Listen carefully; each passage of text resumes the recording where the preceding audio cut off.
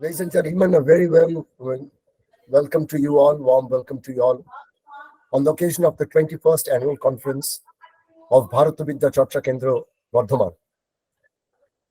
We are going to hold a 2-day long annual conference as has been done over the last few years. And we have chosen this year to actually talk on the varied aspects of history. And as per the schedule which has been published today, or has been handed out to you all over the last few days in various versions, coming down to the final one this afternoon. I'm extremely happy to begin the proceedings, and as the first step towards it, I call upon Professor Joydeep Shorkil to kindly chair the session initially. Bharat Vidya Charcha Kendra has been one of the very well-known but less accolade-driven institutions of research over the last few years, which was conceptualized by the late Professor Bhaskar Chattopadhyay, who was a professor of history at Bardhaman University. And I was personally very lucky to know him in various capacities, including as a person whom I grew up with, the Pada Kaku, as to say. So, in a way, his post-retirement, his body of work did not stop, academic work did not stop. And it has been a great occasion for us every year to remember Sir and to carry out the torch of knowledge that Sir sowed the seeds of in Bardhaman. I will now invite Professor Joydeep Shorkil to speak a few words as part of the welcome address. Professor Joydeep Shorkil, Director, Bharat Vidya Charcha Kendra. Ladies and gentlemen. Sir, please. Good evening, all of you. Respected Professor Rupen Chattopadhyay, President Bharat Vidya Charcha Kendra, Madam Shikha Aditya, Secretary Bharat Vidya Charcha Kendra, other executive committee members of Bharat Vidya Charcha Kendra, members of Bharat Vidya Charcha Kendra attending the webinar, delegates attending the webinar, learned resource persons attending the webinar, Dr. Amit Dev, Dr. Anil Kumar Sarkar, and Dr. Durga Basu. Good evening to you all. At the outset, I would like to welcome you to this 2-day webinar organized by Bharat Vidya Charcha Kendra on the occasion of 21st Annual Conference of Bharat Vidya Charcha Kendra. The theme of the webinar this year is Politics, Culture and Society, Contextualizing Indian History and the World. It has several sub-themes such as Indian history and the world from the ancient to the contemporary times, Indian philosophy and religious thoughts, Indian aesthetics and the world, history and socio-cultural transitions, contemporary India and the world, India colonization and decolonization, literary reflections of Indian and world cultures, Indian art and architecture. Invited resource persons will deliver lectures on some of these sub-themes. Moreover, a number of papers will also be presented by the research scholars in the technical sessions. On behalf of Bharat Vidya Charcha Kendra and also on my own behalf, I heartily welcome you all in this inaugural session of the 2-day conference of Bharat Vidya Charcha Kendra. I am thankful to the organizers for giving me this opportunity to deliver the welcome address before you. In my address, I would mention 2 things. First, I would say something about our organization, Bharat Vidya Charcha Kendra. because there are many delegates who are not members of Bharat Vidya Charcha Kendra, and they need not know uh, the know about the objectives and functions of this organization. Second, I would like to say something about the theme of the conference. Coming to the first point, Bharat Vidya Charcha Kendra was founded on 16th February 2000 by late Professor Bhaskar Chattopadhyay of the Department of History of Bardwan University. It was registered with the Registrar of Societies in 2001. Its main aim is to cultivate different branches of knowledge related to Indian studies, that is, India's culture and society, religion and philosophy, art and architecture, history and anthropology, custom and tradition, science and technology, commerce and economy, language and literature, environment and population, and what not. In fact, Bharat Vidya Charcha Kendra is an interdisciplinary center of study which provides to the scholars and the students of every discipline ample scope of giving expression to their ideas and thoughts, findings and investigations that will expand their horizon of knowledge. It has thus become a common platform of all disciplines, offering opportunities of exchanging ideas. To fulfill the objectives of Bharat Vidya Charcha Kendra, it organizes seminars, workshops, annual conferences, and special lectures. It publishes an annual journal, Bharat Vidya, with ISSN. It also publishes learned books with ISBN. We generally publish edited books by taking the papers presented in the annual conference of the previous year. An edited book entitled Dui Banglar Sanskriti Porbantare Kotha is being published, which includes papers presented in the annual conference of the last year. Last year, 2022, marked the 75th year of Indian independence. And to commemorate it, we planned a special issue of our journal, Bharat Vidya. It is in the press and will be published shortly. Details about the publications and other information relating to Bharat Vidya Charcha Kendra can be obtained from our website. We have a website and our web address is www.bharatvidya.org.in. Coming now to the theme of the webinar, let me confess that I am not an expert in historical studies, so I cannot give any extensive account of the topic. As already mentioned, the theme of the webinar is politics, culture, and society, contextualizing Indian history and the world. Let me say a few words on the cultural heritage of India. India has a rich cultural tradition. There is a harmonious blend of art, religion, and philosophy in Indian culture.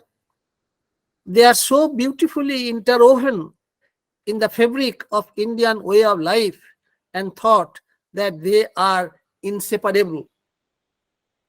Indian culture is actually an outcome of continuous synthesis and has absorbed many external influences in the course of long journey of history.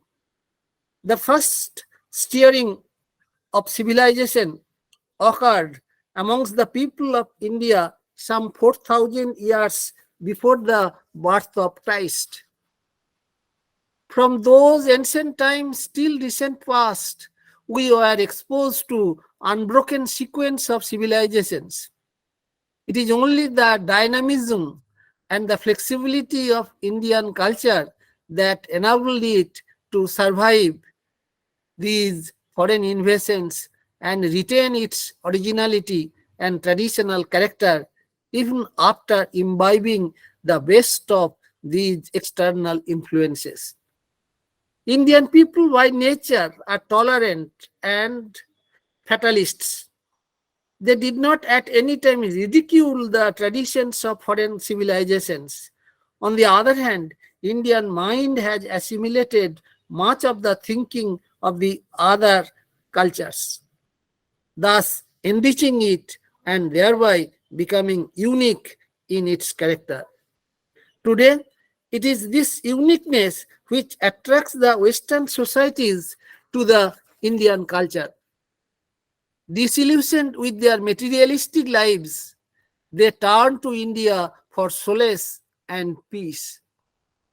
Since independence, Indians themselves have become increasingly keen to promote their sense of national identity and cultural unity, and in consequence, there has been a revival of interest in indigenous folk arts, especially in the realm of music and dance.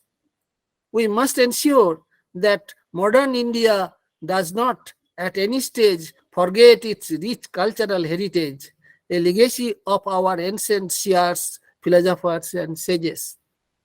I am sure that our learned resource persons will deal with various issues relating to culture. Paper presenters will also shed light on various aspects of history, politics, and society in their papers. We are eager to learn more in these 2 days. I welcome all the participants of this webinar on my own behalf as well as on behalf of Bharat Vidya Charcha Kendra. I wish the webinar all success. I once again thank the organizers for giving me this opportunity. Thank you all. Thank you so much, sir, for your very, very kind words. Now, sir has already said that this year we have published a book called Dui Bangla Sanskriti, Purbantarer Kotha, which has been edited by Dr. Jayanta Gaur and Dr. Rajeshri Bose. It is my great pleasure now to unveil the cover of this book, and therefore I shall be sharing the screen space for this purpose.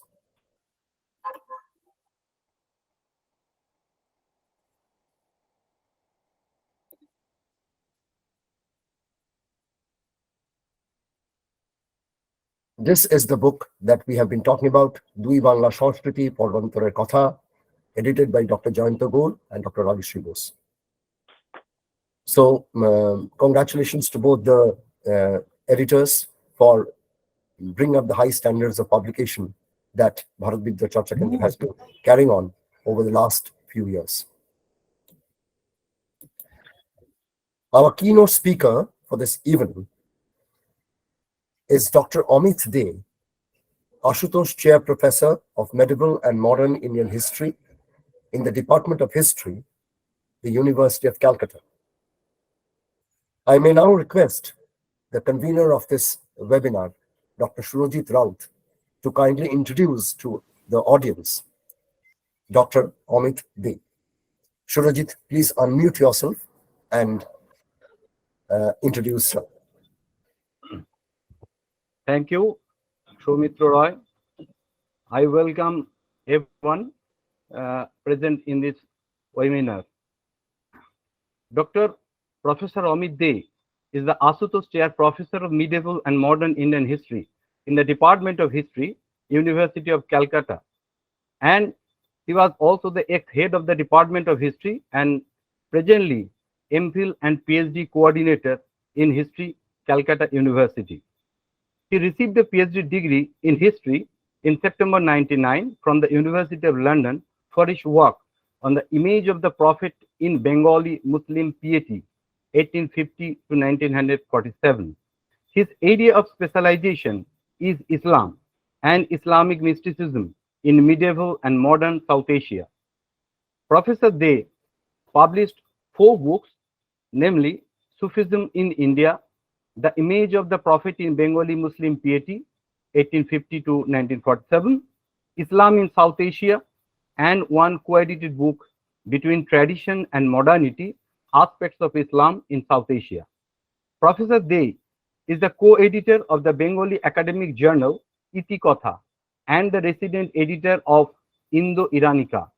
The Comprehensive History of India Society had selected him as the joint editor for volume 10. Professor Dey has published over 60 articles on Islam and Islamic mysticism in academic journals and books. He delivered lectures in famous institutions in India as well as in different foreign institutions. Some of them are the University of Chicago, North Carolina State University, University of California, University of Heidelberg, University of Roma, etc. He has also delivered some lectures in some famous Indian higher educational institutions and universities such as Aligarh Muslim University, Jamia Millia Islamia, Nalanda University, University of Kashmir, etc. Nearly 35 scholars have successfully completed their PhD and MPhil researches under Professor Dey. At present, 8 scholars are carrying out their PhD under his supervision. Internationally renowned publishers sought Professor Dey's expertise to get their manuscripts reviewed. Professor Dey was invited by Indian and Bangladeshi TV channels to take part in programs related to composite culture. He is serving as the external expert of higher education committees of 9 universities representing Bengal, Northeastern India, and South India. He has been awarded several international fellowships, which include Commonwealth Scholarship, Charles Wallace India Trust Fellowship, Baden-Württemberg Fellowship, US Department of State Fellowship, Max Weber Center Visiting Fellowship, etc. Now, I request Professor Dey to deliver his speech. Thank you so much, Surajit. It is now over to Dr. Amit Dey to deliver his keynote speech. Professor Dey, please. Can you hear me? Yes, sir. We can all hear you. We can all hear you. We are very happy to see you also. Thank you so much, Dr. Abul Kalam, and thank you. Good afternoon, Professor Dey. Dr. Surajit Rao, for the kind introduction. And I have a policy. Generally, when I notice that 100% of the audience they follow Bengali, I generally like to speak Bengali, if you would allow me. And if I find a single person has discomfort with the Bengali language, I switch over to English. So if you think that 100% of the audience today, they can follow Bengali, I would love to share my experience in the mother tongue. What do you prefer? I leave it to the organizers. Sir, please carry on. Yes, sir. Please carry on in Bengali. There's no trouble. যেহেতু সবাই আপনারা বলছেন, তা আজকে আমরা একবিংশ শতকে প্রথমত আমি ধন্যবাদ জানাই আয়োজকদের, ভারত বিদ্যা চর্চা কেন্দ্র তাদের সাধুবাদযোগ্য যে প্রয়াস সেটা সম্বন্ধে আমাদের অবহিত করলেন একটু আগে প্রফেসর শখের, এবং আমি আরো কৃতজ্ঞতা জানাই প্রফেসর রূপেন চট্টোপাধ্যায় প্রাথমিকভাবে আমাকে বললেন, নিমন্ত্রণ করলেন যে এরকম একটা জায়গায় সূচক ভাষণ আমি দিতে পারবো কিনা, সেই সময় আমি থাকবো কিনা কলকাতায়। তা আমি পরশুদিন এসেছি আলিগড় থেকে, আর গতকাল কল্যাণী বিশ্ববিদ্যালয়ে গিয়েছিলাম। আমি দেখলাম যে 18 তারিখ আমি ফাঁকা আছি, তাই আমি আপনাদের এই সাধুবাদযোগ্য প্রয়াসের সঙ্গে সংশ্লিষ্ট হওয়া যুক্তিযুক্ত মনে করলাম। তা আজকে একবিংশ শতকে আমরা উপমহাদেশীয় প্রেক্ষাপটে এবং এটাকে অতিক্রম করে ইউরোপ, আমেরিকা, ল্যাটিন আমেরিকা, হয়তোবা অন্যান্য অঞ্চলেও আমরা একটা জিনিস দেখতে পাচ্ছি, একটা অসহিষ্ণুতা, এক ধরনের দক্ষিণপন্থী রাজনীতি, ফ্যাসিস্ট এক ধরনের চেতনা আমাদের সমাজ রাজনীতিকে আচ্ছন্ন করেছে। এই প্রেক্ষাপটে আমাদের মনে হয়েছে যে আপনাদের যে বিষয়বস্তু আপনারা নির্বাচন করেছেন এটা অত্যন্ত সাধুবাদযোগ্য এবং প্রাসঙ্গিক। আমি দেখলাম যে রাজনীতি, সমাজ, সংস্কৃতি এগুলো নিয়ে আমার কিছু বলার আছে। সুতরাং আমি এমনি সাংস্কৃতিক ইতিহাস চর্চা করি, সামাজিক ইতিহাস চর্চা করি, কিন্তু এগুলো তো রাজনীতি থেকে বিচ্ছিন্ন করা যায় না। তাই কিভাবে সমাজ, সংস্কৃতি কিছু রাজনৈতিক প্রবণতার দ্বারা প্রভাবিত হয়, এটা আমার আগ্রহের বিষয়বস্তু। সুতরাং আমি ভেবেছিলাম যে প্রাক ঔপনিবেশিক যুগে এবং ঔপনিবেশিক যুগে কিভাবে ভারতবর্ষের একটা বৌদ্ধবাদী একটা মিশ্র সংস্কৃতি, একটা প্লুরালিস্টিক ট্র্যাডিশন কিভাবে গড়ে উঠেছে তার স্বরূপ সন্ধানে প্রয়াসী হব, এরকম একটা প্রত্যাশা করেছিলাম। সেটাই একটা কালমিনেটিং পয়েন্ট আজকে আমাদের এই যে মেলবন্ধন হলো আপনাদের প্রয়াসের সঙ্গে আমার এই আগ্রহের, সেটা আমার আপনাদের কাছে আবার কৃতজ্ঞতা জানিয়ে আমি আমার সংক্ষিপ্ত বক্তব্য রাখবো। এখন আমি মূলত প্রাক ঔপনিবেশিক যুগের একটু জোর দেবো এবং ঔপনিবেশিক যুগে জোর দেবো। তার একটা কারণ আছে, বলতে গেলে আমাকে কিছুটা হয়তো এমনকি মোগল পূর্ব যুগেও হয়তো দু একবার যেতে হবে, কিন্তু আমি প্রধানত মোগল সময়কার, ঔপনিবেশিক সময়কার চিত্রটা উপমহাদেশে কেমন ছিল সেটা আমি কিভাবে দেখছি সেটাই বলতে চাইবো। তার একটা কারণ হলো যে এই যে ইতিহাস চর্চার ধারা, এটা ব্রিটিশরা একরকম ভাবে আমাদের ইতিহাস চর্চার ধারাটাকে পিরিয়ডাইজ করে দিয়েছে। এটা তাদের একটা উদ্দেশ্য ছিল, রাজনৈতিক উদ্দেশ্য ছিল। তারা এনশিয়েন্ট পিরিয়ডটাকে গোল্ডেন এজ বললো, এটা আমাদের কোনো অসুবিধা নেই। এনশিয়েন্ট পিরিয়ডে গোল্ডেন এজ হয়তো ছিল, কিন্তু ঐতিহাসিকদের কাজ কোনটা স্বর্ণযুগ ছিল বা ছিল না এটা অনুসন্ধান করা নয়। ঐতিহাসিকের কাজ হচ্ছে আর্থসামাজিক রাজনৈতিক প্রেক্ষাপটে কিভাবে সমাজ, রাজনৈতিক ইতিহাস, অর্থনৈতিক ইতিহাস পরিবর্তিত হয়, তার যে বিবর্তন সেটাকে চর্চা করা ঐতিহাসিকের গুরুতর একটা অন্বেষণের জায়গা। এটা এইভাবে দেখা দরকার। এখন মধ্যযুগটাকে ব্রিটিশরা অন্ধকারময় যুগ বললো, তাদের একটা কাজ সুবিধা হয় যে তাদের নিজেদের বৈধতা দিতে সুবিধা হয় যে তারা আধুনিক যুগটা হচ্ছে হোয়াইট ম্যানস পার্টি, তারা এসে ভারতবর্ষের মানুষকে আধুনিকতা শেখাবে ইত্যাদি, সভ্য করবে, এইভাবে একটা হোয়াইট ম্যানস পার্টির ব্যাপারটা চলে এলো। কিন্তু আমরা ওই জন্যই যে প্রাক ঔপনিবেশিক যুগ এবং ঔপনিবেশিক যুগটাকে বিশেষ করে আলোচনা করব, কারণ ঔপনিবেশিক যুগে তারা এই ডিভাইড অ্যান্ড রুল পলিসির মাধ্যমে আমাদের সমাজের যে একটা মিশ্র সংস্কৃতি, একটা সমন্বয়ী ধারা রয়েছে সেটাকে একটু আঘাত করার চেষ্টা করলো, কারণ সেটা তাদের যে সাম্রাজ্যবাদী অভিসন্ধি সেটাকে চরিতার্থ করবে না, ত্বরান্বিত করবে না। তাই তারা সেটাকে তাত্ত্বিকভাবে আঘাত করার একটা চেষ্টা করে। এইভাবে আমাদের ইতিহাস চর্চাটা পিরিয়ডাইজ হয়ে যায়। এই জন্য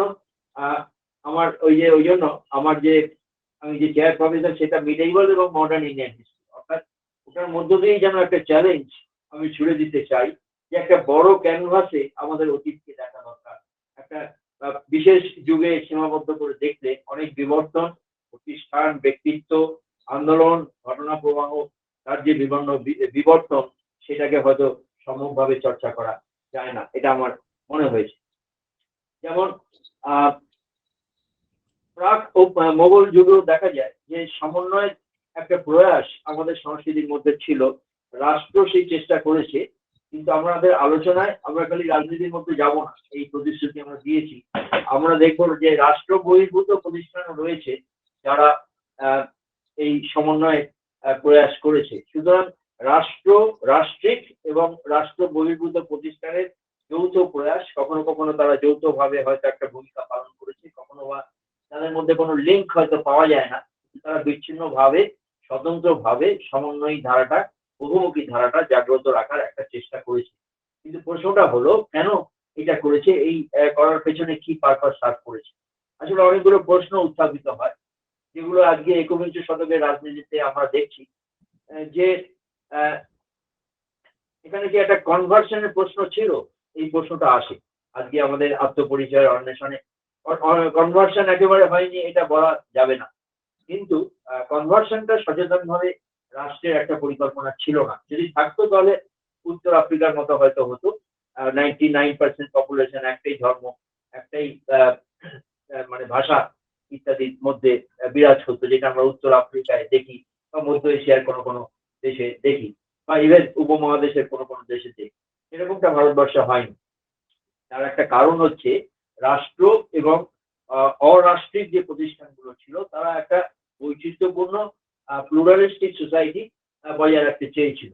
সেটা খুব গুরুত্বপূর্ণ। কেন চেয়েছিল সেটা আমরা একটু দেখার চেষ্টা করব। ব্রিটিশরা কিন্তু একটা ভাগ করে তাদের সাম্রাজ্যবাদী স্বার্থটাকে চরিতার্থ করার চেষ্টা করেছে। অর্থাৎ এই যে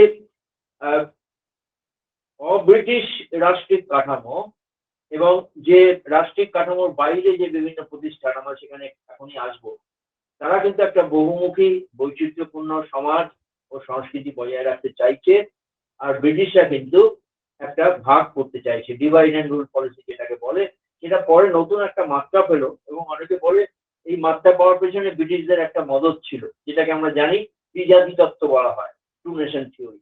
এই টু নেশন থিওরিটাকে একদিকে মুসলিম লীগ আর একদিকে হিন্দু মহাসভা কোনো না কোনো ভাবে মেনে নিয়েছে, এটা আমরা দেখতে পাই। কিন্তু আমাদের যে প্রফেসর সরকার যেটা বললেন যে আমাদের যে মূল যে ধারা, মূল যে ঐতিহ্য, সাংস্কৃতিক সামাজিক ঐতিহ্য, সেটা একটা সমন্বয়ের কথা বলে, সেটা একটা বহুমুখী সংস্কৃতির কথা বলে।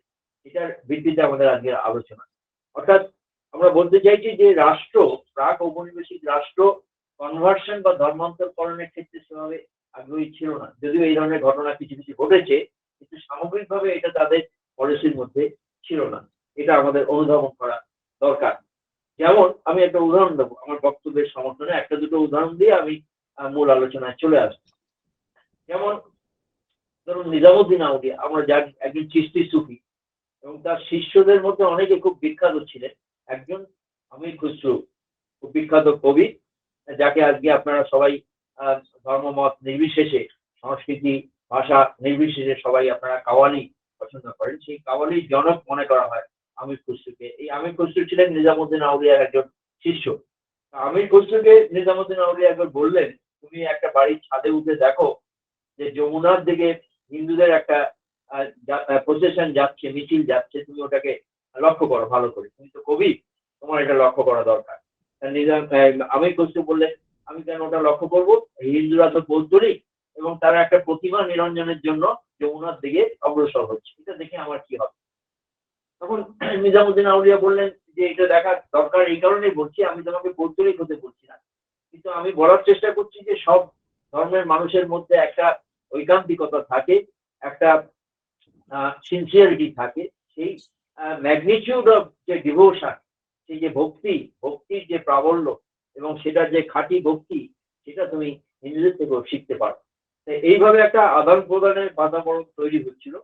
এবং আমরা জানি মোল্লা দাউদ, মালিক মোহাম্মদ জায়সি, চেরাগ দেলভির মতো সুফি, যিনি নিজামুদ্দিনের শিষ্য, এই সময় বেদ, কুরআন এগুলোকে কোরআনের সঙ্গে তুলনা করা হয়। এটা খুব গুরুত্বপূর্ণ। অর্থাৎ কোরআনের সমমর্যাদা ভারতবর্ষের যে শাস্ত্র তাকে দেওয়া হয়। এটা একটা গুরুত্বপূর্ণ, আমি বলবো বৈপ্লবিক একটা ডিসিশন। যদিও অনেক সময় রক্ষণশীলরা এগুলোকে ভালোভাবে দেখেনি, কিন্তু আমাদের বক্তব্য হচ্ছে একটা প্রতিষ্ঠান ছিল, রাষ্ট্র বহির্ভূত প্রতিষ্ঠান সুফিজম, তারা কিন্তু বেদ, কুরআন এগুলোকে কোরআনের সমকক্ষ একটা মর্যাদা দেওয়ার চেষ্টা করেছে। এটা গুরুত্বপূর্ণ একটা জায়গা। এখন এই ধারাটা এগিয়ে চলছিল। আমরা এবার একটু, যেহেতু আমাদের সময় সংক্ষিপ্ত, আমরা সরাসরি মোগলদের সময় চলে যাব। আমরা দেখার চেষ্টা করব যে মোগলদের যে রাষ্ট্রটা ছিল, সেই রাষ্ট্রটা কোনোভাবেই থিওক্রেসি ছিল না বা উলামাতন্ত্র ছিল না। উলামাতন্ত্র বলতে বোঝায় যে উলামাদের জন্য যে রাষ্ট্র, উলামাদের জন্য যে রাষ্ট্র, উলামাদের দ্বারা পরিচালিত যে রাষ্ট্র, সেটাকে আমরা থিওক্রেসি বলি। মোগল সাম্রাজ্যটা থিওক্রেসি ছিল না। আমার বক্তব্যের সমর্থনে আমরা দু একটা কথা বলবো যে মোগলরা কখনো থিওক্রেসি স্থাপন করতে চায়নি। এটা বিশেষ করে বলছি কারণ আজকে আমরা একটা রাজনৈতিক বাতাবরণ দেখতে পাচ্ছি যারা মোগলদের ওরকম একটা থিওক্রেসিক স্টেট হিসেবে তুলে ধরতে চাইছে। রাজ্যে মানে বিভিন্ন রাস্তার নাম, রেলওয়ে স্টেশনের নাম পাল্টে যাচ্ছে। আমরা জানি, আমরা ডিটেলে যাব না, আমরা বিতর্কের মধ্যে যেতে চাইছি না, আমরা খুব একাডেমিক্যালি জিনিসটাকে একটু দেখার চেষ্টা করব। কিন্তু মোগলদের মধ্যে আমরা যদি দেখি, আমরা দেখবো যে আকবর খুব পরিষ্কার তার অফিসিয়ালদের বলেছিলেন যে কিছু কিছু বই আমাদের পড়া দরকার। বইগুলোর মধ্যে বিশেষত আমরা দেখবো যে নাসিরউদ্দিন তুসির একটা বই পড়তে বলছেন। নাসিরউদ্দিন তুসি আপনার একজন নৈতিক একজন লেখক, যিনি ভারতবর্ষে আসেননি কিন্তু তিনি তার লেখাটা মোগল অফিসিয়ালরা যাতে দেখে সেই ব্যবস্থা মোগল সম্রাটরা করছিলেন। এবং আরেকজন ছিলেন খুব বড় ফিলোসফার, তার নাম হচ্ছে আল ফারাবি। এখন কথা হচ্ছে আমি ফিলোসফারদের কথা কেন বলছি, এটা খুব তাৎপর্যপূর্ণ। দেখুন, 5টা পির কথা আমি আজকের আলোচনায় থাকবে। পি, পে, পে একটা লেটার, ফার্সি অ্যালফাবেটের একটা লেটার, খুব পবিত্র লেটার। পে কিন্তু অ্যারাবিক অ্যালফাবেটে হয় না। যেমন ধরুন পাকিস্তান কথাটা আপনি অ্যারাবিক ভাষায় বলতে পারবেন না, এটা ফার্সি কথা পাকিস্তান। আপনি যদি অ্যারাবিক ভাষায় পাকিস্তান দেশের নামটা করেন, সেটা হয়ে যাবে পাকিস্তান, অর্থাৎ ব দিয়ে উচ্চারণটা হবে পাকিস্তান, পাকিস্তান হবে না, কারণ পয়ের উচ্চারণ অ্যারাবিকে হয় না। সুতরাং 5টা পির কথা আমি বলবো আজকের আলোচনায় খুব সংক্ষেপে, যেটা দিয়ে বোঝা যাবে আমার বক্তব্যটা যে একটা বহুমুখী একটা বহুমাত্রিক সমাজ সংস্কৃতি গড়ে তোলার প্রয়াস, সচেতন প্রয়াস, স্বতঃস্ফূর্ত প্রয়াস দেখা গেছে। যেমন একটা পি হচ্ছে পোয়েট। পোয়েট অর্থাৎ কবি, গুরুত্বপূর্ণ। দেখবেন আপনি একজন সঙ্গীতজ্ঞকে তালিম দিয়ে তৈরি করতে পারেন, সঙ্গীতের অনেক স্কুল হয়। আপনি একজন চিত্রকরকে তালিম দিয়ে তৈরি করতে পারেন, চিত্রকরদের জন্য আর্ট কলেজ হয়। কিন্তু পোয়েটদের শেখানোর জন্য কোনো কলেজ হয়, পোয়েটদের শেখানো যায় না। পোয়েটরা মানে স্বতঃস্ফূর্ত একটা ট্যালেন্ট নিয়ে আসে, এটা ওইটি ঘষে মেজে তৈরি করা যায় না। পোয়েটরা একটা স্বতন্ত্র ক্যাটেগরি। মনে রাখবেন, একটা হেগেমনিক অর্থোডক্সি বা কর্তৃত্বপরায়ণ রক্ষণশীলতা এবং কর্তৃত্বপরায়ণ রাজনীতি তারা পোয়েটদের একটু সন্দেহের চোখে দেখে, খুব পছন্দ করে। কারণ তারা ভাবে যে কবিরা হয়তো রাষ্ট্রিক কাঠামোর কোনো অথরিটারিয়ান ক্যারেক্টারকে চ্যালেঞ্জ করতে পারে, নানাভাবে একটা মেটাফরিক্যালি চ্যালেঞ্জ করতে পারে। তাই পোয়েটদের বা কবিদের রাষ্ট্র এবং একটা কর্তৃত্বপরায়ণ রক্ষণশীলতা সবসময় সন্দেহের চোখে দেখে, এটা একটা গুরুত্বপূর্ণ। আরেকটা পি ফিলোসফার। ফিলোসফারদেরও একই কারণে প্রায় সন্দেহের চোখে দেখে একটা লেভিয়াথান এক রাষ্ট্র এবং একটা কর্তৃত্বপরায়ণ রক্ষণশীলতা। সেটা হিন্দু রক্ষণশীলতা হতে পারে, সেটা মুসলমান রক্ষণশীলতা হতে পারে, সেটা খ্রিস্টান রক্ষণশীলতা হতে পারে। এই জন্য আমরা জানি রেনেসাঁস রিফরমেশনের সময় অনেক ফিলোসফারকে তার জন্য অনেক দাম দিতে হয়েছিল, তাদের অনেক সময় তাদের হত্যা করাও হয়েছিল। ফিলোসফারদের ভালো চোখে একটা কর্তৃত্বপরায়ণ রাষ্ট্র বা রক্ষণশীলতা ভালো করে দেখে না। আরেকটা হচ্ছে পেইন্টিং। পেইন্টিং এর কথা আমি যাওয়ার আর কি অবকাশ হয়তো থাকবে না। পেইন্টিং মানে চিত্রকর যারা, তারাও রক্ষণশীলতাকে নানাভাবে চ্যালেঞ্জ করে। এটা আলোচনা পর্বে আমি জানি না যে কিনোট বা সূচক বক্তৃতা আলোচনা হয় কি, বলে আমি এটা সংক্ষেপে আলোচনা করবো, কিন্তু এটা মূল আলোচনায় আমি পেইন্টিংটা আজকে আলোচনা করছি না, কারণ অতটা সময় আমাদের নেই। আর হচ্ছে আপনার দেখুন বাদশাহ। বাদশাহ মানে হচ্ছে সম্রাট। আসল কথাটা বাদশাহ, আরবিকে হয়ে যায় বাদশাহ। বাদশাদের কি ভূমিকা ছিল এই ধরনের একটা বহুমুখী সমাজ তৈরি করার ক্ষেত্রে, এটা আমরা সংক্ষেপে কিছুটা দেখবো। কারণ বাদশার সঙ্গে এই পীরদের, পীর হচ্ছে আরেকটা পি, পঞ্চম পি হচ্ছে পীর, পীর মানে সুফি সেই, তাদেরও একটা ভূমিকা ছিল এই বহুমাত্রিক একটা সমাজ, প্লুরালিস্টিক একটা সমাজ গড়ে তোলার ক্ষেত্রে। এটা আমরা দেখার চেষ্টা করি। এই যে নাসিরউদ্দিন তুসির কথা বললাম, আল ফারাবির কথা বললাম, এরা ফিলোসফার। এরা কি এমন বললেন যেটা আকবর বলছেন যে মোগল অফিসিয়ালদের, মোগল রাজন্য বর্গকে এটা চর্চা করা উচিত, কারণ এদের যে ইনস্ট্রাকশন সেটা ফলো করা উচিত, সেভাবে রাষ্ট্র পরিচালিত হওয়া দরকার আকবর বলছেন। এটা খুব আমি দৃষ্টি আকর্ষণ করছি। এখানে আপনারা দেখুন যে আল ফারাবি বা নাসিরউদ্দিন তুসি খুব সুন্দরভাবে বলছেন, তারা ভাগ করছেন যে গুড সিটি আর ব্যাড সিটি, অর্থাৎ good state and bad state, বা good empire and a bad empire. অর্থাৎ তাদের দৃষ্টিতে ভালো সাম্রাজ্য বা ভালো রাষ্ট্র বা ভালো নগর কোনটা? আল ফারাবি বা নাসিরউদ্দিন তুসির মতে ভালো নগর বা ভালো রাষ্ট্র হলো সেটা যেখানে অনেক ধর্মের মানুষ বসবাস করে, অনেক ধর্মের মানুষ বসবাস করে, অনেক ভাষায় মানুষ কথা বলে, অনেক ধরনের সংস্কৃতি একসঙ্গে উপবেশন করে, এরকম একটা জায়গাকে তারা ভালো রাষ্ট্র বা ভালো সাম্রাজ্য বা ভালো নগর আখ্যা দিচ্ছেন। আর খারাপ নগর কোনটা? যেটা একমাত্রিক, হোমোজিনাস, অর্থাৎ একমাত্রিক মানে একটা ধর্মের লোকই বাস করে। আপনারা দেখুন পাকিস্তানে অন্য ধর্মের লোকদের প্রায় প্রায় নিশ্চিহ্ন হতে বসেছে। মানে এটাকে বেঁচে থাকলে আল ফারাবি বা নাসিরউদ্দিন তুসি এটাকে পছন্দ করতেন না, মোগলরাও এটাকে বেঁচে থাকতে পছন্দ করতেন না। আজকে যদি মোগল সাম্রাজ্যের প্রতিষ্ঠাতা বাবর বেঁচে থাকতেন, তাহলে পাকিস্তানে কে পছন্দ করতেন না। এটা গুরুত্বপূর্ণ। কেন? বাবরের সুজুকে বাবরে যদি আপনারা পড়েন, যেটা ওনার যে মানে অটোবায়োগ্রাফি সুজুকে বাবরিতে পরিষ্কার দেখুন, বাবর বলছেন যে কাবুল শহরকে বাবরের খুব ভালো লাগে। কাবুল, এখনকার কাবুল আর তখনকার কাবুল এক ছিল না। এখনকার কাবুল হোমোজিনাস, তাকে একমাত্রিকীকরণ হয়, কিন্তু তখনকার কাবুল ছিল বহুমাত্রিক, এটাও জিনাস। বাবর বলছেন আমি কাবুলকে ভালোবাসি কারণ কাবুলে প্রায় 14টা ভাষায় মানুষ কথা বলে। অনেক দেশের বণিকরা এখানে এসে সমবেত হয়, বাণিজ্য করে, অনেক ভাষায় কথা বলে। এই বৈচিত্র্য, এই সাংস্কৃতিক বৈচিত্র্য আমার ভালো লাগে। সুতরাং এটা থেকে বোঝা যায় মোগলরা একটা বৈচিত্র্যপূর্ণ সমাজ, বৈচিত্র্যপূর্ণ রাষ্ট্র, নগর গড়ে তুলতে আগ্রহী ছিলেন।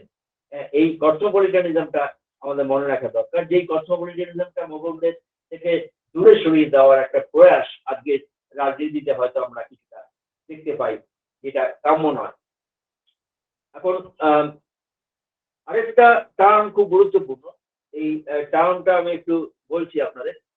এটাকে বলে ফার্সি ভাষায় বলে ইতিদাল, বানান হচ্ছে রস্যই, তয় রশ্মি, দয়াকার ল, ইতিদাল। এটার মানে হচ্ছে সামঞ্জস্য বা ব্যালেন্স।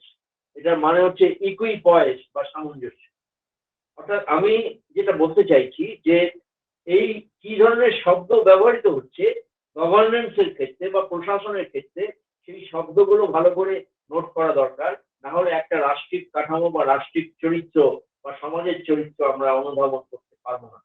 তাহলে এই ইতিদাল কথাটা গুরুত্ব পাচ্ছে, কিন্তু আমরা এমন ভাবে মোগল সাম্রাজ্যকে দেখার চেষ্টা করেছি, হয়তো রাজনৈতিক অভিসন্ধির দিক থেকে, যেন মোগল সাম্রাজ্য খালি শরিয়াকে ফলো করেছে। আমার বক্তব্যটা হলো, শরিয়া কথাটাকে মোগলরা হয়তো সম্মান করেছে, কিন্তু শরিয়ার পাশাপাশি আরো কতগুলো টার্মিনোলজি ডেভেলপ করেছে এবং সম্মানিত হয়েছে মোগলদের সময়। এটাকে বাদ দিলে মোগল রাষ্ট্রিক কাঠামোর চরিত্র আমরা অনুধাবন করতে পারবো না। ইতিদাল সেরকম একটা শব্দ যেটা শরীয়তের পাশাপাশি গুরুত্ব লাভ করেছে মোগল প্রশাসনিক ব্যবস্থায়। ইতিদাল মানে হচ্ছে ইকুইপয়েস। মনে রাখবেন, ব্যালেন্স কথাটা তখনই ওঠে যখন আপনি একাধিক কমিউনিটি কথা ভাবেন। আপনি যদি একটাই কমিউনিটি কথা ভাবেন, যেমন ধরুন পাকিস্তানে বা ধরুন আজকাল ইজিপ্টে একটাই কমিউনিটিকে যেমন টিকিয়ে রাখার চেষ্টা হচ্ছে, বা আলজেরিয়ায়, মোগলরা কিন্তু এরকম ছিল না। মোগলরা অনেক ধর্মের মানুষকে, অনেক ভাষাভাষীর মানুষকে বাঁচিয়ে রাখার চেষ্টা করেছেন। তাদের সাম্রাজ্যের পক্ষে সেটা মাঙ্গলিক হবে বলে মনে করেছেন। মনে রাখবেন, মোগল সাম্রাজ্য পৃথিবীর একমাত্র সাম্রাজ্য যেখানে সম্রাটরা নিজেদের মাতৃভাষাকে রাষ্ট্রিক ভাষা হিসেবে স্থাপন করেননি। এটা অন্য জায়গায় পাবেন না, চায়নায় পাবেন না, রোমান সাম্রাজ্যে পাবেন না, ইংরেজদের মধ্যে পাবেন না, কোথাও পাবেন। মোগলরা ভাষায় এসে চুপচাই 2টি ভাষায় কথা বলতেন, কিন্তু তাদের রাষ্ট্রিক ভাষা ছিল, অফিসিয়াল ল্যাঙ্গুয়েজ ছিল পারসিক ভাষা। এই ফার্সি ভাষাটা রেখে দেওয়ার পেছনে একটা গুরুত্ব ছিল। ফার্সি ভাষার মধ্য দিয়ে তারা একটা বৈচিত্র্যপূর্ণ সমাজ, কারণ পার্সিয়ান ভাষাটা নিছক একটা ভাষা ছিল না। এটা আমরা বলতে চাইছি, কারণ আমরা সামাজিক সাংস্কৃতিক ইতিহাসের দিক থেকে যদি দেখি, ভাষার একটা তাৎপর্য আছে। ফার্সি ভাষাটা এমন একটা ভাষা যেটা ঠিক নিছক ধর্মের ভাষা নয়, রক্ষণশীলতার ভাষা নয়, যেটা বহুমুখী একটা বহুমাত্রিক সংস্কৃতি বা সমাজের কথা বলে, যেটা ওই নাসিরুদ্দিন তুসি বা আল ফারাবির লেখা যেই ভাষায় পরিচালিত হয়ে একটা বহুমুখী সমাজের কথা বলে, সেই পার্সিয়ানের ট্র্যাডিশনকে টিকিয়ে রাখতে গিয়ে মোগলরা কিন্তু নিজেদের ভাষাকে কখনোই রাষ্ট্রিক ভাষা করেনি। ফার্সি ভাষাটাকেই রেখে দিয়েছিল রাষ্ট্রিক ভাষা হিসেবে। রামমোহনকে বুঝতে, রামমোহনের বহুমাত্রিক চরিত্র বা বহুমাত্রিক প্রতিভা বুঝতে গেলে বুঝতে হবে রামমোহনও খুব যত্ন করে ফার্সি ভাষা চর্চা করেছিল। হ্যাঁ, এটা গুরুত্বপূর্ণ একটা জায়গা। বড় ক্যানভাসে আমরা উপমহাদেশের ইতিহাসটাকে দেখবো। ঔপনিবেশিক যুগে রামমোহন, দেবেন্দ্রনাথ, রবীন্দ্রনাথ, এদের যেমন আমরা দেখবো, সেরকম আমরা মোগল সাম্রাজ্যকেও দেখবো। রবীন্দ্রনাথ কিভাবে মোগল সাম্রাজ্যকে দেখেছেন, এটা বুঝলে আমরা বুঝতে পারবো আমাদের সংস্কৃতির স্বরূপ বা বহুমুখী সংস্কৃতির স্বরূপটা কেমন ছিল। এটা গুরুত্বপূর্ণ একটা জায়গা। এবং আরেকটা জিনিস আপনারা দেখুন যে মোগল সাম্রাজ্যে অনেকগুলো রীতিনীতি পালন করা হতো। এই রীতিনীতিগুলো এটাকে কিন্তু কখনোই একটা ধর্মাশ্রয়ী রাষ্ট্র হিসেবে প্রতিপন্ন করে না। যেমন মোগলদের রাজসভায়, এটা আমি আর ডিটেলে যাব না, সময়টা হয়তো শেষ হয়ে আসছে। যেমন ধরুন অনেক রীতিনীতি ছিল, সিজদা বা এই যে সাষ্টাঙ্গে প্রণাম করা সম্রাটকে, এটা ইসলামিক রীতিনীতি নয়, এটা সাসানিক রীতিনীতি, জোরাস্ট্রিয়ান রীতিনীতি, প্রাক ইসলামিক পারস্যের রীতিনীতি, এটা কিন্তু মোগলরা বজায় রেখেছিল। অন্তত শাহজাহানের আগে, সময়ের আগে এর মধ্যে কোনো মানে পরিবর্তন আমরা লক্ষ্য করি না। এটা থেকে বোঝা যায় যে কিভাবে মোগলরা একটা বৈচিত্র্য বজায় রাখার চেষ্টা করেছে। আর মোগলদের যে আদর্শ শাসক, তিনি কিন্তু মুসলমান নন, তিনি হিন্দুও নন, তিনি শিখও নন। তিনি কে? তিনি হচ্ছেন নওশের মানে আদিল।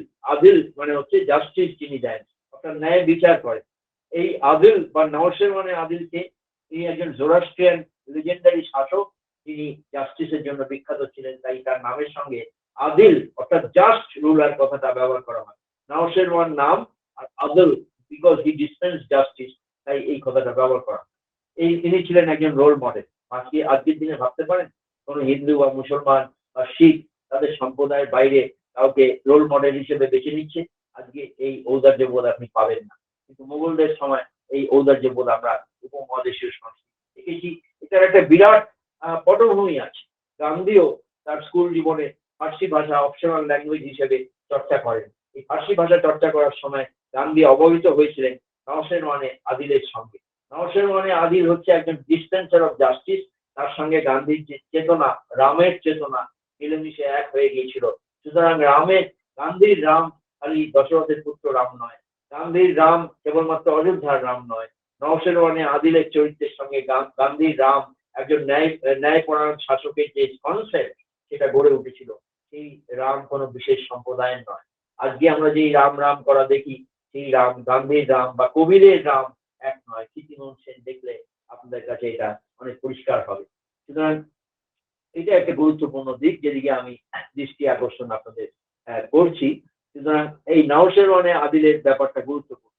এবং খালি নাসিরউদ্দিন তুসি নয় বা আল ফারাবি নয়, যাদের কথা বলছিলাম, আপনারা খেয়াল করে দেখবেন আকবর কিন্তু পড়তে পারতেন না, কিন্তু আকবরের মধ্যে একটা সংবেদনশীল বুদ্ধিমত্তা ছিল, যেটাকে আপনি বলতে পারেন ইনটুইটিভ ইন্টেলিজেন্স। এটার মাধ্যমে আকবর একজন বড় শাসক হয়েছিলেন। এবং আকবর বলছেন তার যে রাজসভায় যারা রয়েছে তাদের বলছেন, রুমির মসনবী থেকে সেই জায়গাটা, রুমিকে রামমোহন রায়ও চর্চা করেছেন।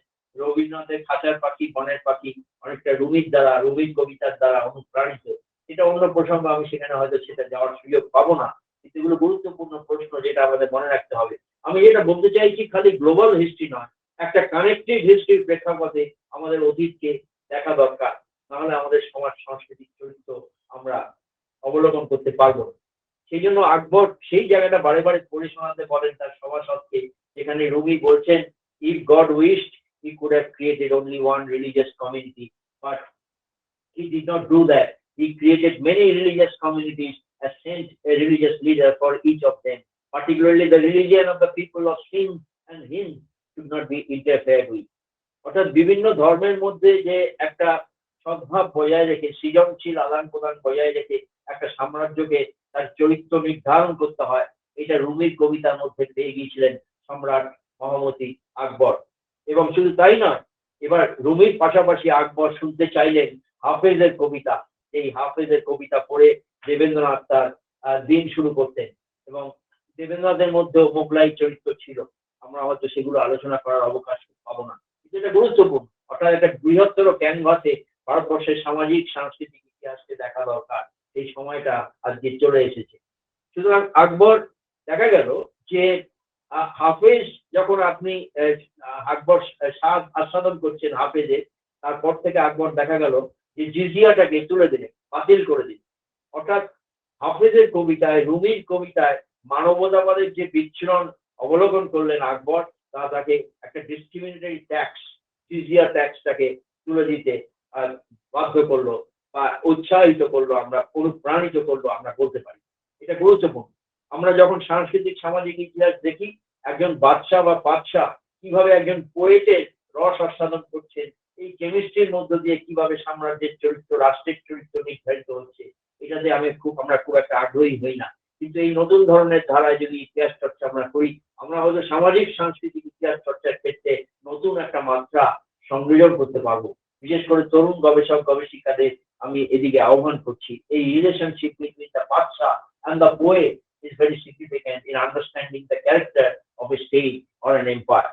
এটা খুব গুরুত্বপূর্ণ একটা ব্যাপার। এবং মনে রাখবেন, আইনি আকবরীর লেখক আবুল ফজলের ভাই ফৈজি একজন বড় কবি ছিলেন। সুতরাং এই কেমিস্ট্রি গুলো কিন্তু আমাদের বুঝতে হবে, তাহলে আমরা প্রাক ঔপনিবেশিক যুগে উপমহাদেশের রাষ্ট্রের চরিত্র কেমন ছিল বোধহয় ভালো করে বুঝতে পারবো। এখন আরো কিছু টার্ম রয়েছে, যেমন আমরা দারাশিকোর ক্ষেত্রে দেখি। এই মুহূর্তে আমার বোধহয় হাতের কাছে নেই, থাকলে আমি হয়তো আপনাদের দেখাতে পারতাম। দারাশিকো কয়েকটা বই লিখছেন। দারাশিকো সুফিবাদের দ্বারা অনুপ্রাণিত। দারাশিকো হচ্ছে সুফিদের সঙ্গে আবার সুলতানদের মেলবন্ধন, কারণ নিজে একজন রাজপুত্র, যিনি সুফিদের সঙ্গে যোগাযোগ রাখেন এবং যিনি সংস্কৃত জানেন, ফার্সিও জানেন, অনেকগুলো ভাষা জানেন। তিনি উপনিষদ অনুবাদ করছেন। হঠাৎ অনুবাদ করছেন, এটা আকস্মিক কিছু নয়, এটা বোঝা দরকার। আকবরও যে সুরলে বলছে পিস উইথ অল, সকলের সঙ্গে শান্তি, এটা কিন্তু আকস্মিক নয়। এটা আকবরের আগে কাদরি সুফিরা এটা চালু করেছিলেন, পিস উইথ অল। কাদরি সুফিরা কেন চালু করেছিলেন? আমাদের ন্যাশনালিস্ট বা মার্কসিস্ট হিস্টোরিয়ানরা সাধারণত চিস্তিদের চর্চা করেন, কাদরিদের সেভাবে চর্চা করা হয় না। আমার আরেকটা বক্তব্য হলো, আমাদের সমাজ সংস্কৃতির চরিত্র বুঝতে গেলে কাদরি সুফিদের কার্যকলাপ চর্চা করা দরকার। কাদরি সুফিরা উপমহাদেশের যে বেদ উপনিষদ সেটা চর্চা করতেন। তাই জন্য এটা আকস্মিক নয়। দারাশিকোর একজন গুরু ছিলেন, তার নাম হচ্ছে মোল্লা শাহ কাদরি। তিনি একজন কাদরি, কাশ্মীরে বসবাস করতেন। এবং যেহেতু কাদরিরা বেদ উপনিষদ চর্চা করত, তাদের শিষ্য দারাশিকো, রাজপুত্র দারাশিকো একদিন যে উপনিষদ অনুবাদ করবেন, 58টা উপনিষদ অন্তত অনুবাদ করবেন, এটা বোধহয় আকস্মিক নয়। এই অর্থাৎ আমি বারে বারে বলছি, এই যে বাদশার সঙ্গে বা প্রিন্সের সঙ্গে পীরের যে যোগাযোগ, বা প্রিন্সের সঙ্গে বা বাদশার সঙ্গে পোয়েটের যে যোগাযোগ, এই কেমিস্ট্রিটা বোঝা দরকার। এই কেমিস্ট্রিটা না বুঝলে রাষ্ট্রের বা সমাজের চরিত্র প্রাক ঔপনিবেশিক যুগে কেমন ছিল এটা বোধহয় সঠিকভাবে অনুধাবন করা যায় না। তাই দারাশিকো তো অনুবাদ করলেন, নাম দিলেন সিররি আকবর। অর্থাৎ আমরা যেটা বললাম, আমরা কতগুলো টার্ম দেখলাম। শরীয়ত নিশ্চয়ই সম্মানিত, শরীয়তের পাশাপাশি মোগল সাম্রাজ্যের প্রশাসনিক ব্যবস্থায় আরো কতগুলো টার্মিনোলজি গুরুত্ব পেল। একটা হলো ইতিদাল বা সামঞ্জস্য, ব্যালেন্স। আরেকটা হলো আদল বা জাস্টিস। জাস্টিসের ব্যাপারটা এতটাই গুরুত্ব পেল যে মোগলরা নিজেদের বলতেন এবং অফিসিয়ালদের বলতেন, রাজপুত্রদের এটা শেখানো হতো ছোটবেলা থেকে, যে তুমি যখন শাসক হবে মনে রাখবে একজন আনজাস্ট মুসলিম রুলারের থেকে একজন জাস্ট অমুসলিম রুলার শ্রেয়, বেটার, গ্রহণযোগ্য। এটা কিরকম একটা বৈপ্লবিক কথা। আজকের দিনে কেউ বলে, আজকের দিনে কেউ বলবে যে সম্প্রদায় থেকে অন্য সম্প্রদায়ের লোককে হিরো মনে করবে? যেমন নাওশেরওয়ানে আদিলকে হিন্দু, মুসলমান, শিখ সেদিন হিরো মনে করেছিল। Just Nausherwan, though he is not a Hindu, not a Muslim, not a Sikh, but he is superior to an unjust Hindu, unjust Muslim or unjust Sikh. এই ঔদার্যবোধটা তখন আমাদের সমাজে রাষ্ট্রিক কাঠামোর মধ্যে দেখা যেত, বিচ্ছুরিত হয়েছিল, গুরুত্বপূর্ণ। অর্থাৎ আদল, আপনার ইতিদাল, এই টার্ম গুলো গুরুত্ব পাচ্ছে। সিররে আকবর হচ্ছে দারাশিকোকৃত উপনিষদের অনুবাদের টাইটেল, ছিল না। সির মানে কি? সির মানে হচ্ছে রহস্য। অর্থাৎ সির হলো আরেকটা টার্ম। যদি আদল এবং ইতিদাল গুরুত্ব পেয়ে থাকে টার্মিনোলজি হিসেবে, থার্ড টার্মটা হলো সির বা রহস্য। রহস্য অর্থাৎ সিররে আকবর, আকবর মানে হচ্ছে গ্রেট, গ্রেট রহস্য, বিগ রহস্য। অর্থাৎ উপনিষদ কথাটার সংস্কৃত মানেও হচ্ছে রহস্য। এবং গুরুত্বপূর্ণ ব্যাপার, দারাশিকো কোরআন উল্লেখ করে, আজকে কোরআনকে এইভাবে কেউ ব্যাখ্যা করে না, কিন্তু মৌলানা আজাদ, দারাশিকো এরা এইভাবে কোরআন ব্যাখ্যা করেছেন। গান্ধীও কিন্তু কোরআন চর্চা করেছেন, কোরআনকে এভাবে ব্যাখ্যা করেছেন, দারাশিকো করেছেন। কোরআন কি বলছে? কোরআন বলছে, ঈশ্বর বলছেন যে আমি অনেক সম্প্রদায় সৃষ্টি করেছি, প্রত্যেক সম্প্রদায়ের জন্য আমি একজন ধর্মীয় নেতা পাঠিয়েছি বা রসুল পাঠিয়েছি। কারো কারো কথা আমি বর্ণনা করেছি, কারো কারো কথা আমি বর্ণনা করিনি। কিন্তু যাদের কথা আমি বর্ণনা করিনি, তার মানে এটা ভাবার কোনো কারণ নেই যে তাদের জন্য আমি রসুল পাঠাইনি।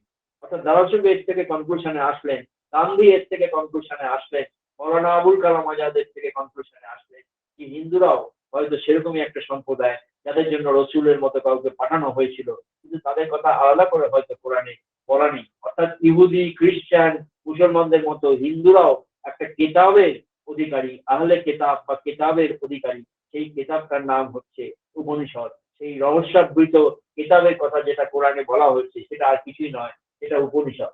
এভাবে এই যে সিটিজেন বা নাগরিকের যে সংজ্ঞা সেটাকে বিস্তৃত করার একটা প্রয়াস, একটা সুস্পষ্ট প্রয়াস আমরা কিন্তু মোগলদের মধ্যে, দারাশিকোর মধ্যে দেখতে পাই।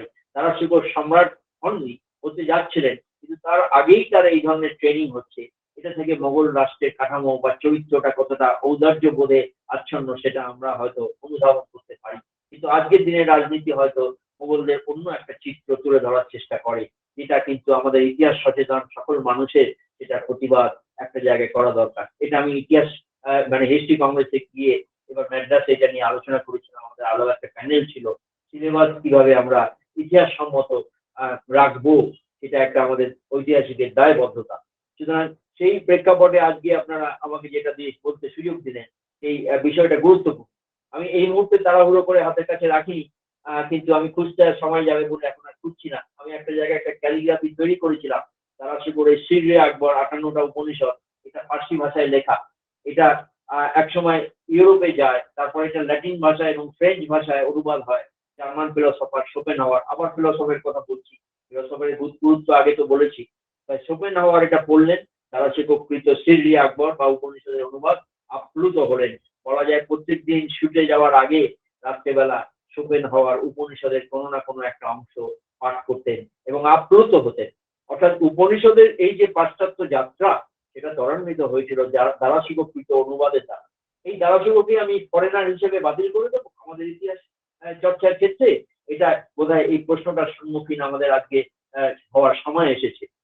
সুতরাং এই জায়গাগুলো গুরুত্বপূর্ণ। এই উপনিষদে দারাশিকর একটা এক্সপেরিমেন্ট করছে। সুতরাং আমি মোগল রাষ্ট্রকে থিওক্রেসি তো বলবোই না, আমি নুরুল হাসানের মতো, সৈয়দ নুরুল হাসানের মতো এই যে গভর্নর হিস্টোরিয়ান, তার মতো এটাকে বলবো একটা কালচার স্টেট। এবং আমি নিজের গবেষণার ভিত্তিতে একটা টার্ম অ্যাড করব, it was not merely a culture state, it was also an experimental state, and Darashikoh was experimenting, Akbar was experimenting, Babur was experimenting, and many other people who had been experimenting.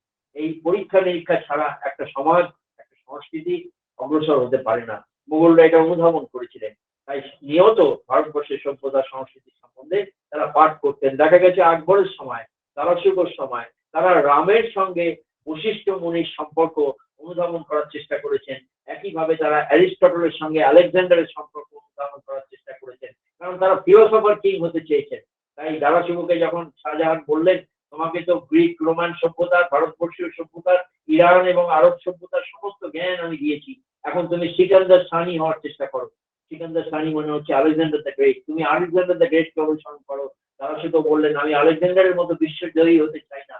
I don't want to be a Sikandar Sani, I want to be a thinker. ওই ফিলোসফারের কথা বলেছি, philosopher আবার ঘুরে ঘুরে আসছে। Philosopher king হওয়ার কথা মোগলরা কিন্তু এভাবে চালু করেছিলেন। এটা গুরুত্বপূর্ণ একটা ব্যাপার, এটা আমরা অনেক সময় দেখি না। সুতরাং রামের সঙ্গে বশিষ্ঠর কি সম্পর্ক, যেমন ভাবে তারা অ্যারিস্টটলের সঙ্গে আলেকজান্ডারের সম্পর্ক বোঝার চেষ্টা করেছেন, রামের সঙ্গে বশিষ্ঠের সম্পর্ক বোঝার চেষ্টা করেছেন। কীর্তিমোহন সেনের গবেষণায় আমরা দেখি আকবর দ্য গ্রেট দাদু দয়ালের কাছে 40 দিনের একটা ক্যাম্প খাটিয়ে বিভিন্ন বিষয় নিয়ে আলোচনা করছেন। আকবর বলতে ভেরি বিজি এম্পারার, কিন্তু তিনি 40 দিন কাটাচ্ছেন দাদু দয়ালের সঙ্গে ভারতবর্ষের সভ্যতা সংস্কৃতি, বিভিন্ন মনোমিয়াবাদী চেতনা নিয়ে আলোচনা করার জন্য, যেটাকে আমরা বলেছি শির। এবং আমি এই শিরবি আকবর, যেটা উপনিষদের ফার্সি অনুবাদ, সেখানে দারাশিকো ওই যে এক্সপেরিমেন্টাল স্টেটের প্রতিনিধি হিসেবে একটা পরীক্ষা নিরীক্ষা করছেন। তিনি ওম শব্দটাকে, ভালো ক্যালিগ্রাফার ছিলেন, ওম শব্দটাকে যখন উল্লম্ব ভাবে বা ভার্টিক্যালি স্থাপন করছেন ওটাকে ওম লাগছে, এবং ওটাকে যখন তিনি হরাইজন্টালি স্থাপন করছেন ওমটা আল্লাহ হয়ে যাচ্ছে। আমার হাতে কাছে ছিল, এখন আমি খুঁজে সময় নষ্ট করছি না, তাহলে আপনাদের সঙ্গে শেয়ার করতে পারতাম। সেটা হচ্ছে ওমটা যখন হরাইজন্টালি রাখছেন দারাশিকো ওই বইটাকে বা ম্যানুস্ক্রিপ্টটাকে, এই ওমটাকে যখন দেখতে লাগছে আল্লাহর মতো। অর্থাৎ এভাবে বলছেন যে ওমের সঙ্গে আল্লাহর কোনো বিরোধ নেই, হিন্দুইজমের সঙ্গে ইসলামের কোনো বিরোধ নেই। এই ধরনের এক্সপেরিমেন্টাল প্রসেসটা কালমিনেট করলো আরেকটা নতুন বইয়ের মধ্য দিয়ে, যেটার নাম দারাশিকো দিলেন Majmaul Bahrain, mingling of two oceans. একটা ওশান হলো হিন্দুইজম, আরেকটা ইসলাম। এই জায়গাগুলো গুরুত্বপূর্ণ, যেটা আমাদের অনুধাবন করা দরকার। আমার সময় শেষ হয়ে আসছে আমি বুঝতে পারছি, তাই আমি খুব সংক্ষেপে মানে আর দুটো কথা বলে শেষ করব।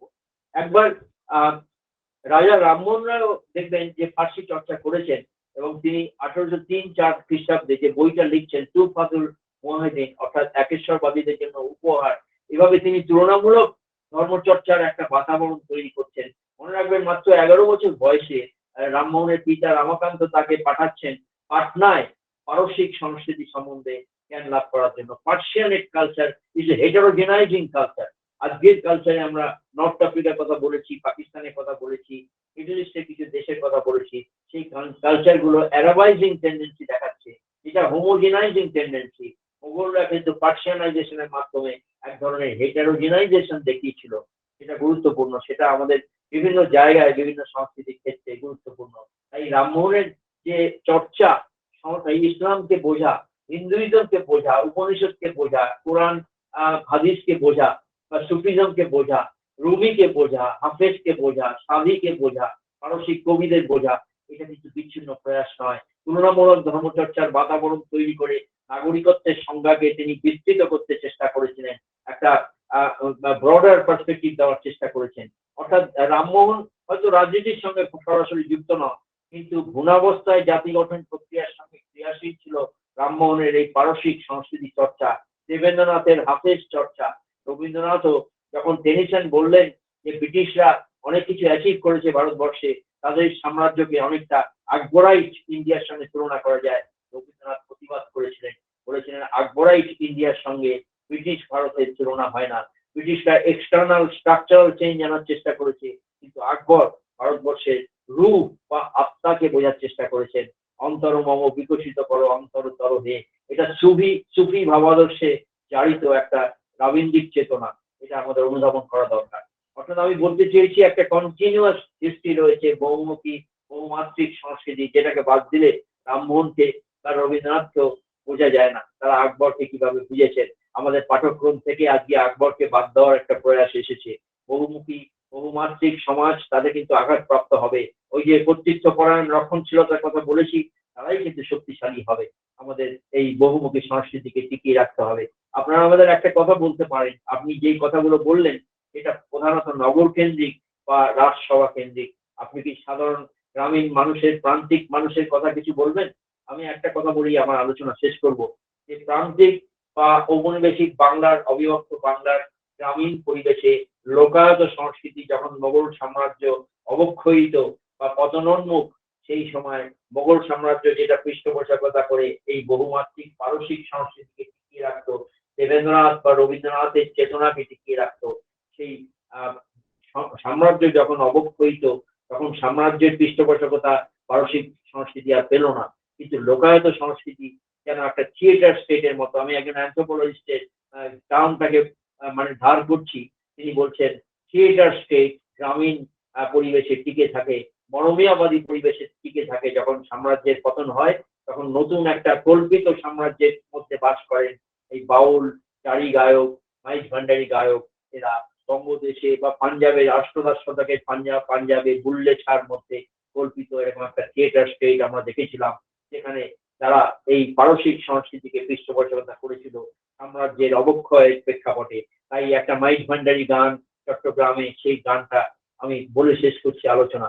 সেখানে বলা হয়েছে, জালালি জামালি খেলা খেলছে বসে মালিক মাওলা লুকাইয়া রই।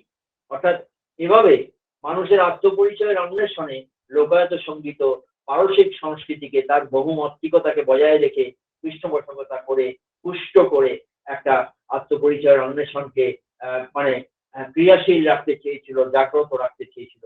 আপনারা বুঝতে পারছেন জালাল, জামান বা মওলা এই টার্মগুলো বাংলা টার্ম নয়, পারসিক টার্ম। সেই পারসিক টার্মগুলো পৃষ্ঠপোষকতা করতে যখন পারছিল না সাম্রাজ্য, অবক্ষয়িত মোগল সাম্রাজ্য, সেই ভ্যাকুয়ামটা ফিল আপ করেছিল লোকায়ত সংস্কৃতি। তাই রবীন্দ্রনাথের গোড়া উপন্যাসটা বাউল গান দিয়ে শুরু হয় আর শেষ হয় গোড়াকে গ্রামে পাঠিয়ে। এই বৈচিত্র্যপূর্ণ সমাজে নগর এবং গ্রামের এই মেলবন্ধনের প্রেক্ষাপটে বহুমাত্রিক সংস্কৃতির জয়যাত্রা, তাদের যে জটিল আন্তঃসম্পর্ক, যেটা আমরা বাদশার সঙ্গে দেখি, কবি এবং ফিলোসফারদের, এই সমস্ত জটিলতাকে নিয়ে এই বহুমুখী সংস্কৃতি চর্চা করার মধ্য দিয়ে আমাদের ভারতবর্ষের ঐতিহ্য রক্ষিত হবে, এই আশা নিয়ে আপনাদের সকলকে অসংখ্য ধন্যবাদ জানিয়ে বক্তব্য অসংখ্য ধন্যবাদ। Thank you so much, sir. It's been very enriching for all of us to hear you. The theme of this year's conference has been Politics, Culture and Society, Contextualizing Indian History in the World. And I think that this lecture is the perfect tone setter for what we are trying to discuss over these 2 days. So once again, on behalf of all of us, I thank you from the core of our heart and for enriching us. Thank you so much, sir. Thank you. It is now my great pleasure to ask Dr. Surajit Raut to introduce our next speaker, who is Dr. Anil Sharkar. And Dr. Anil Sharkar is Babu Jagjivan Ram Chair Professor at the University of Calcutta. And this session will be chaired by the Secretary of BVCK, Dr. Shikhaditya. But before we hear Dr. Sharkar, may I please ask Surajit to introduce Dr. Sharkar to us. Thank you, Soumitra Rai. Professor Anil Sharkar, Babu Jagjivan Ram Chair Professor, the University of Calcutta. He was formerly professor in the Department of History, Vidyasagar University. প্রাক ঔপনিবেশিক ও ঔপনিবেশিক ভারত তথা বাংলার নিম্নবর্গ ও দলিত সম্প্রদায়ের ইতিহাস রচনার ক্ষেত্রে professor Anil সরকার একটি সুবিদিত নাম। ঔপনিবেশিক ও উত্তর আধুনিক বাংলাদেশের বিশেষত উত্তরবঙ্গের বিভিন্ন জাতি উপজাতি ও তাদের সাংস্কৃতিক বৈচিত্র্য নিয়ে অধ্যাপক সরকারের গবেষণাধর্মী লেখা প্রবন্ধগুলি পশ্চিমবঙ্গ তথা ভারতের ইতিহাস মহলে বহু চর্চিত। প্রফেসর অনিল সরকার যেসব গ্রন্থগুলি রচনা করেছেন তার মধ্যে উল্লেখযোগ্য কয়টি হলো British paramountcy and the Cooch Behar state, ethnicity and regional politics of Eastern and Northeast India, historians and historiography of Bengal and Northeast India, women in Indian society, essays on historiography and politics, nation, state and marginal people, perspectives and dimensions. এছাড়াও অধ্যাপক সরকার বিভিন্ন দেশীয় এবং আন্তর্জাতিক জার্নালে তার একাধিক প্রবন্ধ প্রকাশিত করেছেন, যার মধ্যে কয়েকটি উল্লেখযোগ্য হলো history of Bengal as reflected in the Tabakat-i-Nasiri of Minhajuddin Siraj, the British colonial policy and its impact on the judicial administration in the princely state of Kuchbihar in the 19th century, Bengal Nomosudros in search of social identity, বাংলার মতুয়া ধর্ম আন্দোলনের ইতিহাস ফিরে দেখা, history of Bengal as reflected in the Tariq-i-Firoz Shahi and Futwa-i-Salatin, Toto tribe of West Bengal, social organization and changes, the Tevaga movement in Dinajpur and the role of Communist Party of India. এছাড়াও অধ্যাপক সরকার বিভিন্ন দেশীয় এবং আন্তর্জাতিক শিক্ষা প্রতিষ্ঠানে একাধিক বক্তৃতা প্রদান করেছেন, যার মধ্যে কয়েকটি উল্লেখযোগ্য হলো importance of international museum day, historical background of the origin of Bodoland movement in Assam, inscriptions of Eastern India, historical importance, ethnic conflict and political turmoil in North Bengal, special lecture on Hindu religion in India, historical overview, special lecture on temple architecture in South India, ভারতের ইতিহাসে বহুজন, আম্বেদকর ও তার পরবর্তী সময়। Professor সরকারের অধীনে এখনো পর্যন্ত 10 জন গবেষক গবেষণা করে পিএইচডি ডিগ্রি লাভ করেছেন এবং 3 জন গবেষক এমফিল ডিগ্রি লাভ করেছেন। আজ এই অধিবেশনে অধ্যাপক সরকার যে বিষয়ে তার বক্তব্য উপস্থাপন করবেন তা হলো ডক্টর বি.আর. Ambedkar and the lower caste society. Professor Sarkar, please. Thank you so much, Surajit. Just before Dr. Sharkar begins speaking, there's a small correction. This session will be chaired by Dr. Sukriti Ghoshal, who is the Vice President of BVCK. So my apologies to Dr. Ghoshal. And may I now please invite Dr. Anil Kumar Sharkar to speak on the theme, Dr. B.R. Ambedkar and the Lower Caste Society. Sir, please. Okay, thank you very much to all of you. Very good evening. Amit বাবু কাজটা খুব সহজ করে দিলেন, অর্থাৎ হচ্ছে যেহেতু আমাদের শ্রোতারা সবাই বাংলা জানেন, ওই জন্য আমার বক্তব্যটা মোটামুটি বাংলাতেই আমি কমপ্লিট করব। প্রথমেই কৃতজ্ঞতা জানাই ভারত বিদ্যা চর্চার সকল আধিকারিক যারা আছেন, সংগঠকের দায়িত্বে যারা আছেন তাদের, এবং ধন্যবাদ জানাচ্ছি বিশেষ করে আমাদের যারা শ্রোতা আছেন, এবং বিশেষ করে অমিত বাবুর যে লেকচার শুনলাম এতক্ষণ, কিনোট অ্যাড্রেস তিনি দিলেন, বহুমাত্রিক যে সমাজের তার যে সংস্কৃতির বিভিন্ন দিকগুলো, যেগুলো সত্যি মানে খুব ইতিহাস চর্চার ক্ষেত্রে এখন খুব গুরুত্বপূর্ণ। কিন্তু আমি যে বিষয়টার মধ্যে ঢুকবো, অর্থাৎ হচ্ছে ডক্টর B.R. আম্বেদকর এবং নিম্ন বর্গের সমাজ, একটু কিছু কিছু ক্ষেত্রে মনে হবে যে একটু মানে মূল ধারার থেকে একটু সরে যাচ্ছি, যদিও যেহেতু আমাদের আলোচনাটা পুরোটাই একাডেমিক আলোচনা, সুতরাং তার মধ্যে আমি সীমাবদ্ধ রাখবো। ইতিহাস চর্চার যে জায়গা, সেটা সত্যি মানে কলোনিয়াল যে ইতিহাস চর্চার যে ধারা, সেটাও আমরা এখনো বহন করে চলছি। যদিও দীপেশ চক্রবর্তীর যে বক্তব্য, বিশেষ করে প্রভিন্সিয়ালাইজিং ইউরোপ, সেখানে এই কলোনিয়াল যে হিস্ট্রিক্যাল রাইটিং থেকে আমরা একটা বেরোনোর চেষ্টা করছি বলে তার মনে হয়েছে। তো সেই বিষয় আছে, কিন্তু যে জায়গাটা আমি আলোচনা করব, বিশেষ করে হচ্ছে মূল আলোচনায় ঢোকার আগে দুটো উদাহরণ আপনাদের দেব, যে আমাদের সমাজ, বিশেষ করে মূল যে সমাজ, সেই সমাজ যারা অধিকারহীন অবস্থায়, যে যাদের আমরা নিম্ন বর্গের মানুষ বলছি, যারা হচ্ছে মেজরিটি ইন ইন্ডিয়া সোসাইটি, তাদের সম্পর্কে আমরা কতটুকু তৈরি, বা যেটাকে আমরা এখন খুব পপুলার শব্দের মধ্যে নিয়ে আসি, যে কাস্টলেস সোসাইটি সম্পর্কে আমরা কতটা প্রস্তুত, বিশেষ করে হচ্ছে মেইন স্ট্রিম সোসাইটি। এই জায়গা, কারণ দুটো উদাহরণ কেন বলছি, উদাহরণ দিলে পরে আপনারা বুঝবেন যে আমরা সত্যি মানসিকতার দিক থেকে ওখান থেকে কি বেরিয়ে আসতে পেরেছি।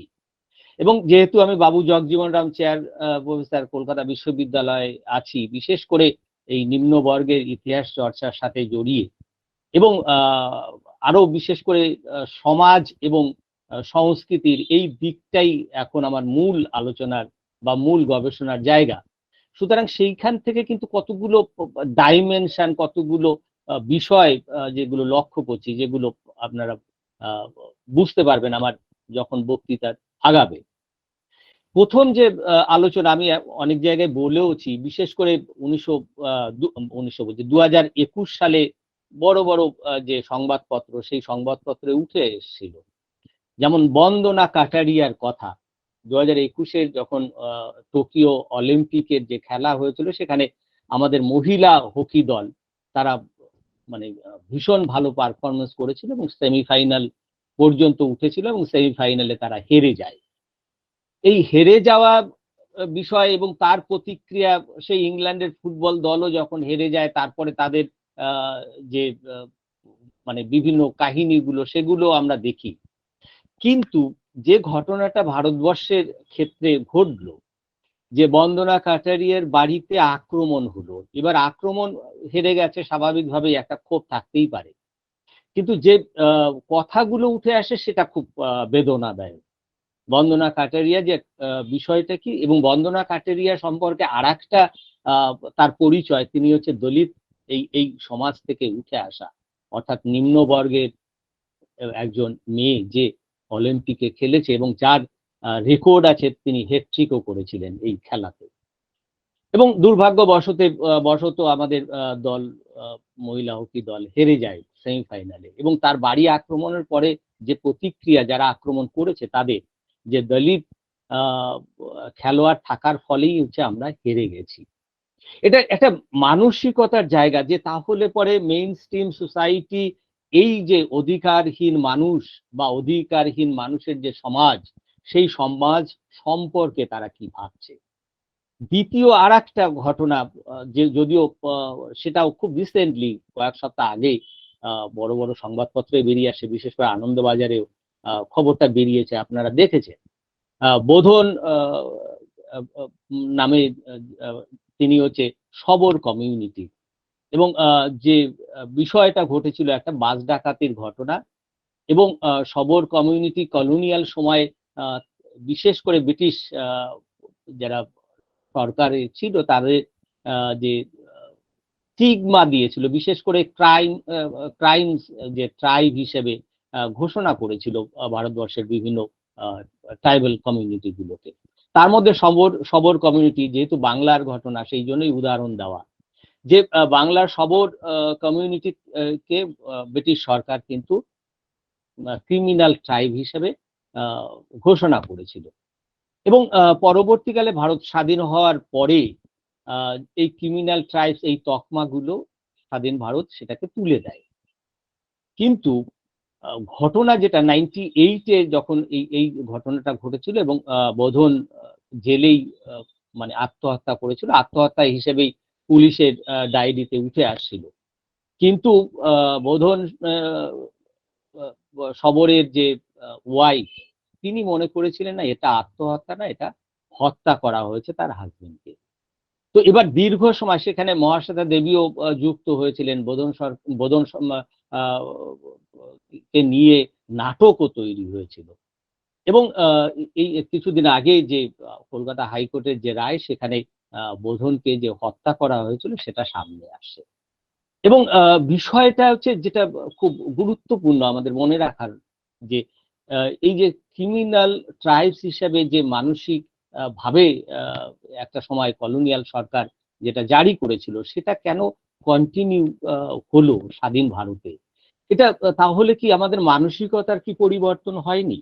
আমরা কি মূল স্রোতে যারা আছি তারা এদের কি সেইভাবে আমরা গ্রহণ করতে পারছি না? এইরকম বহু প্রশ্ন আমাদের সামনে উঠে আসে, যে আমরা যখন এই সমাজ নিয়ে ভাবি, যে যে সমাজে আমরা এটা যদি বলতে পারতাম তাহলে খুব ভালো হতো, যে মানে আমরা একটা মানে কাস্টলেস সোসাইটিতে বসবাস করি, কিন্তু সেটা আমরা জোর দিয়ে বলতে পারি না। কারণ হচ্ছে 21st সেঞ্চুরিতে এসেও আমরা দেখি যে আমাদের সমাজে এই যে কাস্ট বা জাতি, এটা বিদীর্ণ, জাতিতে জাতপাতের এই বেড়াজাল থেকে আমরা বের হতে পারছি না। এই জায়গা থেকেই আমরা আমার যে মূল আলোচনাটার মধ্যে ঢুকবো, অর্থাৎ বি আর আম্বেদকরের যে মূল তার যে আন্দোলন, এবং বিশেষ করে হচ্ছে এই নিম্নবর্গের সমাজকে নিয়ে তার যে ভাবনা, এই ভাবনা আসার আগে আর একটা বিষয় আমাদের খুব গুরুত্বপূর্ণভাবে মনে রাখা দরকার, যে কলোনিয়াল সময় বা ঔপনিবেশিক যে আমল, সেই আমলের যে ইতিহাস চর্চার যে জায়গা, এবং এই নিম্ন বর্গের মানুষ যাদের কলোনিয়াল সময়, বিশেষ করে 1935 এর আগে পর্যন্ত যাদের ডিপ্রেস ক্লাসেস হিসেবে ঘোষণা করেছিল, এবং আফটার সিপাহী মিউটিনির পরবর্তী সময় যদি আমরা দেখি যে ব্রিটিশ পার্লামেন্টের হাতে যখন ক্ষমতা চলে যায় ভারতবর্ষ শাসন করার, সেই সময় যে বিষয়টা দেখা যায় যে ব্রিটিশ সরকারও মনে করেছিল যে ভারতবর্ষ সম্পর্কে, মানুষ সম্পর্কে, কালচার সম্পর্কে আরো বেশি আমাদের সচেতন হতে হবে। এবং যেটা বি আর আম্বেদকরেরও মূল বক্তব্যের মধ্যে উঠে আসবে, যে 1872 যখন এই সেন্সাস রিপোর্ট ঘোষণা হয়, যে যেখান থেকে এই আত্মপরিচয়ের বিষয়টা সামনে আসে।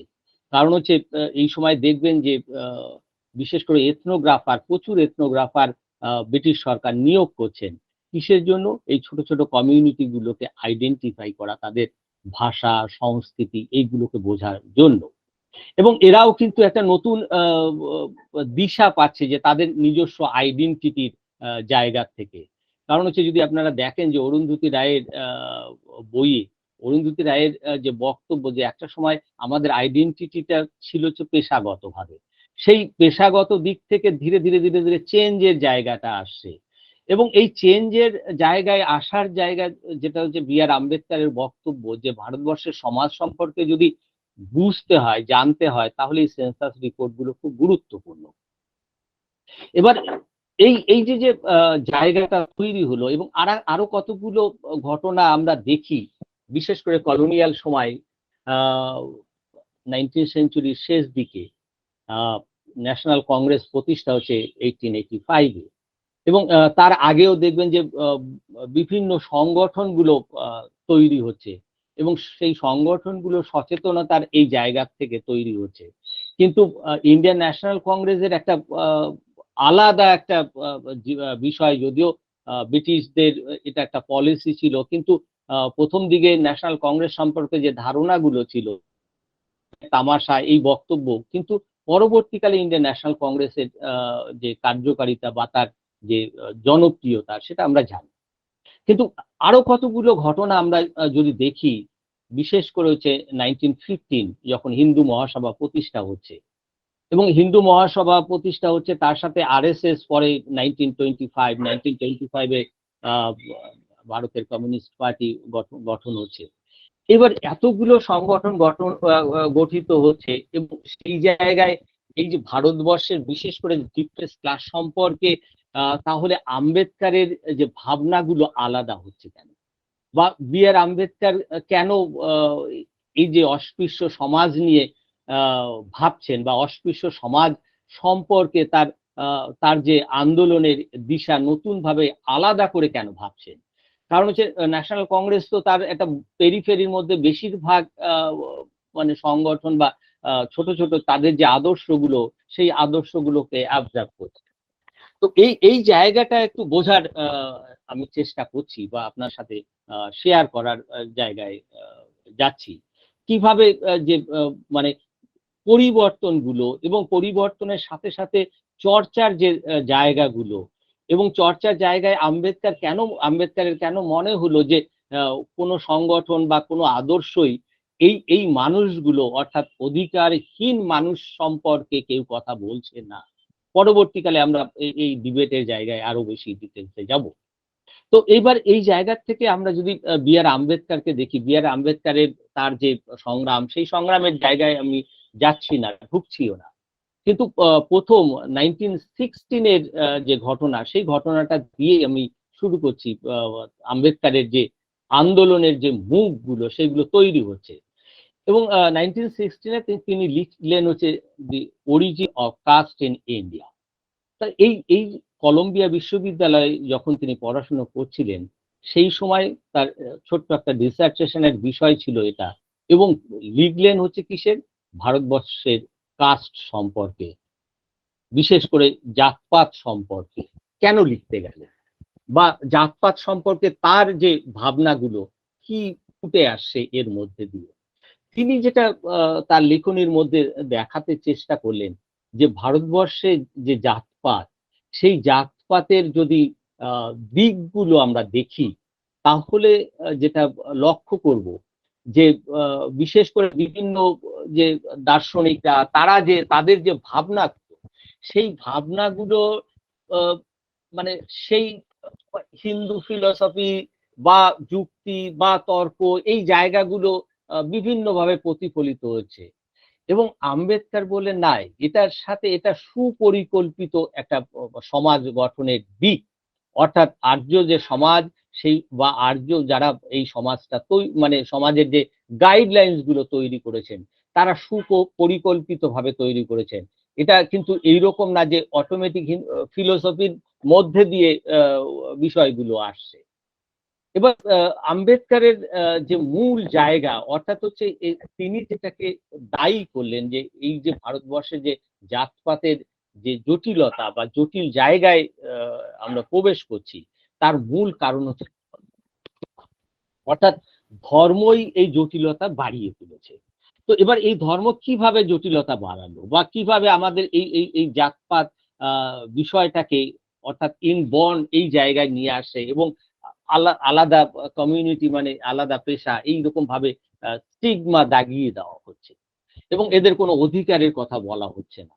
এবং যেখানে খুব পরিষ্কার ভাবে যদি আপনারা দেখেন, যে এই চার বর্ণের উৎপত্তির জায়গাতে কিন্তু পরিষ্কার তার অরিজিনটাকে আমরা পাবো, এবং যেটা আমাদের মূল বক্তব্য, যে এখানে ব্রহ্মাকে সামনে নিয়ে আসা, এবং ব্রহ্মার বিভিন্ন মুখ থেকে, বাহু থেকে, অর্থাৎ হচ্ছে হায়ারার্কিক্যাল পজিশন। এটা খুব গুরুত্বপূর্ণ, বিশেষ করে হচ্ছে থোরার সাহেবের যে বক্তব্যে এটা উঠে আসে যে এই হায়ারার্কিক্যাল পজিশনটা দিয়েই কিন্তু বোঝা যাচ্ছে সমাজ কিভাবে ভাগ হয়ে যাচ্ছে। অর্থাৎ এটা যেমন সত্যি, এবং এটাও তো সত্যি যে জন্ম বিষয়টা হচ্ছে বায়োলজিক্যাল, কিন্তু ধর্মের মধ্যে দিয়ে যেভাবে নিয়ে আসা হয়েছে, যে মানে দ্বিজ বিষয়টাকে সামনে আসা হয়েছে, 6 বছর পরবর্তী সময়ে তার বিদ্যা শিক্ষা শুরু হবে কাদের জন্য? অর্থাৎ ব্রাহ্মণ, ক্ষত্রিয়, বৈশ্য। অন্যদের, অর্থাৎ শূদ্র যেহেতু পদতল থেকে তার উৎপত্তি, তার কিন্তু কোনো অধিকার নেই, তিনি হচ্ছে দাস। তো এবার এই যে দাস তৈরি করা এবং তাদের অধিকার দেওয়া হচ্ছে না, কিন্তু তারাই হচ্ছে মেজরিটি মানুষ। অর্থাৎ এই যে সমাজ, যেটা হচ্ছে হায়ারার্কিক্যাল সমাজ যেটা তৈরি হলো, যার মধ্যে কিন্তু হচ্ছে জটিলতা ছিল, এবং এই জটিলতা কিন্তু পরবর্তীকালে আমরা বিভিন্ন যে ধর্মশাস্ত্রগুলো দেখি, বিশেষ করে হচ্ছে মনুস্মৃতি, সেক্ষেত্রে এই যে যারা হচ্ছে বিশেষ করে শূদ্র, তাদের বলা হচ্ছে তাদের জন্মই হচ্ছে পাপ, অর্থাৎ পাপী হয়ে জন্ম, এবং তার জন্য হচ্ছে তার কর্মফল, অর্থাৎ কর্মফল জুড়ে দেওয়া, ধর্ম জুড়ে দেওয়া, এবং এরা এরা এরা এদের কোনো অধিকার থাকবে না। এবং এটা যখন ধর্মের সাথে সমাজ বা সামাজিক এই জায়গাটা জুড়ে দেওয়া হলো, ফলে হচ্ছে আরো বেশি জটিলতা কিন্তু তৈরি হলো। এবং যারা এই যে বিশেষ করে হচ্ছে নিম্নবর্গের মানুষ বা অধিকারহীন মানুষ যারা, তারাও মনে মনে এটাও ভাবতে শুরু করলো যে তার কর্মফলের ফলেই তার এই অবস্থা। অর্থাৎ এই যে যে জায়গাটা, মানে ধর্মের সাথে এই যে কর্মফল জুড়ে দেওয়া এবং ব্রহ্মাকে নিয়ে আসা, যেটাকে খুব ভালোভাবে থোরাট বাবু যেটাকে সামনে নিয়ে আসেন, যে ভগবানকরণ করে দেওয়া। এই ভগবানকরণ করে দেওয়াটা হচ্ছে আর একটা দিক, অর্থাৎ এটা সবই করছে ভগবান, অর্থাৎ এটা মানুষের সৃষ্টি না, ভগবানের সৃষ্টি। এই যে জায়গাটা, এটা এটা আম্বেদকর দেখানোর চেষ্টা করলেন সহজভাবে তার the origin of caste in India. তো ফলে আম্বেদকরের যে ইন্টেলেক্ট লেভেল, সেই লেভেলটার কিন্তু একটা প্রতিফলন আমরা এখানে দেখি। এবং যদিও সেই সময়ও, অর্থাৎ বিভিন্ন সংগঠনের আধিপত্য তৈরি হচ্ছে ভারতবর্ষের সমাজ বা ভারতবর্ষের রাজনীতিতে, এবার আম্বেদকর কিন্তু তখনও পর্যন্ত এই রাজনীতির বেড়াজালের মধ্যে ঢোকেনি। আমরা প্রথম যে জায়গাটা দেখি 1919, অর্থাৎ যখন ভারত শাসন আইন 1919, তার আগের পর্যায়ে তাকে ডাকা হলো সাউথ বড়ো কমিটিতে, তাকে ডাকা হলো একজন ইন্টেলেক্ট হিসেবে, অর্থাৎ একজন বুদ্ধিমান বা যাদের আমরা ইন্টেলেকচুয়াল বলি, সেইভাবে ডাকা হলো। কিসের জন্য? অর্থাৎ ভারত শাসন আইন কিভাবে কি তৈরি হবে তার জন্য হচ্ছে তার যে অভিমত, সেই অভিমত ব্যক্ত করার জন্য আম্বেদকরকে ডাকা। এবার আম্বেদকরের এটাকে প্রথম বলা হয়, প্রথম মেমোরেন্ডাম যেখানে তিনি দিয়েছিলেন এবং যেখানে বলেছিলেন যে যারা হচ্ছে মাইনরিটি গ্রুপ বা সমাজের প্রান্তিক মানুষ, তাদের অধিকার সম্পর্কে তার তথ্যবহুল মেমোরেন্ডাম ব্রিটিশ সরকারের হাতে তুলে দিলেন। অর্থাৎ অধিকার দিতে হবে, এই অধিকার দিতে হবে বিষয়টার মধ্যে দিয়ে ব্রিটিশ সরকারকে তিনি বোঝাতে পেরেছিলেন যে এই অধিকারহীন মানুষকে যদি অধিকার না দেওয়া হয়, তাহলে তাদের বেঁচে থাকাটা মানে স্বাভাবিকভাবে মূল্যহীন হয়ে যায়।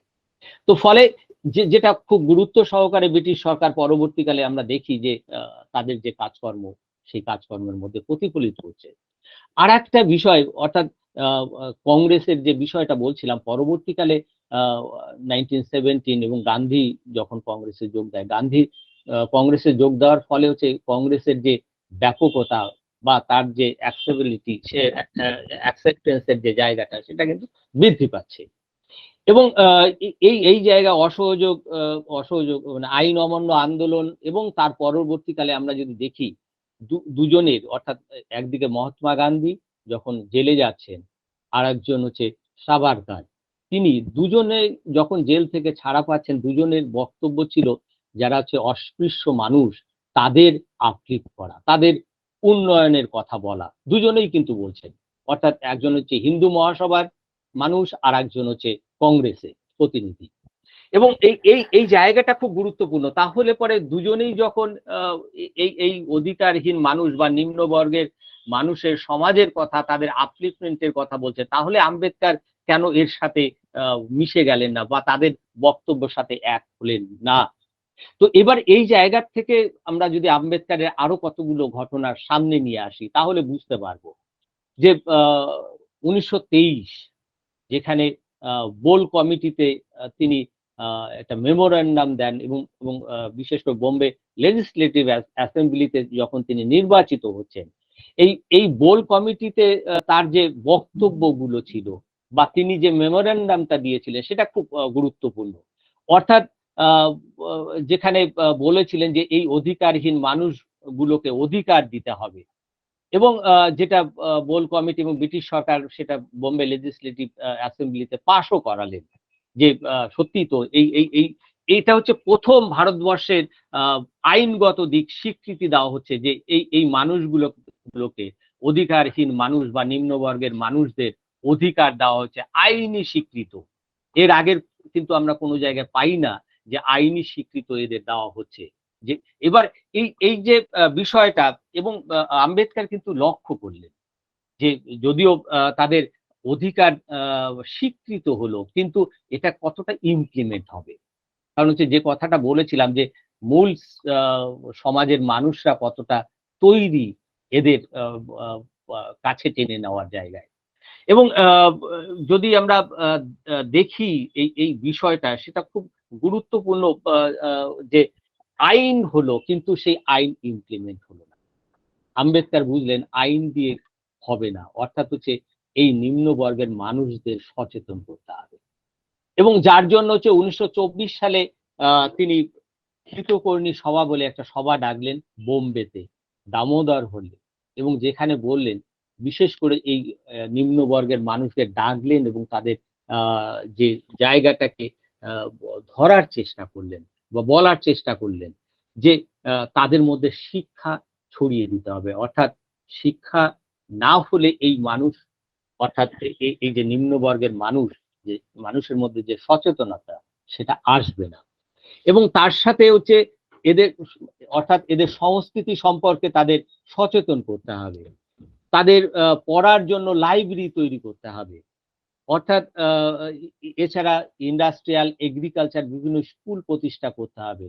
বিভিন্ন যে আর্মি ডিপার্টমেন্ট গুলো আছে সেখানে তাদের নিয়োগের জায়গা, অর্থাৎ একদিকে শিক্ষার কথা বলছেন আর একদিকে তাদের কর্মের জায়গাটা তৈরি করার কথা বলছেন। এইভাবে মানে সচেতন করার একটা প্রবণতা, অর্থাৎ হচ্ছে তিনি বুঝলেন যে এই মানুষগুলো সচেতন যেমন করতে হবে এবং তার জন্য হচ্ছে মুখ নায়ক এবং যে একটা সংবাদপত্র তিনি প্রকাশ করতে শুরু করলেন যে না বললেই হবে না, সেই বিষয়গুলোকে মানুষের সামনে তুলে ধরতে হবে, কেন তারা আন্দোলন করছে, কেন তারা এই জায়গায় উঠে আসছে। অর্থাৎ এই যে বিষয়, যে অধিকারের যে জায়গাটা সেটা খুব গুরুত্বপূর্ণ। কারণ হচ্ছে এদের তো কোনো, অর্থাৎ রাস্তা ব্যবহার করার অধিকার ছিল না, মন্দিরে প্রবেশ করার অধিকার ছিল না, ধর্মশালাতে বা হোটেলে থাকার অধিকার ছিল না, কোনো অধিকারই কিন্তু এই মানুষগুলোকে দেওয়া ছিল না। অর্থাৎ একটা বিরাট অংশের মানুষ, আমরা যখন এই বহুত্ববাদ বিভিন্ন বিষয় নিয়ে যখন আলোচনা করি, এই যে মানুষগুলো যারা অধিকারহীন মানুষ তাদের কথা কতটা বলছি, কলোনিয়াল হিস্টোরিয়ানরা তারাও বলেনি। পরবর্তীকালে 1980-র দশকে যখন সাবঅল্টার্ন হিস্টোরিওগ্রাফি এই যে ধারা আসে, তারাও যে বিষয়টা কাস্টিজম বা এই জায়গাটা তারাও কিন্তু সেইভাবে মানে এর মধ্যে ঢোকেনি। অর্থাৎ যার জন্য পরবর্তীকালে দলিত হিস্টোরিওগ্রাফি আবার নতুন একটা দিগন্ত তৈরি হয়েছে ইতিহাস চর্চার ক্ষেত্রে। এবং যদিও এই বিষয়টা 1972 সালে দলিত পান্থার যখন প্রতিষ্ঠা হচ্ছে আম্বেদকরের পরবর্তীকালে, সেখানেও দেখা যাচ্ছে যে এই মানুষগুলোকে সচেতন করা এবং এই দলিতদের যে কথা, সেই কথা শুধুমাত্র ভারতবর্ষে না, সেটা গ্লোবাল ওয়ার্ল্ডে ছড়িয়ে দেওয়া, যে কাজটা করা হয়েছিল। এবং যার জন্য এখন দেখা যাচ্ছে যে দলিত হিস্ট্রি বা হিস্টোগ্রাফি এই বিষয় নিয়ে একাডেমি লাইনে যারা বা রিসার্চ যারা করছে তাদের মধ্যেও মানে উৎসাহ দেখা দিচ্ছে। সত্যি তো এই মানুষগুলোর ইতিহাস হতো সামনে আসা দরকার। তো ফলে আমরা পরবর্তীকালে যখন দেখি 1927, সেটা খুব গুরুত্বপূর্ণ ভারতবর্ষের ইতিহাসের ক্ষেত্রে, এবং বিশেষ করেছে দলিতদের এই জায়গাটা যদি আমরা দেখি, যে 27-এ দুটো ঘটনা খুব গুরুত্বপূর্ণ। এক, এই সময় আম্বেদকারের যে আন্দোলন, সেই আন্দোলন যেটা মাহাদের যে বিষয়, যেখানে তিনি জলের জন্য লড়াই করছেন, অর্থাৎ যে জল সাধারণ মানুষ ব্যবহার করতে পারে, সাধারণ মানুষ মানে হচ্ছে যারা এই নিম্ন বর্গের মানুষ, তাদের অধিকার দেওয়া হয়নি। এবং তার সাথে আরেকটা বিষয় যেটা খুব বিখ্যাত হয়ে আছে, মনু সংহিতার দহন 1927, যেখানে তিনি মনে করেছিলেন যে মনু সংহিতাই হচ্ছে মূল কালপ্রিট এই সমাজের এই যে ডিভিশন তৈরি করা, বা এই কাস্টের যে ব্যারিয়ার গুলো তৈরি করা হয়েছিল তার জন্য। অর্থাৎ এই দহনের মধ্যে দিয়ে তিনি কিন্তু একটা প্রতিবাদ জানালেন যে আমরা যদি কাস্টলেস সোসাইটি তৈরি করতে হয়, তাহলে এই বেড়াজালগুলো বা ব্যারিয়ার গুলো ভাঙতে হবে। এবং এর মধ্যে দিয়ে সমাজকে একটা বার্তা তিনি দিলেন, যে বিশেষ করে পরবর্তীকালে আর একটু ছোট্ট করে আমি এই আলোচনার মধ্যে ঢুকবো। এবার 1927 সালে আর একটা ঘটনা, যেটা সাইমন কমিশন, যে বিষয় নিয়ে আমরা ইতিহাসে যারা আমরা জানি যে সাইমন গো ব্যাক, এই স্লোগান, কিন্তু এর একটা আলাদা প্রেক্ষাপট আছে, যেখানে তিনি বিশেষ করে আম্বেদকর আর একটা মেমোরেন্ডাম সাইমন কমিশন বা ব্রিটিশ সরকারকে তিনি দিয়েছিলেন, যে যাকে নিয়েই হচ্ছে বিতর্ক পরবর্তীকালে আমরা দেখি মহাত্মা গান্ধীর সাথে আম্বেদকরের, অর্থাৎ যে বিষয় সেপারেট ইলেক্টর। এবার এই সেপারেট ইলেক্টর অর্থাৎ হচ্ছে দলিতদের জন্য আলাদা নির্বাচনের এই জায়গাটা, যেটা স্বাভাবিকভাবে মহাত্মা গান্ধী এর বিরোধিতা করেছিলেন। মহাত্মা গান্ধী আর একটা বিখ্যাত উক্তি, যেখানে 1923 সালে তিনি বলছেন যে ভারতবর্ষ স্বাধীন হওয়ার আগে যেটা দরকার, অর্থাৎ যেখানে আনটাচেবিলিটি ফ্রি ইন্ডিয়া, এই কথা কিন্তু আম্বেদকর বলছি, গান্ধী জোর গলায় বলছিলেন। তাহলে এই জোর গলায় বললেও গান্ধী কিন্তু কখনোই কাস্টিজম বিরুদ্ধে ছিলেন না, অর্থাৎ কাস্ট যে সিস্টেম, সেই সিস্টেমের বিরোধিতা কিন্তু তার গলাতে শোনা যায়নি। তিনি যেটা বোঝানোর চেষ্টা করেছিলেন যে এই অস্পৃশ্য এই যে বিষয়টাকে, সেটা মুক্ত হতে হবে, কিন্তু এই মুক্ত করতে গেলে কাস্ট সিস্টেমটাকে যদি আঘাত করা না যায়, বা কাস্ট এই বিষয়টাকে যদি উপড়ে ফেলা না যায়, তাহলে আনটাচেবল ফ্রি যেটা গান্ধী বলছেন সেটা সম্ভবও ছিল না, যেটা আম্বেদকর বারবার করে বলছেন। কারণ হচ্ছে কি, এর আগেও অমিত বাবু বলছিলেন যে বিশেষ করে মধ্যযুগের এই সময় তো সুফি সাধক থেকে শুরু করে ভক্তিবাদী যারা, তারা কাস্টের বিরুদ্ধে প্রচুর গলা ফাটিয়েছেন। তারা কি সার্থক হয়েছে, সফলতা পেয়েছেন? পাননি। কেন পাননি? কারণ হচ্ছে এই যে বললাম, ধর্ম, তার সাথে সমাজ এমন ভাবে, এবং ভগবানকে নিয়ে এসে ভগবানকরণ করে দেওয়া, যেখান থেকে বেরিয়ে আসা অত সহজ ছিল না। যার জন্য হচ্ছে আমরা এই সুফি সাধক বা ভক্তিবাদীদের যে তাদের যে ডাক, সেটা কিছুটা সফল হলেও কিন্তু সামগ্রিকভাবে পরবর্তী তার রেজাল্ট আমরা পাই। তো যাই হোক, তো ফলে হচ্ছে এই যে বিষয়, অর্থাৎ সেপারেট ইলেকট্রালের যে ডিমান্ড আম্বেদকর, স্বাভাবিকভাবে গান্ধী মেনে নেননি, এবং পরবর্তীকালে গান্ধী আরো ইম্প্যাক্ট হচ্ছে, এবং 1931 সালের দ্বিতীয় গোল টেবিল বৈঠকে এর সমাধান সূত্র বের করার একটা চেষ্টা হয়েছে, যেখানে গান্ধী এবং আম্বেদকর মুখোমুখি হচ্ছেন। যখন গান্ধী বলছেন যে আম্বেদকরকে, যে আমি তো আনটাচেবল বা এই অস্পৃশ্য মানুষের জন্য লড়াই করছি, আমি অস্পৃশ্য শ্রেণী থেকে না হতে পারি, কিন্তু এদের কথা তো আমি বলছি। আম্বেদকরের বক্তব্য ছিল কংগ্রেস কতটা তৈরি এই যে কাস্ট মানে অ্যাবলিশ করার জায়গায়, বা এই অস্পৃশ্য মানুষগুলো তাদের অধিকার নিয়ে কংগ্রেস কতটা সচেতন, কংগ্রেস কি কথা বলছেন এই বিষয়ে, বা এই মানুষগুলো অধিকারহীন হয়ে আছে, এদের তো রাষ্ট্রই নেই, আছে বলুন আপনি। তো এইবার এই প্রশ্নগুলো কিন্তু গান্ধী সদুত্তর দিতে পারেননি, এবং পরবর্তীকালে কোনো মীমাংসাই কিন্তু দ্বিতীয় গোল টেবিল বৈঠকে হয়নি। পরবর্তীকালে পুনা প্যাক্ট, আমরা সবাই জানি পুনা প্যাক্টের মধ্যে দিয়ে গান্ধী যখন অনশনে বসে পড়লেন যে এর একটা বিহিত চাই, অর্থাৎ হচ্ছে সেপারেট ইলেকট্রাল, কারণ হচ্ছে মেইন স্ট্রিম, অর্থাৎ হিন্দু সমাজের মধ্যে তিনি ভাগ চাননি, কেন দলিত বা নিম্নবর্গের মানুষ একটা বিরাট অংশ সমাজে। সুতরাং স্বাভাবিকভাবেই তার পক্ষেও মেনে নেওয়া সম্ভব হয়নি। গান্ধীর আর একটা বিষয়ও ছিল, আর একটা বিষয় স্বাভাবিকভাবে, কারণ হচ্ছে ভারতবর্ষের বিভিন্ন শ্রেণীর মানুষকে নিয়ে তাকে চলতে হচ্ছে।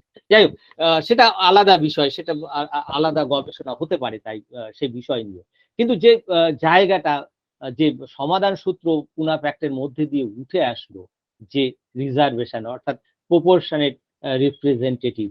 এবার প্রপোর্শনেট রিপ্রেজেন্টেটিভ বিষয়টা কিন্তু অন্যরকম, অর্থাৎ হচ্ছে অনেক সময় আমরা এর সাথে যেটাকে সংরক্ষণ জায়গাটাকে আমরা ঘুরিয়ে ফেলি, যে অনেক সময় দেখা হচ্ছে যার যত মানে সংখ্যাগরিষ্ঠ সেই অনুপাতে সেখান থেকে নির্বাচিত হবেন তারা।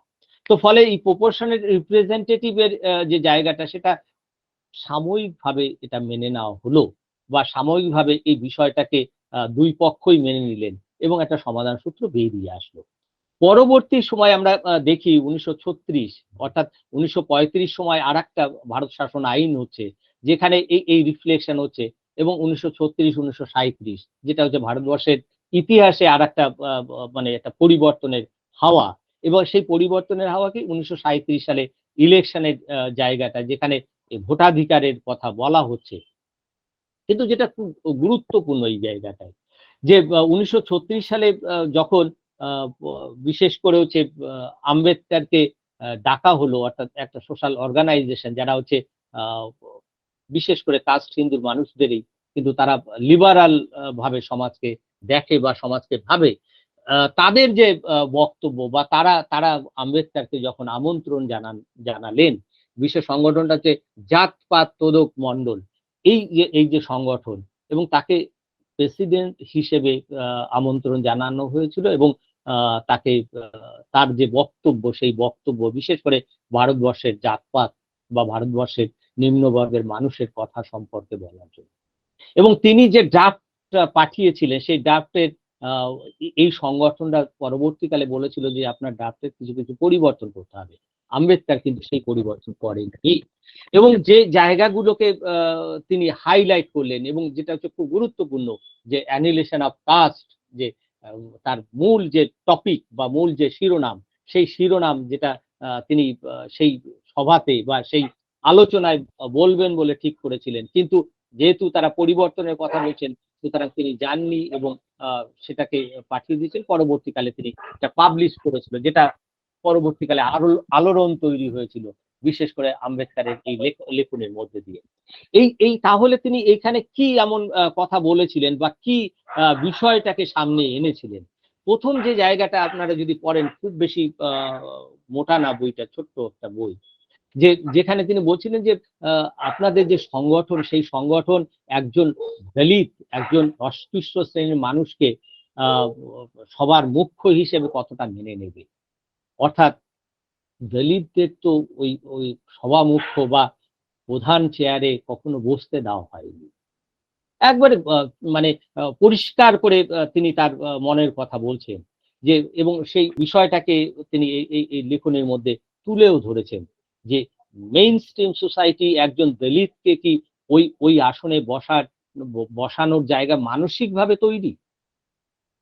তাহলে দেখুন, মানে যে মানে আমরা যখন এই বিষয়গুলো নিয়ে আলোচনা করি একাডেমিক ওয়ার্ল্ডে, তখন এই জায়গাগুলো খুব স্বাভাবিকভাবে আসে, যে সত্যি আমরা সমাজ কতটা তৈরি এই জায়গায়। এবং আরেকটা জায়গা, বিভিন্ন বিষয় নিয়ে তিনি প্রায় 26 থেকে 27টা তার বিভিন্ন সাব হেডিং আছে, যেখানে তিনি বলছেন যে সোশ্যাল রিফর্মের কথা বলছেন, অর্থাৎ সমাজকে পরিবর্তন করতে হবে।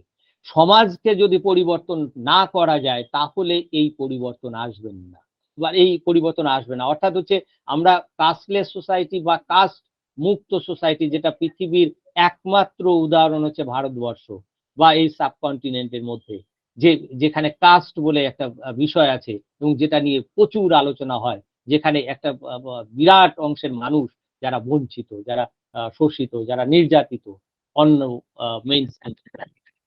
তো ফলে হচ্ছে এই যে অর্থাৎ সোশ্যাল রিফর্ম, যেটা অনেক অনেক বিশ্ব কমিউনিস্টরা, কংগ্রেসরা যারা পলিটিক্যাল রিফর্মের বিশ্বাসী, যেখানে কিন্তু আম্বেদকর কখনোই এই জায়গাটায় বিশ্বাসই করতেন না, যে রাজনৈতিক আন্দোলনের মধ্যে দিয়ে আপনি ক্ষমতা দখল করতে পারেন, অনেক কিছু, কিন্তু সমাজকে কি পরিবর্তন করতে পারেন? যে জায়গাটা তিনি তৈরি করেছিলেন, এবং দুটো বিষয় যেমন কমন কিচেন এর এই জায়গায় ইন্টারকাস্ট ম্যারেজের জায়গাটা, সেটাও তো মানে আমরা যদি দেখি যে বিভিন্ন পাত্র পাত্রীর জায়গাটা, যদিও বাংলা অনেক সময় বলা হয় বাংলায় আলাদা, বাংলার যে কাস্ট সেই কাস্টের বিষয়টা সেইভাবে প্রতিফলিত হয় না। সত্যি তো শেখর বন্দ্যোপাধ্যায় থেকে শুরু করে অনেকের লেখনের মধ্যে দিয়ে উঠে আসে, বা সন্তোষ রানা, কুমার রানা, তাদের লেখনের মধ্যে উঠে আসে, কিন্তু এটা অনেক সময় বলা হয় যে আমরা সেটাকে সামনে নিয়ে আসি না, বা সামনে নিয়ে আসা হয় না, কিন্তু গোপনে আমরা প্রচুর আলোচনা করি এই বিষয়গুলো নিয়ে। যাই হোক, সেই বিষয়ে আমরা যাওয়ার প্রয়োজন নেই। কিন্তু এই যে যে জায়গাটা, অর্থাৎ হচ্ছে আম্বেদকারের তার অ্যানিহিলেশন অফ কাস্ট, যে কাস্ট ব্যবস্থা মুক্ত যদি হতে হয়, তাহলে পরে সোশ্যাল রিফর্ম দরকার, সমাজকে পরিবর্তন করা দরকার, সমাজের মানসিকতার পরিবর্তন দরকার। এবং পরবর্তীকালে যখন তাকে বিভিন্ন দায়িত্ব সামলাতে হয়েছে, এবং 1943 সালে আমরা যখন দেখি এই রিজার্ভেশনের যে বিভিন্ন জায়গাগুলো, সেগুলো ওপেন করা হচ্ছে, এবং পরবর্তীকালে যখন তিনি সংবিধান রচনা করছে, তারও একটা রিফ্লেকশন তিনি তার লেখনীর মধ্যে দিয়ে দিচ্ছেন। এবং বিশেষ করে হচ্ছে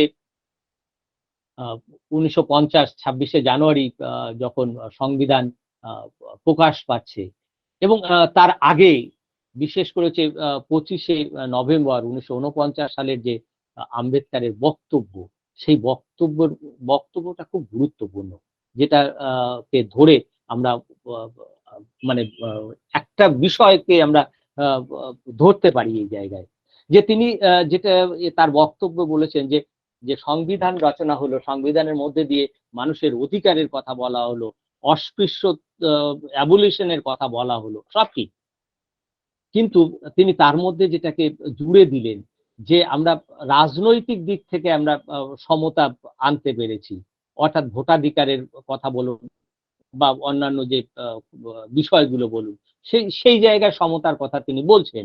কিন্তু তার সাথে সাথে আর একটা বিষয় তিনি এই ভাষণের মধ্যে বলছেন, যে সামাজিক এবং অর্থনৈতিক দিক থেকে থাকবে আমাদের অসম, অর্থাৎ অসমতা, যে ইনইকুয়ালিটি ইকুয়ালিটির যে কোয়েশ্চেনটা, সেটা কিন্তু আমাদের মধ্যে থেকে যাচ্ছে, যে অসাম্য এই বিষয়টা তিনি কিন্তু বলছেন, যে এই অসাম্য বিষয়টা কিন্তু থাকবে, যার জন্য হচ্ছে পরবর্তীকালে কমিউনিস্টরা যেটা খুব জোর গলায় বলছে, এ আজাদি ঝুটা হয়। তো এইবার এই জায়গা থেকে আম্বেদকারকে আহ্বান জানানো হয়েছিল যে বিপ্লবী আন্দোলনের মধ্যে দিয়ে, তিনি কিন্তু বলছেন না, বিপ্লবী আন্দোলন দিয়ে কিছু হবে, অর্থাৎ কমিউনিস্টদের তিনি যেটা বলছেন যে এরা হচ্ছে একটা নোংরামি শুরু করেছে। কিন্তু তার যে বক্তব্য, অর্থাৎ আম্বেদকারের যে বক্তব্য, যে সংবিধানের মধ্যেই সমাধান সূত্র আছে, অর্থাৎ রাজনৈতিক সমতার যে বিষয়টা সামনে এনেছেন তিনি, তার সাথে বলছেন যে এই রাজনৈতিক সমতাটা জায়গায় অর্থনৈতিক এবং সামাজিক সমতাটাও আসবে, এবং সেটার সময় লাগবে, যার জন্য হচ্ছে প্রথম এই রিজার্ভেশন বা বিশেষ করে অধিকারহীন মানুষের কথা সামনে নিয়ে এসে যে বিষয়টাকে তিনি তুলে ধরলেন, সেই তুলে ধরার ক্ষেত্রে তিনি যেটা বললেন, যে 25 বছর পর্যন্ত কনস্টিটিউশনাল সেফগার্ড দেওয়া হোক, এবং তারপরে রিজার্ভেশন বিষয়টা আর দরকার হবে না। কিন্তু সেটা কি সম্ভব হয়েছে? সেটা কি মানে সেই 25 বছরের জায়গায় আমরা 75 বছরে পদার্পণ করলাম, 75 বছর আমরা পালন করছি বিশেষ করে স্বাধীনতা, কিন্তু এই যে কাস্টের এই জায়গা থেকে কি বেরোতে পেরেছি? এখনো কাস্ট নিয়ে প্রচুর লেখালেখি হয়, প্রচুর আলোচনা হয়, এই যেমন আমরা এই আলোচনায় মানে সামিল হয়েছি, কিন্তু বিষয়টা হচ্ছে যে একাডেমিক এবং মূল, অর্থাৎ মেইন স্ট্রিম সোসাইটির এই জায়গা থেকে যদি আমরা দেখি, তাহলে পরে কি তারা কতটা তৈরি এই বিষয়টা, অর্থাৎ আম্বেদকারের যে বক্তব্য, আম্বেদকারের কাস্ট সম্পর্কে, যে তার ধর্মের যে জায়গা থেকে তিনি যেটা বলছেন, 1955 সালে বিবিসির যে রেকর্ড, সেই রেকর্ডটা এখনো দলিল হিসেবে আছে, যেখানে বলছে যে এই কাস্টের এই বেড়াজাল আমরা ভাঙতে পারিনি, বা এই কাস্টের বিষয়টা থেকে আমরা সেইভাবে সাফল্য পাইনি, তার কারণ হচ্ছে গান্ধীকে দায়ী করছে, অর্থাৎ গান্ধীর যে জায়গাটা, এবং এর মধ্যে আর একটা বিষয় আসছে, যে গান্ধীকে কেন তিনি দায়ী করছেন, যে গান্ধী কাস্ট কে সেইভাবে গুরুত্ব দেননি কেন? অর্থাৎ তার তো একটা বলার বিরাট জায়গা ছিল, তিনি হরিজন বলছেন, হরিজনদের তাদের আপলিফমেন্টের কথা বলছেন, কিন্তু এই কাস্ট বিষয়টা যদি ধ্বংস করা না যায়, যে বিষয়টাকে একটা সময় কার্ল মার্কসও যখন ভারতবর্ষ সম্পর্কে লিখছেন সেক্ষেত্রেও তিনি বলছেন যে কলোনিয়াল যে শাসন, সেই কলোনিয়াল শাসন এই কাস্ট সিস্টেমকে আঘাত করবে এবং কাস্ট সিস্টেমকে মানে অ্যাবলিস্ট করবে। কিন্তু কার্ল মার্কসের কথাও কিন্তু সেইভাবে প্রতিফলিত হয়নি পরবর্তীকালে। কেন হয়নি? কারণ হচ্ছে সময়ের সাথে সাথে কাজ তার রূপ বদলে নিয়েছে। অর্থাৎ মানে কার্ল মার্কসের যেটা বক্তব্য ছিল যে বিভিন্ন সুযোগগুলো আসবে এবং যেহেতু কলোনিয়াল সরকার তারা এই কাস্টের বিষয়টাকে গুরুত্ব দেবে না, সুতরাং সেই জায়গাটা হয়তো পরিবর্তন আসতে পারে বা পরিবর্তন জায়গার একটা সুযোগ আসতে পারে। এবং সত্যি তো যে আলাদা আলাদা করে যেটা করা হয়েছিল, যে মূল সমাজের থেকে বাইরে রাখা হয়েছিল এরা কিন্তু বিভিন্ন পেশার সাথে যুক্ত হয়ে অনেকটা এই জায়গা আঘাতও হেনেছিল। এবং তার পরবর্তীকালে আমরা যদি দেখি, বিশেষ করে হচ্ছে 19th সেঞ্চুরির শেষ দিকে, সেক্ষেত্রে মানে জ্যোতিবা ফুলের যে গোলামগিরির যে বক্তব্য এবং নারায়ণ গুরুর যে বক্তব্য, অর্থাৎ 19th সেঞ্চুরির শেষ দিকে এবং 20th সেঞ্চুরির প্রথম দিকে বিভিন্ন কমিউনিটির মধ্যে একটা কনসাসনেস তৈরি হয়েছে, আন্দোলনের জায়গা তৈরি হয়েছে, আন্দোলনও তারা তৈরি করেছে। এবং বাংলাতেও যেমন নমশূদ্র মুভমেন্ট, সেটা কিন্তু একটা পার্ট, বা রাজবংশী ক্ষত্রিয় মুভমেন্ট, যারা হচ্ছে কি মানে এটা ওয়েস্টার্ন এডুকেটেড, এরা সচেতন হয়েছে, সমাজ সম্পর্কে তারা বুঝতে শুরু করেছে, আত্মপরিচয়ের জায়গাটা তারা ফিরে পেয়েছে, যে আমাদেরও তো নিজস্ব একটা পরিচয় আছে, আমরাও তো এই জায়গার সমানভাবে দাবিদার। তো ফলে যে জায়গা থেকে সচেতনতা এবং একটা আঘাত হানার চেষ্টা তারাও করেছে। অর্থাৎ তারাও চাইছে যে মূল যে সমাজ, সেই সমাজের সাথে একাকিত্ব হয়ে ওঠা। তো ফলে যে যে যে বিষয়টা খুব গুরুত্বপূর্ণ এবং বর্তমান সময়ে যে লেখনীগুলো সামনে আসছে, বিশেষ করে দলিতদের নিয়ে, অর্থাৎ আম্বেদকারের যে পরবর্তী আম্বেদকারের আর একটা বিষয়, তিনি তো একাধারে সোশ্যাল রিফর্ম মুভমেন্টের সাথে যেমন যুক্ত, এই আনটাচেবল বা এই নিম্নবর্গের মানুষের ক্ষমতার জন্য তিনি যেমন সোচ্চার হয়েছিলেন, তার সাথে সাথে রাজনৈতিক অধিকারের এই জায়গাটাও তিনি আসছিলেন। যদিও রাজনৈতিক অধিকার নিয়ে আলোচনার জায়গা না, কারণ হচ্ছে তিনি সেই জায়গাটা সেইভাবে শেষ পর্যন্ত প্রতিষ্ঠিত হতে পারেননি, মানে পরবর্তীকালে বা সেই রকম ভাবে সাপোর্ট তিনি বিভিন্ন অংশ থেকে পাননি, সেটা আলাদা একটা বিষয়। কিন্তু পরবর্তীকালে তার যে ধারা, সেই ধারাটা দলিত পান্থার এরা কিন্তু মানে একটু সোচ্চার হয়েছিল। এবং যে বিষয়টা আমি বলেও ছিলাম যে তারা এই দলিতদের যে বিষয়, তাদের যে সমস্যা, তাদের যে কথা, সেটা গ্লোবাল ওয়ার্ল্ডে ছড়িয়ে দেওয়ার একটা চেষ্টা তারা করেছিলেন এবং অনেকটা সফলও হয়েছিলেন। বিশেষ করে দলিতদের যে লেখাগুলো, সেগুলো বেশিরভাগ ছিল ভার্নাকুলার ল্যাঙ্গুয়েজে, সেটাকে ইংরেজিতে ট্রান্সলেট করে বিভিন্ন যে আত্মজীবনীগুলো সেগুলোকে তারা প্রচার করতে শুরু করেছিল। এবং বিভিন্ন যে ডিমান্ডগুলো এবং তাদের রক্ষা করা, অর্থাৎ হচ্ছে যে কোনো সময়, অর্থাৎ এই মানুষগুলো দীর্ঘদিন দাসত্বে থাকার ফলে যেটা হয়েছে, তারা মনেই করতে পারেনি যে তারা মানুষ। অর্থাৎ এই জায়গা থেকে তাদের তো ওই সচেতনতা নিয়ে আসতে হবে যে তারা মানুষ এবং তাদের অধিকার আছে এবং তাদের সমানভাবে বাঁচার এই জায়গাটা তৈরি তাদের নিজেদের করতে হবে। তো ফলে হচ্ছে এই দলিত পান্থার এই কাজটা করেছিল। পরবর্তীকালে আর একটা ঢেউ আমাদের দেখি, যেটা হচ্ছে কানশিরামের হাত ধরে, যেখানে মানে বহুজন যে পার্টি, তাদের হাত ধরে ইউপিতে ক্ষমতায় আসছে। তো ফলে এই যে আর একটা ধারা, যে ধারার মধ্যে হচ্ছে তিনি কিন্তু হচ্ছে আম্বেদকারের যে মানে তার যে বার্তা বা তার যে কথা বা তার যে দলিতদের সম্পর্কে যে বক্তব্য, বিশেষ করে হচ্ছে সেপারেট ইলেক্টোরেট, এই জায়গাটা যেখানে কানশিরাম বলছে যে পরবর্তীকালে যে ওই ফেল করার ফলে হচ্ছে অনেকটা পিছিয়ে গেছে দলিতদের যে অধিকার বা অধিকারের জায়গাটা, সেই সম্পর্কে। যদিও 46 সালে আম্বেদকর আবার সেই সেপারেট ইলেক্টরের কথা বলেছিল, কিন্তু সেই সময় তার আর সেই জায়গা বা তার কথা শোনার মতো কিন্তু মানে বা তার যে কথার ইমপ্লিমেন্ট করার মতো কিন্তু সেই পরিস্থিতি ছিল না। তো যাই হোক, তো ফলে হচ্ছে পরবর্তীকালে একটা বইয়ের বক্তব্য দিয়ে আমার বক্তব্য শেষ করব, কারণ হচ্ছে অনেকটা সময় নিয়ে নিয়েছি।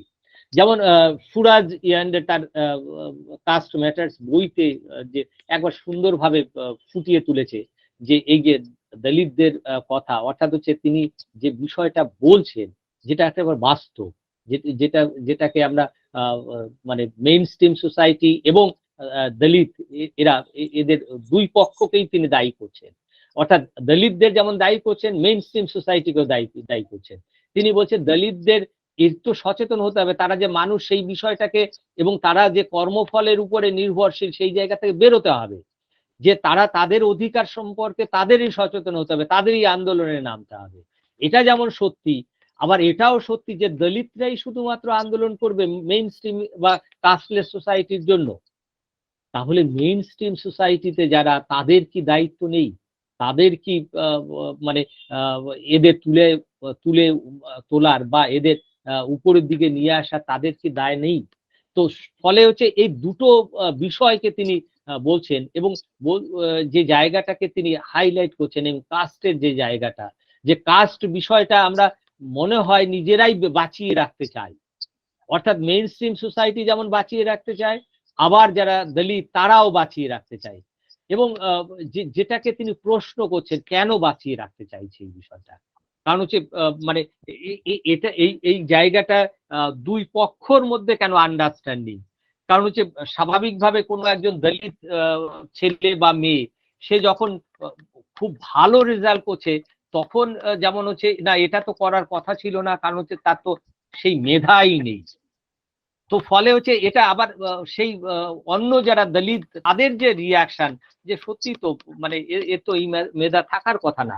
তো ফলে হচ্ছে এই যে যে জায়গাটা তৈরি হচ্ছে, এই জায়গাটা থেকে যদি আমরা মানে দলিতদের তুলে নিয়ে আসতে চাই, বা মেইন স্ট্রিম সোসাইটির যদি তাদের মানে তৈরি থাকে যে কাস্টলেস সোসাইটির এই জায়গা, তাহলে পরে যেটা দরকার যে দুই পক্ষকে সমানভাবে লড়াইয়া সামনে আসতে হবে, এবং দুই পক্ষকেই বলতে হবে যে আমরা কাস্টলেস সোসাইটি তৈরি করব, যেখানে বহুত্ববাদ থাকবে। সেটা থাকতেই পারে, যেমন যে ধনী দরিদ্র এই বিষয়টা নেই, সব সমাজ ব্যবস্থায় আছে, সব দেশেই আছে। এবং বিশেষ করে ওয়েস্টার্ন ওয়ার্ল্ডেও তো ব্ল্যাক ভার্সেস হোয়াইট যে আন্দোলন, সেটাও তো আছে। কিন্তু এইরকম অর্থাৎ হচ্ছে মানে একটা কাস্ট, তার হচ্ছে আইডেন্টিটি, সেটাকেই তাকে বহন করতে হবে। সে একটা বড় জায়গায় অর্থাৎ গুরুর আসনে বসছে, কিন্তু তাকে তবুও শুনতে হবে সে দলিত।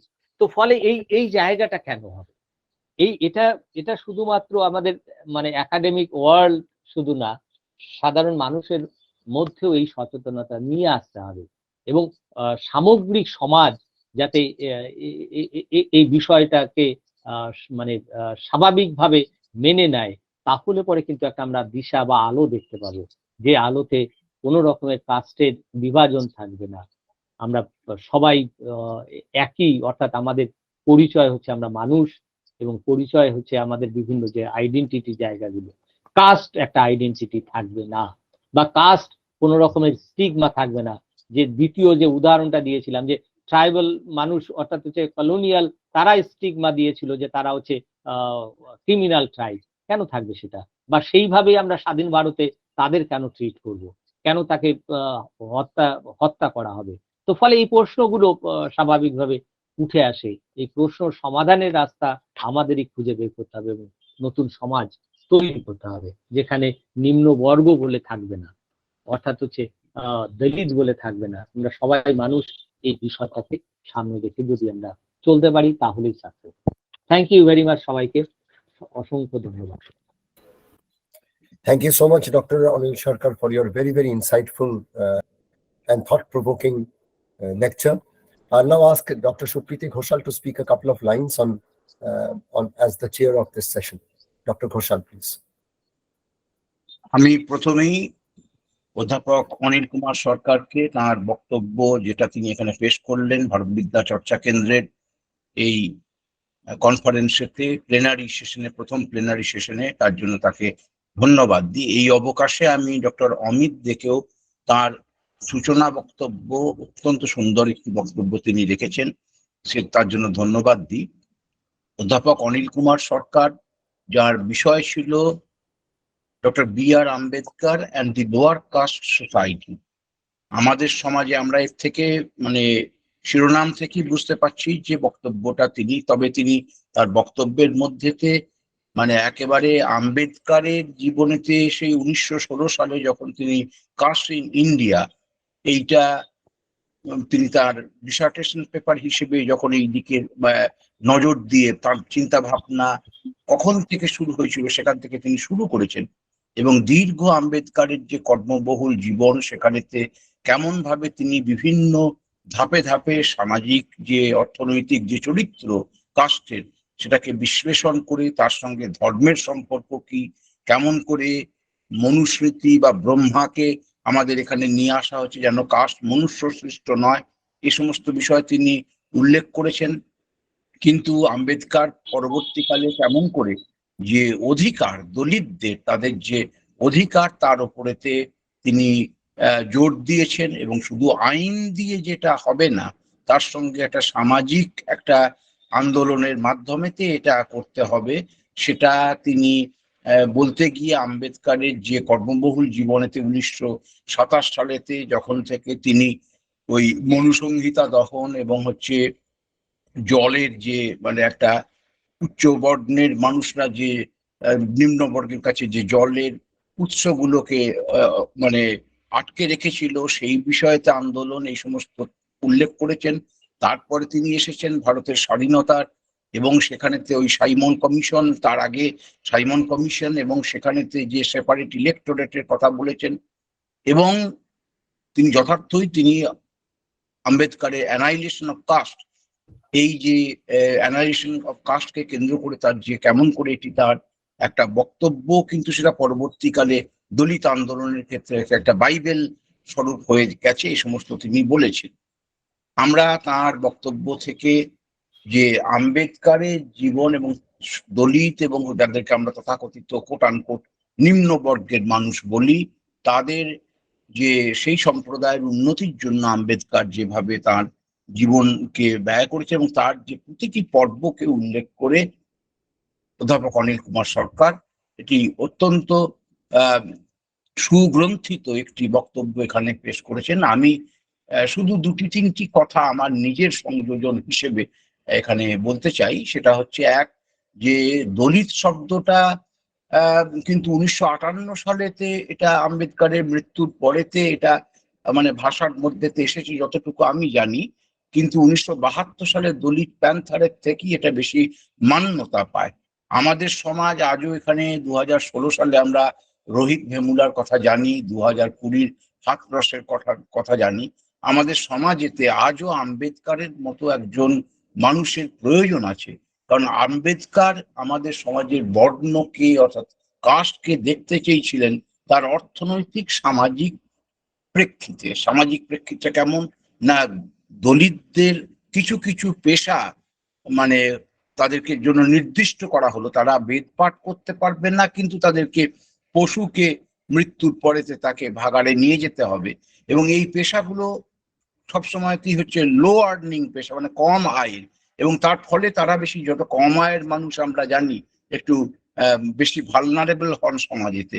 যদিও অধ্যাপক সরকার তিনি তার ভাষণের শেষের দিকেতে কথা বলতে গিয়ে বলেছেন যে রাজনৈতিক ন্যায় প্রতিষ্ঠা হলেও সামাজিক অর্থনৈতিক অসাম্য রয়ে যাচ্ছে, এবং এক্ষেত্রে মানে কমিউনিস্টদের সঙ্গে মানে কি চোখে দেখতেন। হ্যাঁ, আম্বেদকর তিনি নিজে ওই প্রলেতারীয় যে বিপ্লবেতে বিশ্বাস করতেন না, কিন্তু বিবিসি একটা ইন্টারভিউতে তিনি একথা বলেছেন যে একটা সময় হয়তো এই যে আমাদের বর্তমান যে রাষ্ট্র কাঠামো ভেঙে যাবে, নতুন যেটা হতে পারে তার মানে কমিউনিস্ট একটা রাষ্ট্রই, কিন্তু মানে সাম্যের যে মূল আদর্শ সেই আদর্শ থেকে আম্বেদকর কখনো হচ্ছে বিচ্যুত হননি।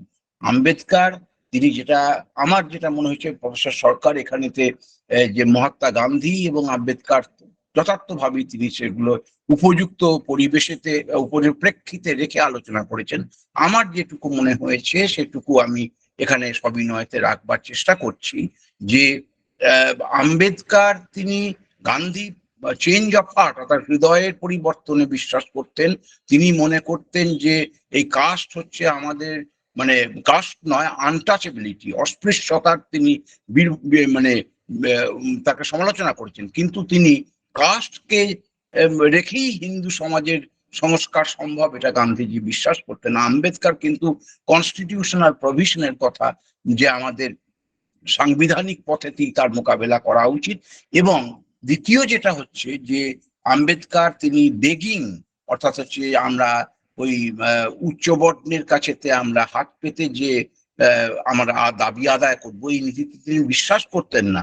তিনি বিশ্বাস করতেন যে আমাদের চাপ সৃষ্টি করতে হবে। এখানে আম্বেদকরের সঙ্গে আমরা সুভাষের হয়তো একটু সাযুজ্য পাই, কিন্তু আম্বেদকর একটা যথার্থই যেখানে তিনি ওই গ্রেডের ইনইকুয়ালিটির কথা যেখানে বলেছেন, সেখানে খুব গভীর চিন্তার সঙ্গে তিনি সেটা বলেছেন যে সমাজের মধ্যে যেহেতু পোলারাইজ সমাজ, হায়ারার্কির কথা বলেছেন প্রফেসর সরকার, সেই কারণে আমাদের এখানে একটা সামাজিক আন্দোলনটা পরিচালনা করা হচ্ছে খুব একটা শক্ত হয়ে যাচ্ছে। যাই হোক, আমি বেশি কথা হয়তো বলে ফেললাম, আমার চেয়ারে থেকে এত কথা বলার দরকার ছিল না। আমি অধ্যাপক অনিল কুমার সরকারকে তার এই বক্তব্য পেশ করবার জন্য, আমাদেরকে সমৃদ্ধ করার জন্য আবার ধন্যবাদ জানাই। এবং হয়তো আমি এখন যদি এই তাঁর বক্তব্যের উপর থেকে কেউ কোনো প্রশ্ন করতে চায়, জাস্ট 5 মিনিটের জন্য একটি কি দুটি প্রশ্ন হয়তো আমরা অ্যালাউ করতে পারি। যদিও আমরা সময়ের থেকে প্রায় 15 মিনিট পিছনে হাঁটছি, তবু সেটুকু বক্তা হয়তো তাতে উৎসাহিত হতে পারেন যদি কেউ প্রশ্ন করেন। Thank you so much, Dr. Ghoshal. We unfortunately have no queries on the chat box regarding the lecture. Okay, And I think that we can very Yes. well move forward to the next plenary session. Okay. Thank you so much, Dr. Anil Kumar Sarkar and Dr. Ghoshal, for a very enriching first plenary session. Our next plenary session is glittered with the presence of Professor Durga Basu, who has been former professor at the Department of Archaeology, University of Calcutta. And may I now request our convener, Dr. Surajit Raut, to kindly introduce Dr. Durga Basu. Thank you, Soumitra. Thank you, Professor Anil Sarkar, for his nice lecture. Professor Durga Basu is former professor and head of the Department of Archaeology, Calcutta University. He was formerly director, Institute of Business Management and Research, Kolkata, and presently senior fellow of Indian Council for Social Science Research. Professor Basu is the president, Society for Heritage, Archaeology and Management, and vice president of Kolkata Society for Asian Studies. Professor Basu is a visiting professor of Ramakrishna Mission Institute of Culture, Indology Department, and is also a member of the Academic Council of the institution. He is specialized in Buddhist studies, historical archaeology, Indian art and architecture, former director of excavations at Konkon Dighi, West Bengal. Professor Basu has published several articles in various journals of national and international repute and edited books. He was invited for presentation of her papers in a number of international conferences held in Ireland, Jordan, Cambodia, Manila, Iran, Vietnam, Sri Lanka, and Bangladesh, UK, and Bern University, Switzerland. Professor Basu published a monograph, namely The NBP Culture of Eastern India. Her edited books are Folk Architecture of Asian Countries, a Comparative Study, Bharat Tattva, Volume 3, Sister Nivedita's Interpretation of Swami Vivekananda and Cross-Cultural Multidisciplinary Philosophy, Research Methodology, Tools and Techniques in Social Science, and Durga Mahishasuramardini, a lesser-known tale of tradition, iconography, and worship. So far ancient Indian history of art and architecture and sculpture is concerned, Professor Durga Basu is a well-known personality, not only in India as well as in abroad. And Professor Basu, now today he will speak on the topic, the dynastic art of India from 3rd century BC to 12th and 3rd century AD, that is from Mauryan period to the early medieval period. Now please, madam. Before I invite Dr. Basu to speak, may I please request Professor Shikhadipto, Dr. Shikhadipto, to kindly chair this session. She is the secretary of BVCK. Madam Durga Basu, please. Yeah. Should I start? Yes, ma'am, please. You have been waiting for a very Okay. long time. You have been waiting for a very long time. No, it's okay. It's okay. But after hearing two very illuminating lecture, I do not know whether you will like my lecture or not. But still, I will try my best. Anyways, at the very outset, I would like to thank the President, Professor Rupendra Kumar Chattopadhyay, and all the esteemed members of Bharatiya Vidya Charcha for inviting me here to speak on the Indian art. Now, today I have chosen a particular part of the Indian art, that is the dynastic art of India. And as you know that India has a very rich cultural heritage. And from the very beginning of, or the very dawn of civilization, India witnessed that growth of the culture, that growth of the different aspects of culture. So one of the major aspects of Indian culture is its art.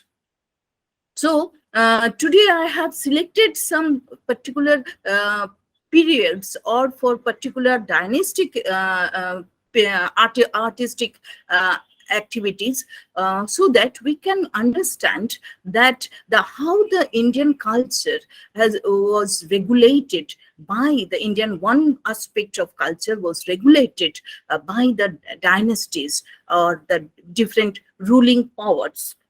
Now, India is such a country where we find both the tangible and intangible aspects reflecting through the Indian art and architecture. So in one specimen, in one form of art, we find both the tangible and intangible aspect. We will try to understand that how the Indian artist created these art forms from the very beginning of civilization, just to manifest some of the ideas, some of the ideas, and some of the aesthetic expressions through this form. So today I would like to share my knowledge with you and how the dynastic art developed in different chronological periods, and how it reached, how it brought the classical norm of Indian art. Now, as you know that from the very beginning of our civilization, we have the tradition of artistic creations. And if we absolutely leave or keep aside the Harappan civilization, Harappan art in one side, because we do not know the ruling power, we do not have any idea of the ruling power. So we cannot include I cannot include in today in my lecture, because I want to reflect, I want to highlight the dynastic art of India. Now, from 3rd century BC onwards, India was witnessing the growth of the civilization, again another civilization, urbanization, and at the same time with the growth of the dynastic power. So from 4th to 3rd century BC onwards, that India was witnessing the advent of the Mauryan ruler or Mauryan rulers or ruling powers, and these ruling powers produced for the first time a very centralized government, a very new socio-economic, even the religious phenomenon. So on the basis of that, one can easily understand that it is one India, and with that ideology, it also they consolidated the entire India through a wonderful religious aspect, that is Buddhism. When we talk about the dynastic art or any form of Indian art, we cannot deny the contribution of the Buddhism or the Buddhist monks. So here for the first time, we find that 3rd century onwards, when the 3rd century, the Emperor Ashoka came into the scene and came in on and just control the entire India, then we find that how the artistic activities got a new fillip, and that particular artistic creations was regulated by a particular religion. That religion was none other than the Buddhism.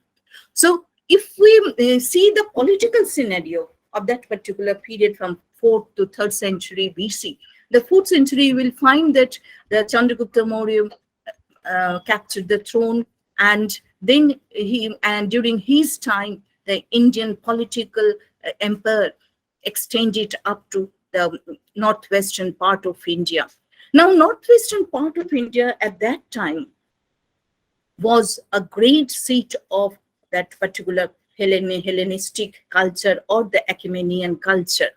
So when the Mauryan rulers came into contact with this particular, with these cultural elements, then they adopted that particular culture, and they felt for this culture, and on the basis of this, that their likeness of the Greek culture and the Achaemenian culture, then automatically whenever the art form or art tradition came up, that reflected that ideology of the extraneous elements. Now, in earlier, Professor Sarkil has already mentioned that how the Indian art culture is a synthesis of different elements. So from the very beginning of Indian civilization, from the very beginning of urbanization, again in that particular area or the geographical region, then we find that it is the synthesis of art, synthesis of cultures. So from that particular period, the 3rd century BC, I would like to highlight simply the art of Mauryan king Ashoka, because during that particular period, and Ashoka produced, or Ashoka, at the will of Ashoka, Emperor Ashoka, that dynastic art came up. Now, when we talk about the dynastic art particularly, that means either the ruling powers, the kings or emperors, were directly associated with these art traditions, or they patronized that art traditions. So when we talk about the Mauryan art or the Mauryan artistic or the dynastic art, then it is absolutely that the patronization came directly from the Emperor Ashoka. Because from that particular 3rd century BC, we find the development of the art under the spell of Emperor Ashoka or the Mauryan dynasty. So here, for the first time, we find a permanent art form and a permanent material, and that is absolutely different from the earlier the styles or earlier the artistic activities. What we have seen in our first, in the subcontinent, we have seen the first civilization in the Indian subcontinent with a fresh zeal, with a new ideology. Then we again find, Indian people witnessed a new art traditions which had a direct influence or direct patronization from the ruling power. So the dynastic art, when we try to understand, then it is absolutely that the king or his court patronized these things. Now, one thing we should remember, that I would remember, that the Mauryan dynastic art gives it gives us certain something more than that. It is not that only an art form, but it is a vehicle just to concretize certain ideas, just to produce or just to make the people aware of the ideology of some religious beliefs. So it is again another part of the dynastic rule, that to express their ideology, their religious faith through a art form. So, and now with these, I would like to show you some of the photographs, some of the slides, so that you can understand how the Mauryan king or the emperor directly associated with the Mauryan, with this art form. And so that is why we can term it not as a Mauryan, simply as a Mauryan art, but we can term it as a dynastic art because it has no legacy. When the Mauryan ruling power was no more, then that art tradition had no legacy at all. So it is developed absolutely at the will of king and his court. So that is why we can take it as a dynastic art of the Mauryan king and especially the Mauryan emperor Ashok. Now, Ashok wanted to unite that particular art form, unite through these art form, because it is simply the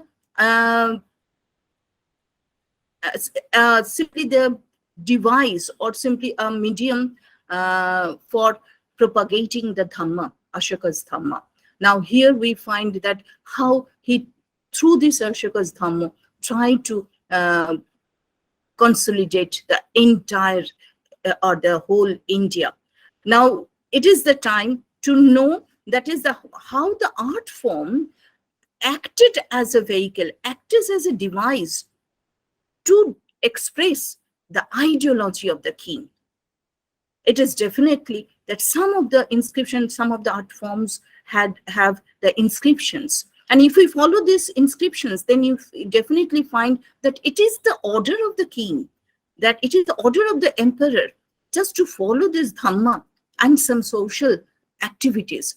So again, this art form, how that both the tangible and intangible aspects have been reflected through this art form. So with these, now I would show some of these slides so that you can understand this.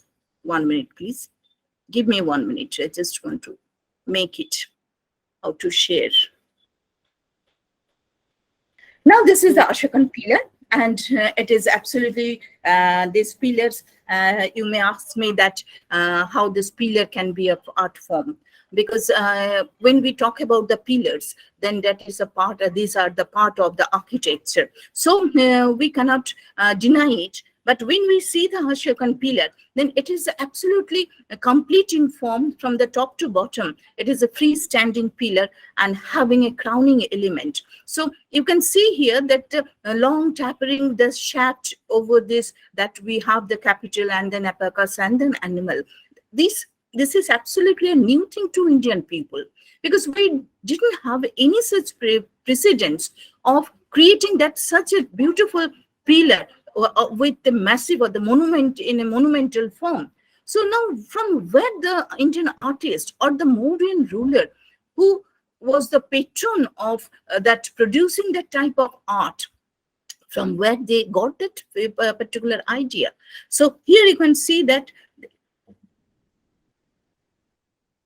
this is again, that is Basar Bakira, and you can see that the stupa, and wherever Buddha now Emperor Ashok wanted to spread the Buddhist Dhamma, and that is why he visited several places in India, and wherever he visited the Buddhist sites or the Buddhas where the Buddha directly visited that place, he offered the stupa and the pillars. Now, if you see the aesthetically, if you see, then it is absolutely new to the Indian people. And whatever the animal has been created, that is in the Basar Bakira, it is absolutely very clumsy. And it is, they created the form. They could create that form and the volume of this, but it lacks all this vigor and the energy. Actually, it is very static in form, and it lacks that spirit, that energy or that movement. So that is very important for us, that from the very beginning of that particular art form, and all the art form, whatever it might be, that it developed in one dynastic period, that is in the Ashokan emperor during the Ashokan period. So we cannot, in view of the aesthetics, in view of the imaginations, and at the same time, the conventional style. So all this, in view of all these aspects, that we do not find any developmental history, because all these art specimens came up during one particular period. So that is the problem in the art form during the Ashokan period. And now, in spite of that, another form, again from this particular period, that is Dholi elephant. Now I want to show you some of the elements, some of the artistic activities during Ashokan period. So here you can see that is a Dholi elephant, or Dholi. That particular place is famous for the Kalinga War, and you can see that just below that live rock, that the Kalinga rock is there. And here we can see that how from the live rock that elephant is coming up, and it is quite different from the previous one, previous animal, because here you can see that simply that the majestic walk of this, it is coming up, and that if you see very carefully, then one leg is just it is a little higher up, and so that that animal is moving out from the stone. So again, it shows that some of the particular, it symbolizes his imperial majesty, King Ashok, presenting himself with quite dignity. So it is quite different from the previous one, but in spite of that, we have some other animals or some other specimens. So where you can see the render, the volume has been created, the bulkiness, the plasticity of the volume had been created.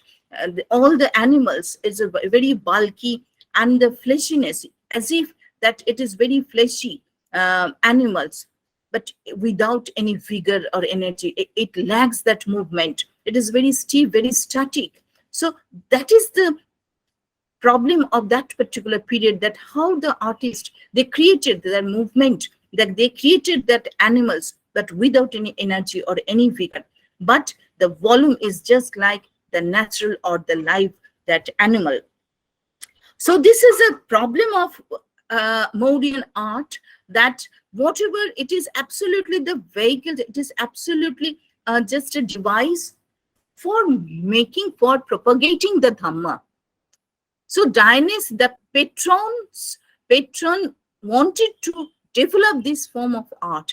Now, from where this art form developed? India previously had no such precedents, has no such examples of that type of art. Then definitely that the pillars with the crowning elements, some ideas came from somewhere. So again, it indicates the extraneous elements. It indicates some extraneous influence. Now, some of this art form or the designs or the motifs of the floral and the leaves pattern we find even in the West Asiatic world. So West Asiatic world already had absolutely produced some of the influence on this Indian art. Now, I have already told you that the Mauryan emperor extended up to the Gandhar, up to the Afghanistan region. And now that particular region was once the house of Seleucid, the Seleucid house. And once it was overshadowed with the Greek and the Achaemenian culture. So even this particular flora and flora motif, then you find even in the West Asiatic world. So how it came to the Indian art, that is very interesting to know. And it is one of the best examples of the art of Mauryan king, that is, it gives the depth, pomp and power. It shows this, because if you see that very naturalistic way they created that, but it's absolutely very static. Very beautifully they created the manes and the veins, and very strong. It gives us the idea of the strong and strength of that animal. Do you think that it is simply the pomp and power? It shows the majesty, that his majesty's pomp and power. And that is why that they created such as quadruped Sharnath, the 4 animals are attached. And it is a symbol of national symbols. And if you see that how the Dhamma, and along with this Dhamma, that it is absolutely created, or it is absolutely one of the best examples of the dynastic art of Mauryan king. Now here you can see that it is moving, all the animals are moving at the abacus, and simply that the wheel indicating the Dhamma. So in one hand, the emperor wanted to show that simply that Dhamma, he is propagating the Dhamma. But if you see the upper animal, it will give you that absolutely the strong power of the king. The extravagance of form shaves the life out of the object that it represents. So this is the dynastic art of Mauryan period. I will be very brief because due to the time constraint, but here now I want to show you how that particular idea came from the extraneous or from the outside the India. Now you can see the Persepolis. I have already told you that northwestern part, Afghanistan, especially the Pakistan northwestern part, Afghanistan and other parts, then it was once the city centers or the 20th satrapy of the King Darius, the Persian kings, famous Persian kings, and now he created the Persepolis, and how beautifully they created that the top, that on the mountain top, that is the kingdom of Persepolis. So it is absolutely simply the kingdom or the capital of for the spring capital. It is known as when the Darius, Artaxerxes, they stayed here, and it is said that only 15 days they stayed here. But if you see this grandeur of the Persepolis, the Persian kings, they were famous for their culture. And when they came, the Alexander came here, and just to see the grandeur of the Persepolis, Persian kings, then he adopted that particular culture. As you know, the Greeks were very proud of their own culture. But when Alexander conquered that particular place, he adopted this. So from this time onwards, when he reached to Indian soil, and when he left that Seleucid for ruling that particular part, then definitely you can see that is a amalgamations of two dynasties, two dynastic art, that is Greek dynasty and the Achaemenian dynasty. How beautifully that two dynastic art amalgamated, and that has been reflected to another dynastic art, that is in the Mauryan art. And as you know that India remained always as a receiving end. And so whatever the extraneous elements the India adopted, absolutely absorbed even in the cultural life. So this is important for the Indian art, that it is absolutely, though the artist, they created by their own way, but even it is believed that even some scholars believe that the artist from the Iranian part, artist from that Persepolis or that particular area that came here, they trained the Indian people. We do not know the exactly, but definitely the cultural acculturation took place during Mauryan period. So for the first time, the dynastic art, whatever they developed, that it reflects certain extraneous elements. But in spite of that, the Mauryan art is our Indian art, no doubt of it, because it reflects certain ideology, certain beliefs, certain religious faiths, just became a vehicle. So how the Indian art from the very beginning of civilization, that both the tangible and the intangible aspects played or ran parallel, side by side, they ran. So that is the quality, that is the characteristics of Indian art. Now we can see that again the Persepolis, that how the animals, once it was filled with the gold ornaments or the golden works, and you can see that it is very complicated pillars. We have the 100 pillars hall here that Persepolis, the Darius have there, and not only that, even just during the period, during the Ashokan period, we have the 100 pillars or that Patna or Kumrahar. So that if you see the capital of this, then you can easily understand that from where the idea came, and the Mauryan rulers, they adopted that particular style. This is from the gateway. It is known as the gateway of all nations. So this is the Persepolis, and we had that opportunity to visit that particular place, and this is now the pillars, how beautifully they carved the pillars and the capital and the animals, top of the pillars. You can see the crowning element, that is the joint, two animals are joined. So this is the dynastic art, that how one dynastic art influenced other dynastic art. So this is in another Apodano, and how beautifully this is, because on the top of this Persepolis you will find that the entire city, entire kingdom, or the capital of the Darius, King Darius and Xerxes. So here we find that Darbar Hall, then the treasuries, then the marketplace, then the Janana house and whatnot. So this is the important of this. But here the pillars are associated with the structure, architectural part. But when we come to the Indian side, then we find it is absolutely the freestanding pillars, and absolutely we can take it as an art form. And that is why when we talk about the Mauryan dynastic art, then definitely we will explain that particular art form. This is a treasury and the marketplace.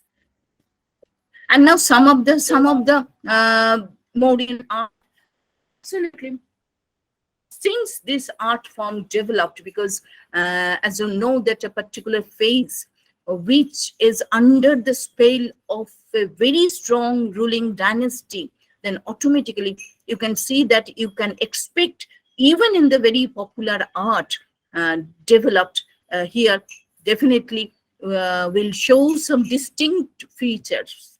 So you can identify as a Mauryan art. So we cannot say that it is the dynastic art or not, but it developed during that dynastic period. We definitely, for the popular art, we do not know whether there had any direct patronization or not. But definitely for the monumental art, the Mauryan rulers had a direct patronization, and we can easily understand that the will of the emperor, that particular dynastic art came up. So the next phase, now I would show you some of the artistic activities which began from the 2nd century BC onwards, now to the Shunga dynasty. Now since Mauryan dynasty had the overall, or had a control over the whole of India. Now, when we talk about, since a particular art tradition has been marked as a Shunga dynasty by some scholars, but I would like to prefer to call it as simply the post-Mauryan art. But since it is attached to a particular geographical area where the Shunga rulers ruled or controlled, and some of the areas we find it is attached with, it was simply the home of that particular art traditions. So some scholars believe that it is absolutely the Shunga dynastic art. So that is why I am showing you that simply the Bharut art. But I prefer to say, or I would like to say that it is the art, it is more than dynastic art, because it gives us the idea of the idea of the notions, ideologies, and of the Indian people. It is a collective social will that has been played a vital role for coming up this particular stone sculptures.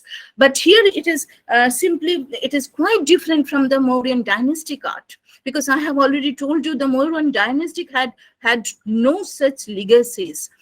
So that is why, again, with a fresh mind, with a fresh zeal and new expectations, that Indian artist who born in this particular country, and then they tried to create another form of. Unfortunately, some of the art forms, some of the traditions, we can mark it as the dynastic. The patronization came from the dynasty, from one dynasty. So here you can see that the artist, just like a child, that when the child wants to draw some picture, that it is simply that they narrate the stories. This is the time when the social, religious art life played a vital role for coming up this type of art form. And here you can see that Buddhism at that time played a vital role for the coming up of this type of art form, because it is the why that particular religion was no more the religion of the king and his court, but it is the religion of the mass throughout India, that people felt that influence of the Buddhism. And that is why that Buddha's stories, that Buddha's life stories, then his previous life stories became very popular. And that is why we find that over the art specimens. So here you can see that it is a very simple art specimen, because they had no such, Indian artists had no such idea how to cut the stone, how to create the 3 dimensions, and how to go into the deep of this. Because when we are talking about the stone sculptures, that absolutely the stone sculpture, the fulfillment of this beautiful form should be created through the dimensions, and through this particular various types of stones. So here you can see that simply that the stories are narrating. So in one, we can also say that it is the narrations of the stories, narrative, early Indian narrative art. So just here you cannot find that the depth, that plasticity, that the narrative perspective, nothing. You can just see that it is the simple way the artist wanted to throw that life history of Buddha and his previous life. This is again from Bharut.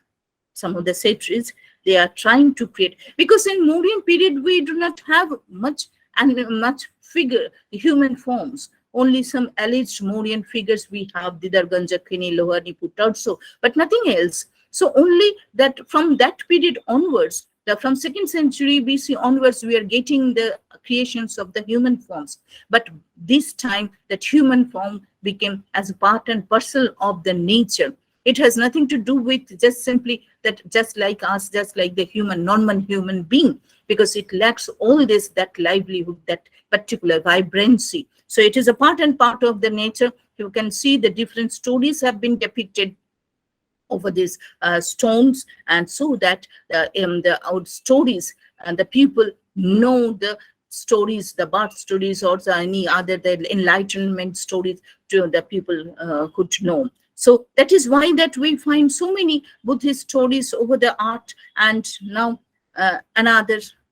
these are the simple form, in simple way they represented various stories and the full flora and fauna. Now the formal quality of the formal feature of the Shunga art is simply, you can see here that all the isolated pieces of stories, all the stories are just united by one flow of life, and that has been reflected, that has been manifested through the lotus stalks.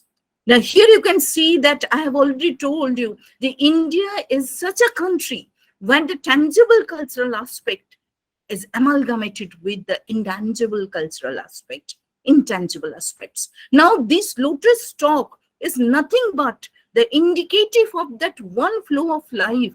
It is a continuous life flowing from one life to the another, because Indian philosophy, Indian people believe that there is no end of life. So it is a continuation from one to another.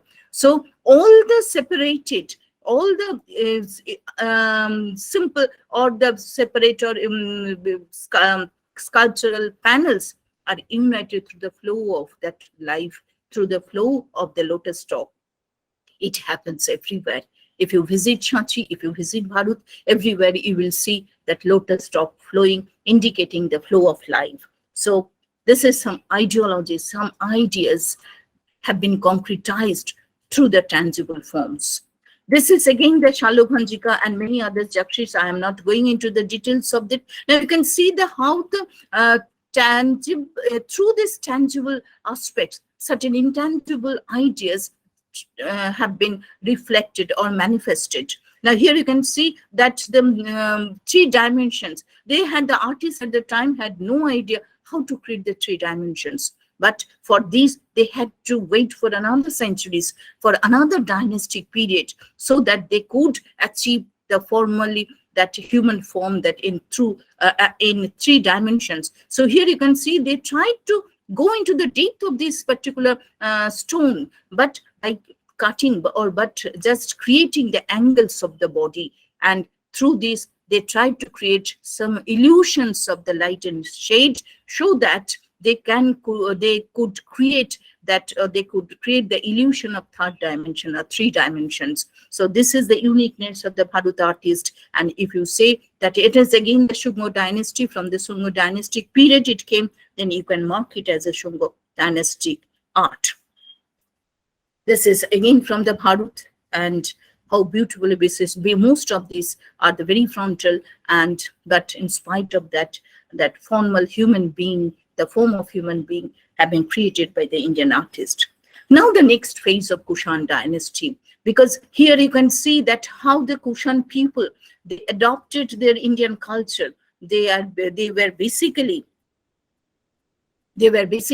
that Central Indian tribes, and they came into this after crossing that Shagdiana and other places in the Central India, and then they go into the Afghanistan, and then they penetrated the Indian soil. So they had the 2 great centers of their, that is one in Bactria and other in Mathura.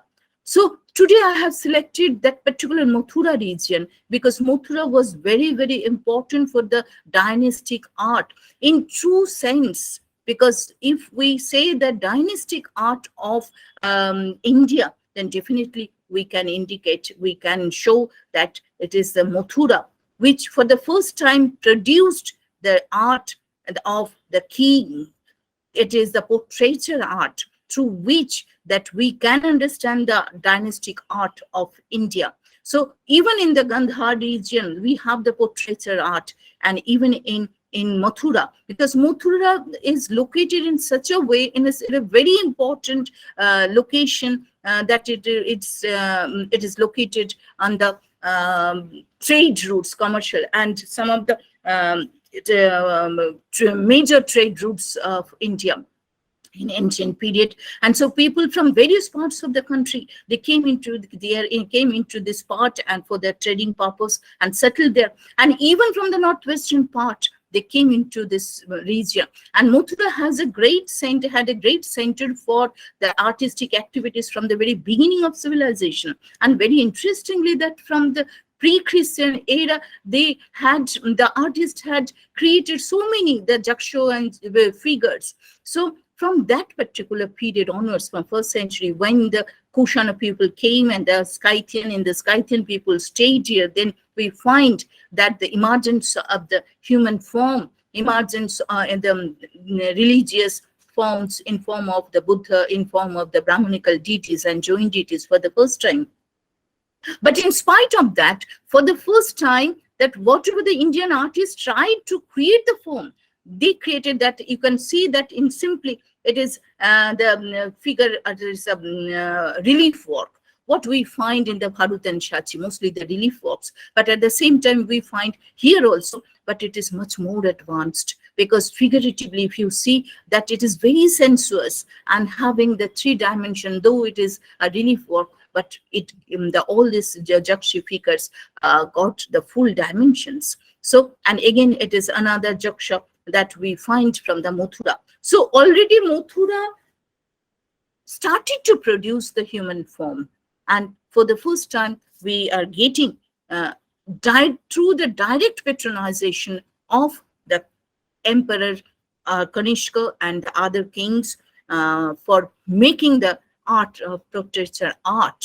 So this is truly the dynastic art, that here you can see that the conical, with the conical cap, that is Scythian prints, and again the Bhimo cat pieces, because they are came from the eclairs, the Mathura mat eclairs, and even the beautiful that Kanishka images, the portraiture art. So it is directly associated, because unless and until the emperors wanted to be represented through the stone sculptures, then it never would come. So that is the reason that it is truly the dynastic art we have. And you can see some of the 1st century BC, 1st century AD, the art form from Mathura, the Jakshi figure, how beautifully they created it and with the full dimensions. But Mathura art, when we are talking about the Mathura art, it is very sensuous, very figurative drawing, the figures, the outlines of the figures. So all these things have been achieved by the artist. But when we are talking about the, 1 minute, when we are talking about that religious form, that Buddha, Bodhisattva, then we will see that that spirituality lacks.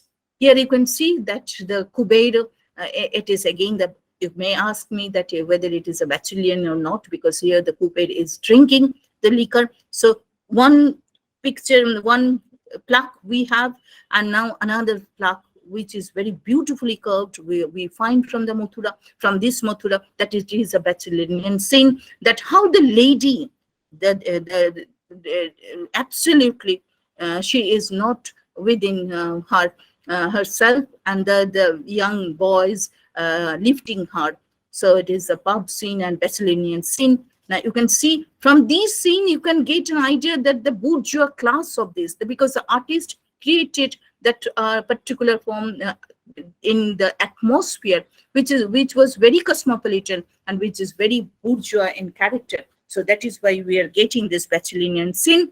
But in spite of that, Mathura was a great center for artistic creations of some of the religious faith, some of the divine form. Now you can see here the Buddha, Bodhisattva, and from the 1st, 2nd century AD, India was witnessing for the first time the images of Buddha, Bodhisattva. But here you can see that strong, that muscular body, then open shoulders and smiling face, open eyes.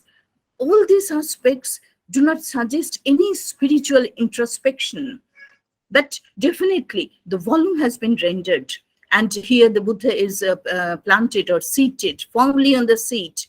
And here that all this, that suprahuman divine existence is lacking here. So then Indian artists, Indian people had to wait for another century. You can see the open eyes, smiling face. It is absolutely indicative of a mundane force, that energy from that particular form that gives us that energy and the mundane force. It has nothing to do with spirituality. It has nothing to do with that spiritual or the superhuman being. So Indian artists at that time conquered that the outer form, but inner world has not been conquered. But for this, they had to wait for another century. This is again from Mathura. You can see that it is simply the form, and that spiritualism is absolutely lacking. Now, again, another dynasty, because deliberately I have chosen the 3 most important dynasty of India, that is Gupta, Maurya, Kushan, and Maurya. So here again, we find the Gupta dynasty, where we find the very, very popular, very renowned Gupta rulers. And as you know, Gupta dynasty was absolutely, during that particular period, each and every aspect reached its climax.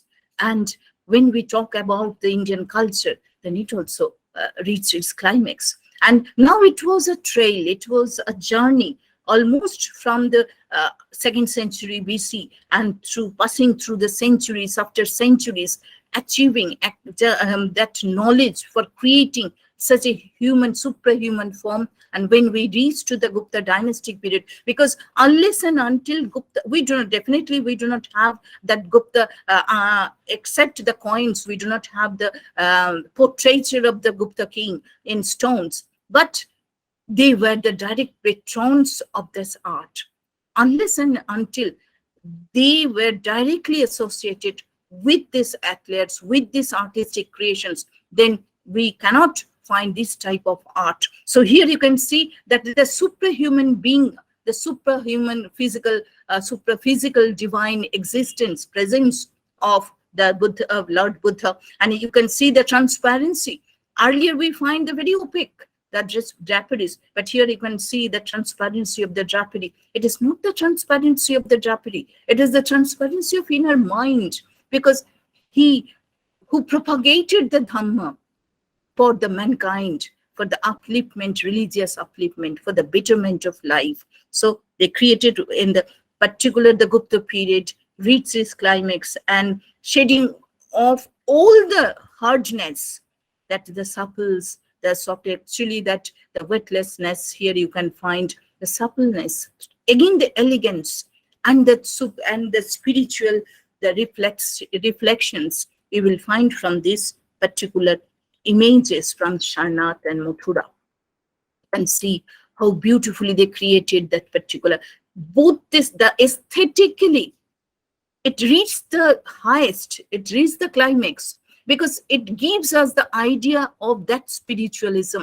So here, in the skill of the artist, unless an artist himself is initiated by this religious faith, he could not produce such a beautiful that image. So here you can see that how the ideas have been concretized, how the Mahamanu, that spiritual reflections, that spirituality has been reflected to the form. So you can see here how both the tangible and intangible aspects are amalgamated in one form. So this is the uniqueness of Indian art. And if we consider it, it is the dynastic art, it is the patronization, but came from definitely the kings and the court. But in spite of that, Indian artists produce such an uniform, such a uniformity, such a wonderful aspects of that tangible and intangible aspects of the human being or the artistic form. So here there is a Sarnath Buddha, and if you see that, if you stand before that particular image, then you will feel that as if the Buddha is coming out from that particular. So it is so subtle. It is coming out, he is coming out from his meditated seat, from his seat, because it is so supple and slow, slender body. Because when you are in the meditation, then after sometimes you will feel that it is that your lightness of your body. So again, you can see how beautiful the smiling face, giving us the full of spiritualism, the idea of spiritualism. So this is the uniqueness of the Gupta dynastic art. And now here you can see from Mathura also the Vishnu, how beautifully they created Vishnu. And again here you can see the another divine form. So this is the character of the art of India, and how the ideology, how the notions, how the particular idea has been concretized through the tangible form. Now this is the last, just a few words about the Palo dynasty. Again, the Palo dynasty. But when during Gupta period, when the Indian art reached to its climax, that means it reached to the classical norm, stood for some times, that means at least for 100 years, and simply it is absolutely impossible that one art tradition and it absolutely became the stagnant. But it never happens, because art cannot be stagnant. So after 1 century, almost from 8th, 9th century, that we find the development or the growth of, again, the regionalism, regional art. And when in Eastern India, when we are talking about the Eastern India, then definitely we cannot ignore the another dynastic art that is in form of the Palo and Sheno dynasty. And Palo and Sheno, that particular, it is a very, very Eastern regional art form, and it developed in Bihar and Bengal region. But in spite of that they produced such a beautifully that particular art form that we cannot ignore it. It is absolutely from this that it is a Sultanganj image. Now, from at least that it is the reflections of the early period, that of post-Gupta period, then you find that reflections of the Gupta norms, classical norms. But after that again, as you know, the Palo dynasty, the Palo rulers were the Paramasaugato, and they were the devout worshippers of Buddhism. So we find so many Buddha images, and not only that, at the same time, we have the images of other religion, other deities, Brahmanical deities and other Jain deities. So here we can see that is the reflections of the earlier classical norm, but in spite of that, they developed their own form. And here you can see that typical Palu sculptures of Eastern India, and it is absolutely the direct patronization of the Palu ruling power. So these are some of the Avalokiteshwar, Mayadevi, and then Tara. So many sculptures came up through the hands of the artists during the Palu dynastic period. So again, some of the direct patronization, some patronization came from that particular kings and his court. So these are some of the dynastic art, and I will conclude that India is such a country where we can gauge that it is the superhuman being, superhuman form, where we can gauge that how the ideology has been transformed through a form, how the intangible aspect of culture or intangible aspect has been transformed through a tangible form. So thank you for giving me this opportunity to explain this vast subject within just a few hours. Thank you. Thank you so much, Dr. Durga Basu, for a wonderful, engaging, thought-provoking talk. I now request our secretary, Dr. Shikhaditya, to speak a few lines in conclusion of this lecture by Dr. Basu. Shikhaditya. প্রথমে অনেক ধন্যবাদ জানাই অধ্যাপক দুর্গা বাসুকে, যিনি অত্যন্ত বৌদ্ধিকভাবে এবং সুন্দরভাবে ভারতীয় শিল্প চেতনার সঙ্গে ধর্ম চেতনা মিশিয়ে একটা দীর্ঘ সময়ের ইতিহাসকে তিনি একদম শিল্প মাধ্যমে কিভাবে পরিস্ফুট হয়েছে সেটা তিনি সুন্দরভাবে তুলে ধরেছেন, এবং খুব ডিটেলসে, এইটুকু সময়ের মধ্যে যতটা ডিটেলসে তোলা যায় তিনি ততটাই চেষ্টা করেছেন, এবং ভীষণ আন্তরিক সেই প্রচেষ্টা। এই সুযোগে আমি ধন্যবাদ জানাই আজকের এই প্রাথমিক সেশনে যে তিনজন বক্তা, অধ্যাপক অমিত দে, অধ্যাপক অনিল কুমার সরকার এবং অধ্যাপক দুর্গা বাসু। তিনজনেই তাদের নিজ নিজ ক্ষেত্রে স্বনামধন্য, এবং তিনজনের বক্তব্যই আজকের আমাদের যে ভাবনা, আজকে যে আলোচনা চক্রের যে মূল ভাবনা, তার সঙ্গে অত্যন্ত সামঞ্জস্যপূর্ণ। সেই জন্য আমার খুব ভালো লাগছে। অধ্যাপক দুর্গা বাসু তিনি যে আলোচনাটা করেছেন বিশেষভাবে, তাতে খুব বেশি বলার তো সময় নেই, আমার বলা উচিত না খুব বেশি। তিনি একটা শব্দ ব্যবহার করেছেন যেটা আমার খুব ভালো লেগেছে, ভেহিকেল। এই ভেহিকেল শব্দটা খুব ভালো লেগেছে, যে শিল্পটাকে কিভাবে তারা তাদের ধর্মীয় আদর্শ প্রচারের জন্য ব্যবহার করেছিলেন, এবং এটা শুরু হয়েছিল মৌর্য সম্রাট অশোকের সময় থেকে। এমনি আমরা যারা ইতিহাস একটু পড়াশোনা করেছি তারা আমরা জানি যে ভারতীয় শিল্প চেতনার, শিল্প ভাবনার একদম প্রথম অনুপ্রেরণা পেয়েছিলেন ভারতীয় শিল্পীরা বৌদ্ধ ধর্ম থেকে, এবং সম্রাট অশোক এটার সূচনা করেছিলেন। তার আগে সম্রাট অশোকের আগে, অর্থাৎ খ্রিস্টপূর্ব 3য় শতকের আগের খুব বেশি শিল্প নির্মাণ বা শিল্পরীতি আমরা যে পেয়েছি তা কিন্তু বলবো না। সম্রাট অশোক তার যে ধম্ম, সেই ধম্ম এবং ধর্মীয় আদর্শ প্রচারের জন্য, তার সমাজ ভাবনার আদর্শ, তার রাষ্ট্রীয় আদর্শ প্রচারের জন্য বেছে নিয়েছিলেন শিল্পকে, এবং তিনি সেটা খুব সাফল্যের সঙ্গে ভারতবর্ষে বিভিন্ন জায়গায় এবং ভারতবর্ষের বাইরেও তিনি বিভিন্ন স্তূপ, স্তম্ভ ইত্যাদি নির্মাণ করে তিনি তার যে আদর্শটা সেটা তিনি পৌঁছে দিতে চেয়েছিলেন। এবং সেখান থেকে আস্তে আস্তে তিনি সেই খ্রিস্টপূর্ব 3য় শতক থেকে তিনি চলে আসছেন পরবর্তী যে বংশ, তিনি তো বংশগত যে এটা পৃষ্ঠপোষকতা, শাসকের বংশগত পৃষ্ঠপোষকতার উপর জোর দিয়েছেন, এবং তারপরে তিনি চলে আসছেন শুঙ্গ বংশ, কুষাণ বংশ, গুপ্ত বংশ এবং পাল এবং সেন বংশ। প্রত্যেকটা বংশেরই আলাদা, প্রত্যেকটা বংশেরই নিজস্ব ধর্ম ভাবনার সঙ্গে শিল্প রীতির মধ্যে কিভাবে পরিবর্তন এসছে, এবং শিল্পর মধ্যে কিভাবে তারা ফুটিয়ে তুলেছেন তাদের ধর্মীয় চেতনা, এটাই আজকে তার বক্তব্যের মূল বিষয় বলে আমার মনে হয়। তো এটা আমার খুব ভীষণ ভালো লেগেছে।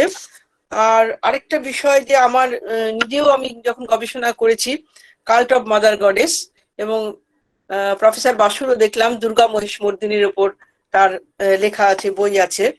তো সেই সমস্ত দিক থেকে, এবং তিনি যে আবার এই বিষয়টাকে খুব সুন্দরভাবে তুলে ধরেছেন, এবং তার তুলে ধরার ভঙ্গি থেকেই বোঝা যায় তিনি এই বিষয়টা গভীর গবেষণা এবং দীর্ঘকালের তার অধ্যয়ন ও অনুশীলনের ফল হিসেবে আমরা দেখতে পারি, এবং অনেকগুলো দিক আবার নতুন করে গবেষণার মধ্যে আনা যেতে পারে সেই আলোকপাতটা তিনি করেছেন। আজকে 3টে বক্তৃতারই সাফল্য হচ্ছে এই বক্তারা, তারা কিন্তু ভবিষ্যৎ যারা গবেষণা করতে ইচ্ছুক তাদের জন্য বেশ কিছু পথ দেখাতে চেয়েছেন। প্রাচীন ভারতের ইতিহাসের অনেক দিকই আমাদের কাছে এখনো অনালোকিত। আমরা অনেক কিছুই চর্চা করি না, কিন্তু চর্চার মধ্যে আসতে পারে। যেমন এই যে তিনি যেটা দেখালেন যে বংশগত যে শিল্প ধারা, যে যে ধর্মীয় ভাবনা দ্বারা অনুপ্রাণিত শিল্প ধারা, সেটা আস্তে আস্তে কি করে মানুষের একেবারে হৃদয়ের মধ্যে চলে আসছে, এবং তারপরে যেটা করছেন এই মথুরার সময় থেকে দেখা যাচ্ছে মানুষ, আমরা হিউম্যান বিইং দেখতে পাচ্ছি, এবং মানুষের মধ্যে মাস একটা আর্টের এটা তিনি তুলে ধরেছেন। এমনি প্রাকৃত জনের মধ্যে যে আমরা যাদেরকে নগরায়ন বহির্ভূত যে জীবনযাত্রা, যে প্রাকৃত জন যাদের বলি, অনার্য যাদের বলি, তারা কিন্তু এই সমস্ত মূর্তি, স্তম্ভ, স্তূপ এইসব গড়ে কিন্তু কখনো ধর্মচর্চা করেননি। এই ধর্মচর্চাটা হচ্ছে একদম আপার লেভেলের, উচ্চ কোটির মানুষের এবং শাসকের, বিশেষ করে শাসকের যে পৃষ্ঠপোষকতা তাতেই গড়ে তোলা। কিন্তু সেইটা আস্তে আস্তে আস্তে আস্তে কিভাবে মানুষের মধ্যে চলে আসছে। আমি প্রফেসর দুর্গা বসুকে অনেক অনেক অনেক ধন্যবাদ দেব এত সুন্দর একটি বিষয়কে এইভাবে তুলে ধরার জন্য, এবং আজকে আমাদের ভারত বিদ্যা চর্চা কেন্দ্রের এই আলোচনা চক্রে অংশগ্রহণের জন্য। আবার আমি আজকে 3জন বক্তাকেই অনেক ধন্যবাদ জানাচ্ছি, এবং যারা শ্রোতা এতক্ষণ ছিলেন, কেউ কেউ বেরিয়ে গেছেন, আসলে একটু সময়টা বেশি লেগে যাচ্ছে। যাই হোক, আমার তো সময়ের কথা খেয়ালই ছিল না যে সময়টা বেশি অনেকটা হয়ে গেছে, কিন্তু অনেকে বেরিয়ে গেছেন দেখতে পাচ্ছি। কিন্তু যারা শুনেছেন, যারা শেষ পর্যন্ত থাকছেন, তারা সকলেই উপকৃত হবে। আবার সকলকে নমস্কার এবং ধন্যবাদ জানিয়ে আমি আমার বক্তব্য শেষ করছি, এবং আমি আমাদের আজকের আহ্বায়ক ডক্টর সুরজিৎ রাউতকে বলছি কিছু বলার জন্য। Surajit, can you please speak? হ্যাঁ, Surajit, are you there? আজকে হ্যাঁ আমি জাস্ট 2-4টে সেন্টেন্স বলবো। আজকে আমাদের সারাদিন ধরে যে আলোচনা হলো সন্ধ্যাতে, তিনজন বক্তা তাদের বক্তব্য উপস্থাপন করেছেন। 3টি লেকচারই কিন্তু আমরা অসাধারণ আমাদের কাছে লেগেছে। প্রথম বক্তা প্রফেসর অমিত দে, তিনি আমাদের যে সাংস্কৃতিক বৌদ্ধবাদের কথা বলেছেন, সেখানে প্রাচীন ভারতের কথা উল্লেখ করে তিনি মধ্যযুগে বিশেষ করে মুঘল আমলের কথা সুন্দরভাবে উপস্থাপন করেছেন, এবং আধুনিক ভারতে আমরা দেখতে পাচ্ছি যে সাংস্কৃতিক বৌদ্ধবাদের জায়গায় রাজনৈতিক ক্ষেত্রে যে একটা একীকরণের চেষ্টা চলছে, সাংস্কৃতিক একীকরণ, সে কথাটা উনি অসাধারণভাবে তুলে ধরেছেন, যেটা আমাদের প্রত্যেকেরই মনে রাখা দরকার। প্রফেসর অনিল সরকার প্লেনারি সেশন প্রথমে যিনি বলেছেন, তিনিও আমরা দেখলাম যে অসাধারণভাবে তার বক্তব্য উপস্থাপন করেছেন। তিনিও দলিত সম্প্রদায় এবং সেক্ষেত্রে ডক্টর BR আম্বেদকরের ভূমিকা দলিত সম্প্রদায়কে তুলে ধরার ক্ষেত্রে, তাদের সামাজিক, অর্থনৈতিক এবং রাজনৈতিক অধিকার তারা কি করে পেতে পারেন, সে ব্যাপারে তিনি কিন্তু অসাধারণভাবে তার বক্তব্য তুলে ধরেছেন। সেটাও কিন্তু আমরা উপকৃত হয়েছি তার বক্তব্যের দ্বারা। এবং তৃতীয় বক্তা প্রফেসর দুর্গা বাসু, তার বক্তব্য আমার খুব ব্যক্তিগতভাবে ভীষণভাবে ভালো লেগেছে এবং উপকৃত হয়েছে, কারণ আমি নিজেও একজন অ্যানসিয়েন্ট ইন্ডিয়ান হিস্ট্রি স্টুডেন্ট, এবং আর্ট আর্কিওলজি আমার স্পেশাল পেপার ছিল। তাই তার এটা সত্যি করে ভীষণভাবে উপকৃত হলাম ম্যাডামের এই আলোচনা। তিনি যেভাবে পাওয়ার পয়েন্ট প্রেজেন্টেশনের মধ্যে দিয়ে ডাইনেস্টিক আর্ট অফ ইন্ডিয়া তুলে ধরেছেন, সেটা সত্যি প্রশংসার দাবি রাখে, এবং বিষয়টা অত্যন্ত প্রাঞ্জল এবং মনোগ্রাহী হয়েছে। শুধু আমার নয়, আমার মনে হয় উপস্থিত প্রত্যেক শিক্ষক, গবেষক, ছাত্রছাত্রী যারা রয়েছেন তাদের প্রত্যেকেরই। আমি প্রত্যেককে আমার তরফ থেকে আন্তরিক কৃতজ্ঞতা এবং ভারত বিদ্যা চর্চা কেন্দ্রের পক্ষ থেকে প্রত্যেককে আমার শুভেচ্ছা এবং অভিনন্দন জানাই। আশা করব আগামী দিনও তারা আমাদের সঙ্গে থাকবেন, আমরা আগামী দিনে যে সমস্ত ওয়েবিনার বা কনফারেন্স করতে যাব সেখানেও তাদেরকে পাবো। ধন্যবাদ। ধন্যবাদ madam. Now over to moderator Soumitra da. Thank you so much, Surajit. Just two things to say, that it's been a very wonderful evening for all of us, listening to all these three esteemed speakers. We shall be coming back tomorrow morning at 11 as per the schedule which has been circulated, where we shall be having independent uh, thinkers, young researchers who will be presenting their papers across 2 sessions.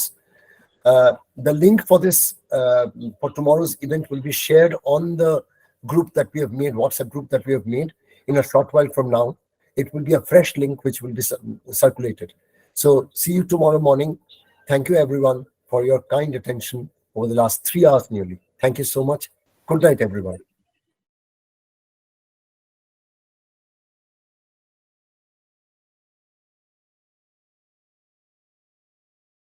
Good morning, everyone.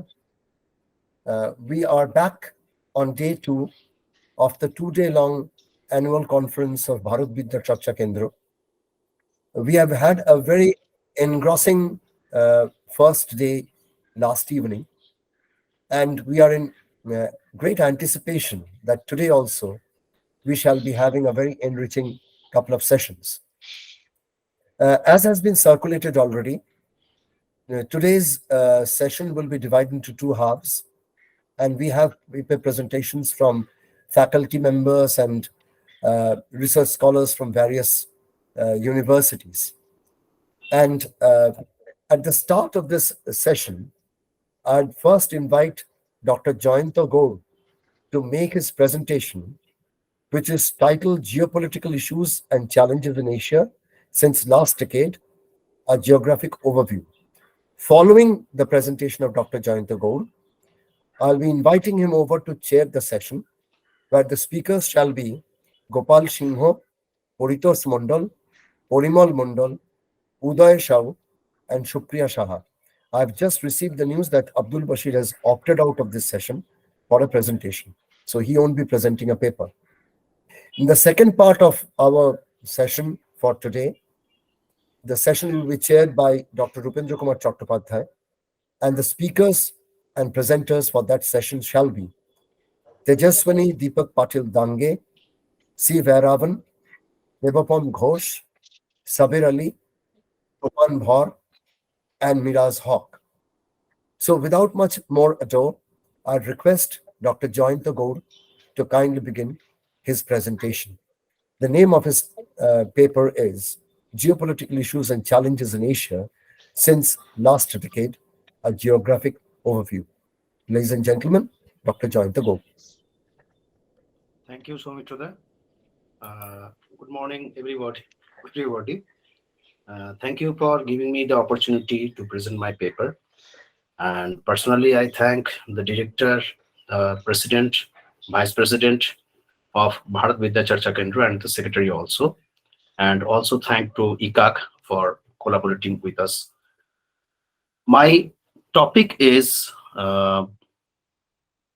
geopolitical issues and challenges in Asia since last decade, a geographic overview.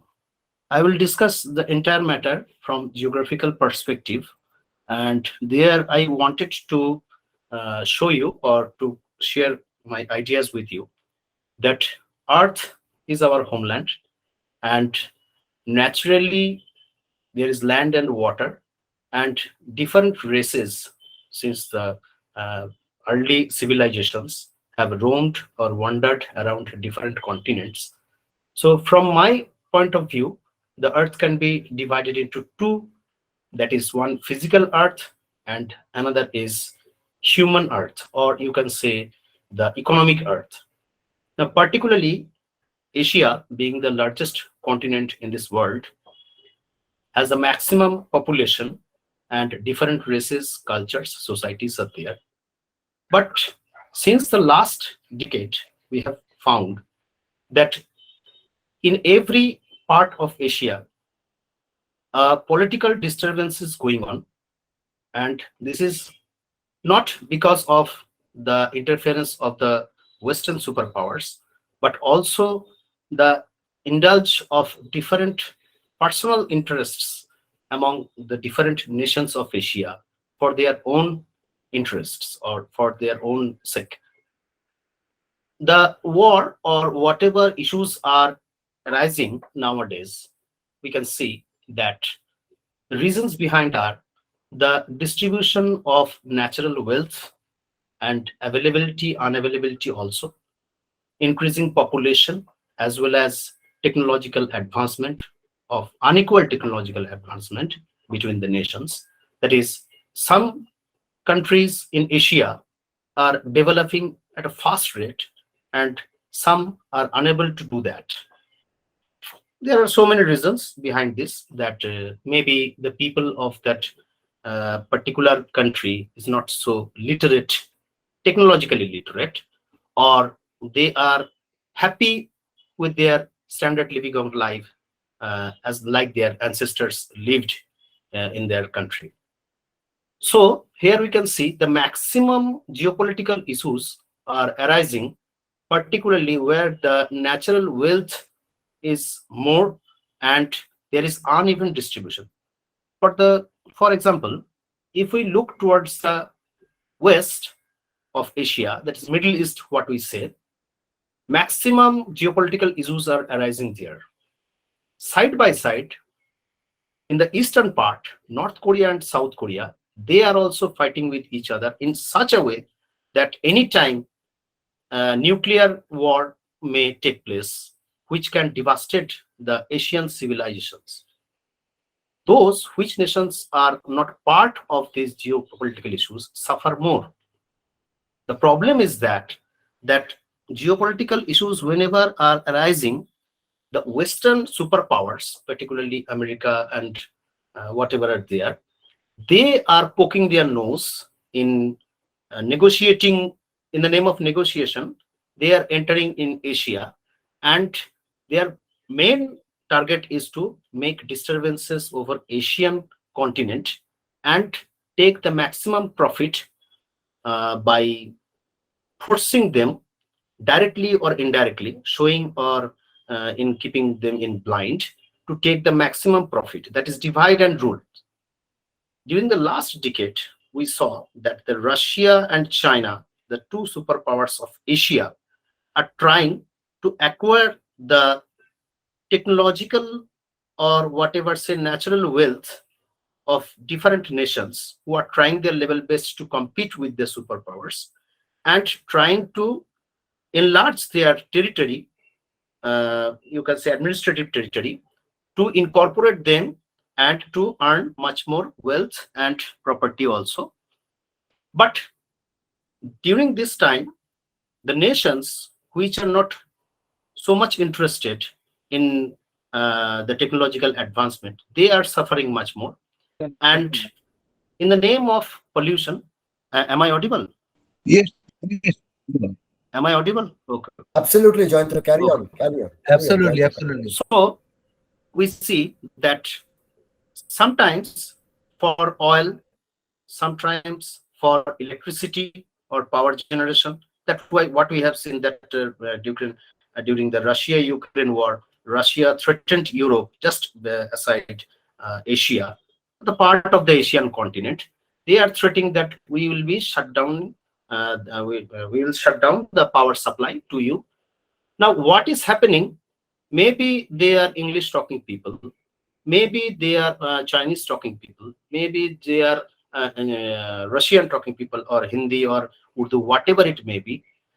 Nobody is thinking about mankind and nobody is thinking about peace in Asia. What the Western superpowers want. They mainly want that somehow we have to make the Asia disturbed so that we can enrich ourselves, we can rule the entire world. Now, if the nations of Asia do not come to each other and sit and think about a continent in a continental approach, never it will be possible to compete with the Western world. So my objective is to find out the major political issues, what are causing. I think whatever geopolitical issues are there that can be solved in due course of time with negotiation, with consultation, and with interrogation. And every bilateral issues can be solved. And now China is not wanting that India should become a superpower in future within a decade. And India is also imposing some bans on China. Now, in between the war, Cold War, you can say, between China and India, the maximum profits are taken by the Western nations. And the result is that we should make such a platform where each and every nation can ask for their equal right of the natural wealth and equal distribution in perfect ratio according to their territory, according to the number of population the country have, and according to the requirement. That's all. There is need, I think there is a need of a Asian continental organization which will think over each and every nation of Asia to compete with the Western world. That's all. Thank you. Thank you so much, Jayanto, for a very thought-provoking interaction, sort of notations that you have given. It is indeed a matter of great concern for all of us that conflict resolutions are not taking place in Asia, particularly in Southeast Asia. Your paper definitely brings to light these the need for conflict resolutions in our part of the world, and you have shown with a great deal of depth as to how it is important that Asian nations, they stick together and literally stop the hegemony that and imperialistic endeavors, with not militarily necessarily, that the West is imposing on this part of the world. Thank you so much. Now, I'd invite you to chair the next part of the session. The speakers for the session are Gopal Singho, Knowledge System and Education in Medieval Bengal, 13th to 15th century. Paritosh Mondal, Udvastu Shankot Niyosone, Motu Andolone Bhumika. Porimal Mondal, Kalidasher Natokke Chitrakala. Uday Shao, Gandhi ও তাঁর রাজনৈতিক আদর্শ, সুপ্রিয়া কাহা, মহারাজা কৃষ্ণচন্দ্র যুগের নদিয়ার বঙ্গ সমাজ. So, Jayanto, over to you. You can please call out the names of the presenters. Each of the presenters, as we have already said, will have 10 minutes for a presentation. Thank you so much, Jayanto. Over to you. Thank you, Somichuda. I welcome all the paper presenters to share their views on their titles, whatever they are going to present. And I will request the paper presenters to explain their views, particularly on the basis of their objectives, methodology, and conclusion. And if they want to share their slides, they can ask also. I will request Somitroda to allow them to share their slides if somebody has. And please focus on your objectives, methodology, and conclusion particularly. You will be given 8 minutes for discussion for your paper presentation, and 2 minutes there will be question answering sessions or whatever discussions will be there. So many eminent persons are here. They will also share their views on your presentation. So I will first call Mr. Gopal Singho, entitled paper as Knowledge System and Education in Medieval Bengal, 13th, 15th century. And side by side, I would like to say, if you are feeling free to present your paper in Bengali language, I think, is there any problem if they present their paper in Bengali language? Or No, we have said that it can be bilingual. It's not an issue. Okay, by taking the permission of the house, I will ask the paper presenter, particularly Mr. Gopal Singho, to present his paper now. Please start. Thank you. Respected chairperson, respected teacher, dear friends. I am Gopal Singha, PhD scholar, Islamic History and Culture, University of Calcutta. My topic is Education and Knowledge System in Medieval Bengal. According to Bankim Chandra Chatterjee, he said, Bengal has no history. A nation without history cannot survive on its own. Forgetting the history that has been written by the British for so long, the real history must be written. The question is, who will write? He said, I will write, you will write, we will all write together. The Sultan of Bengal encouraged the spread of education, scholastic or elementary to fulfill their religious obligation. The rulers, the Sufis, ulema, nobles, and philanthropists all contributed to this process. Through the patronage of the Muslim rulers, mosques and madrasas were established in different parts of Bengal, and these institutions served as center of Muslim education and culture. The first verse of the Holy Quran indicates that education is an integral part of Islam. Since then, educational development has been parallel to the development of the Muslim society from the beginning of the Muslim conquest, medieval Bengal, in early 13th century.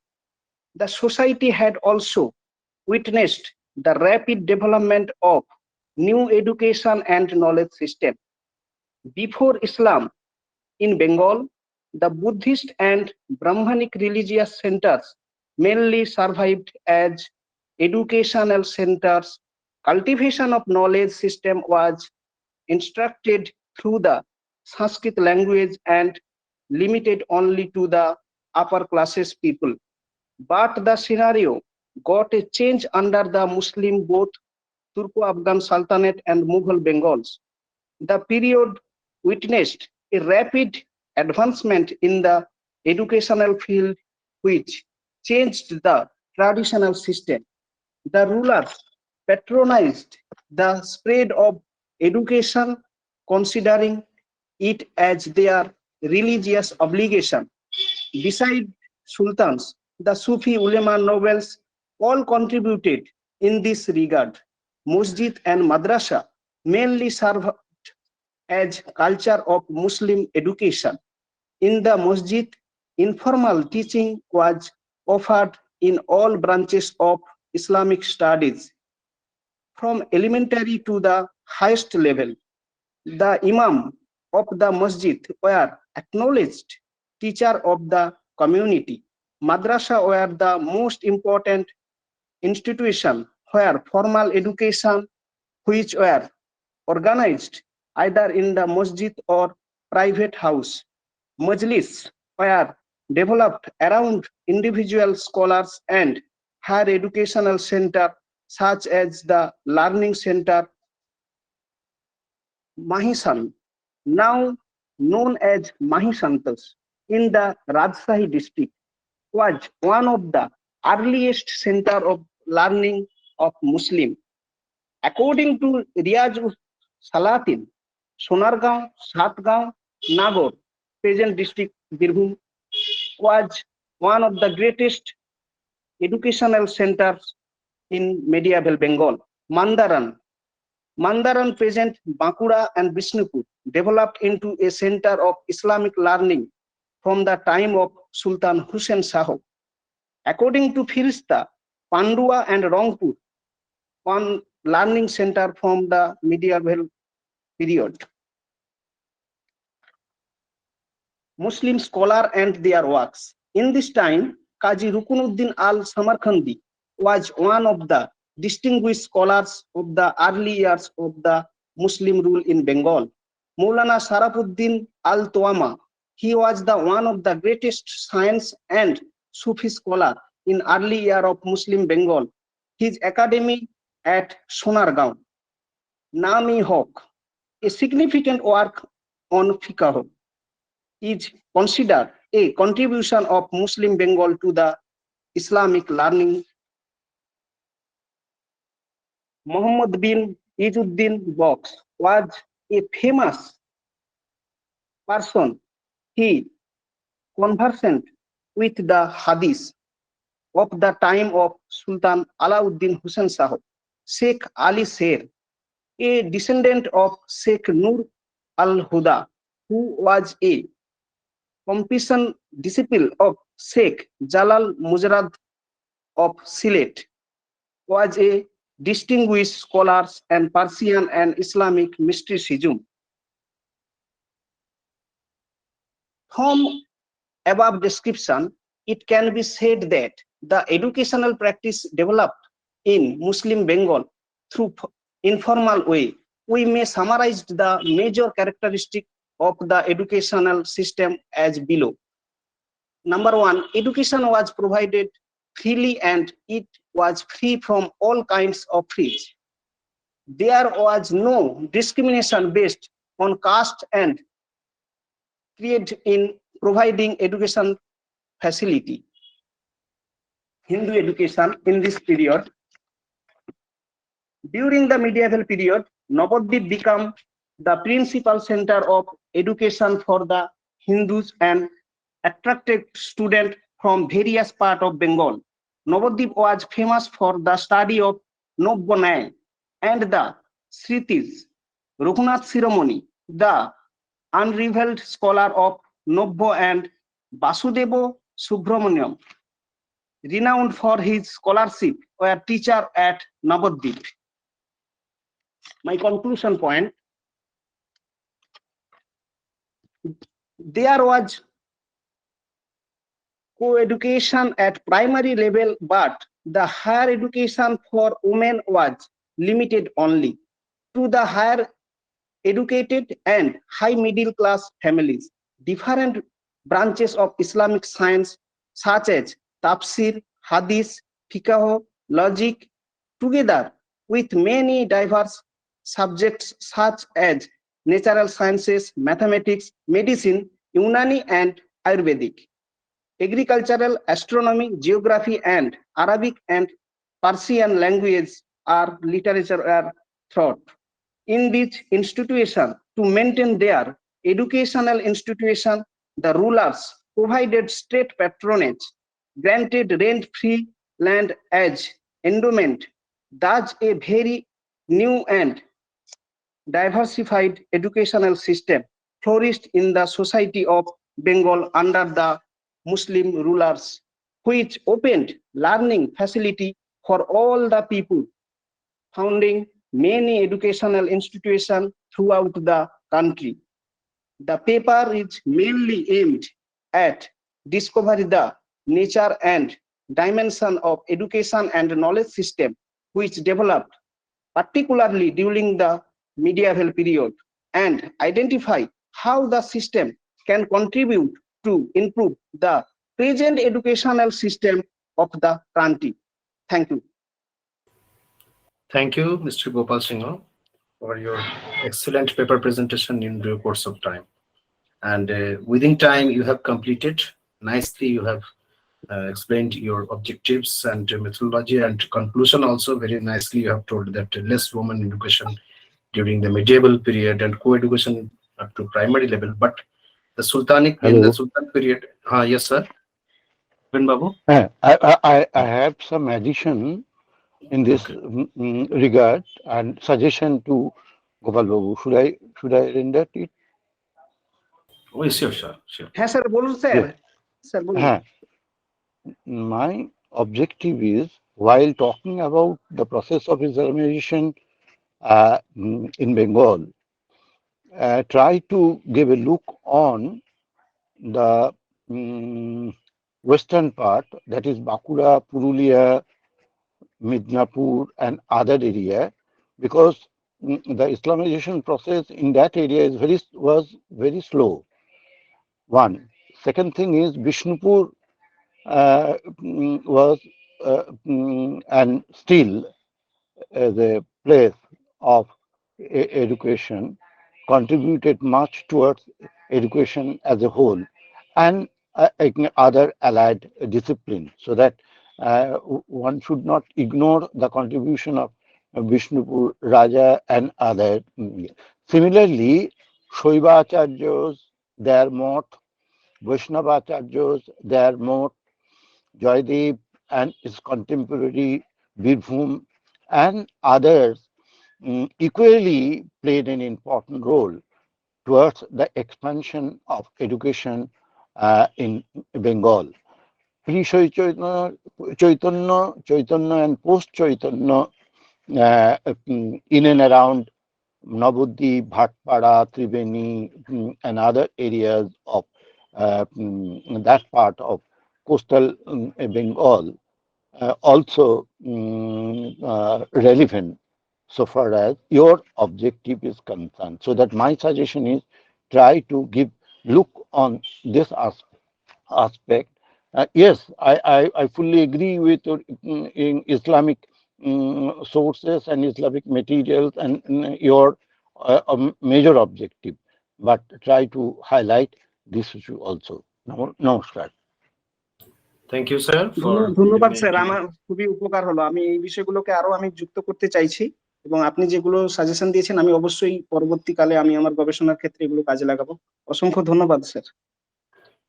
Thank you, Rupen Babu and Mr. Gopal Singh for discussing this matter, highlighting the recent issues and whatever will be incorporated by you, suggested by Rupen Chatterjee. Okay, so next I will like to call upon Abdul Bashir. Are you present? No. Next, Poritos Mondol. Are you present here? Still can't Poritos see him. Mondol. Still can't see him. Okay, That's a Poritos Porimal. Mondol. Okay, next Porimal Mondol. His topic is Kalidasher Natoke Chitrakola. So Porimal Mondol, if you are present here, please present your paper and your time is 8+2. Okay, please start. এখানে উপস্থিত সকলকে আমার নমস্কার। আমার নাম হচ্ছে পরিমল মণ্ডল। আমার topic কালিদাসের নাটকে চিত্রকলা। মানুষ, আমি বাংলায় বলছি স্যার। মানুষ মাত্র সৌন্দর্য প্রিয়, আমরা কখনো ফুলের গন্ধ বা কখনো প্রকৃতির সৌন্দর্য কিংবা কখনো রূপের সৌন্দর্য উপভোগ করি। মানুষের শিল্পী সত্তার গুণ সমস্ত মানুষের মধ্যেই বিদ্যমান, তবে এই গুণটি সবার মধ্যে সমান থাকে না, কারো মধ্যে কম বা কারো মধ্যে বেশি থাকে। মানুষের এই শিল্পী সত্তাই প্রকাশিত হয় বিভিন্ন নাটক, কাব্য, নৃত্য, গীত ইত্যাদির মাধ্যমে। তো ভারতীয় প্রাচীন চিত্রকলায় যে সমস্ত আমরা পৌরাণিক দেবদেবীর মূর্তি পাই, তাতে দেবদেবীর সাথে মানুষের সাদৃশ্য থাকলেও সর্বতভাবে একরূপতা পাওয়া যায় না। যেমন দুর্গার দশভুজা, ব্রহ্মার চতুর্মুখ, শিবের পঞ্চমুখ ইত্যাদি। এখানে বিভিন্ন প্রকারের পার্থক্য লক্ষ্য করা যায়। তাছাড়া অনেক স্থলেই কোনো দেব দেবীর মূর্তি বানানোর পদ্ধতি রয়েছে, বিশেষ পদ্ধতি রয়েছে, যেখানে বিশিষ্ট পর্যায়ের মনোভাবকে রূপের দ্বারা চিত্রিত করার চেষ্টা করা হয়।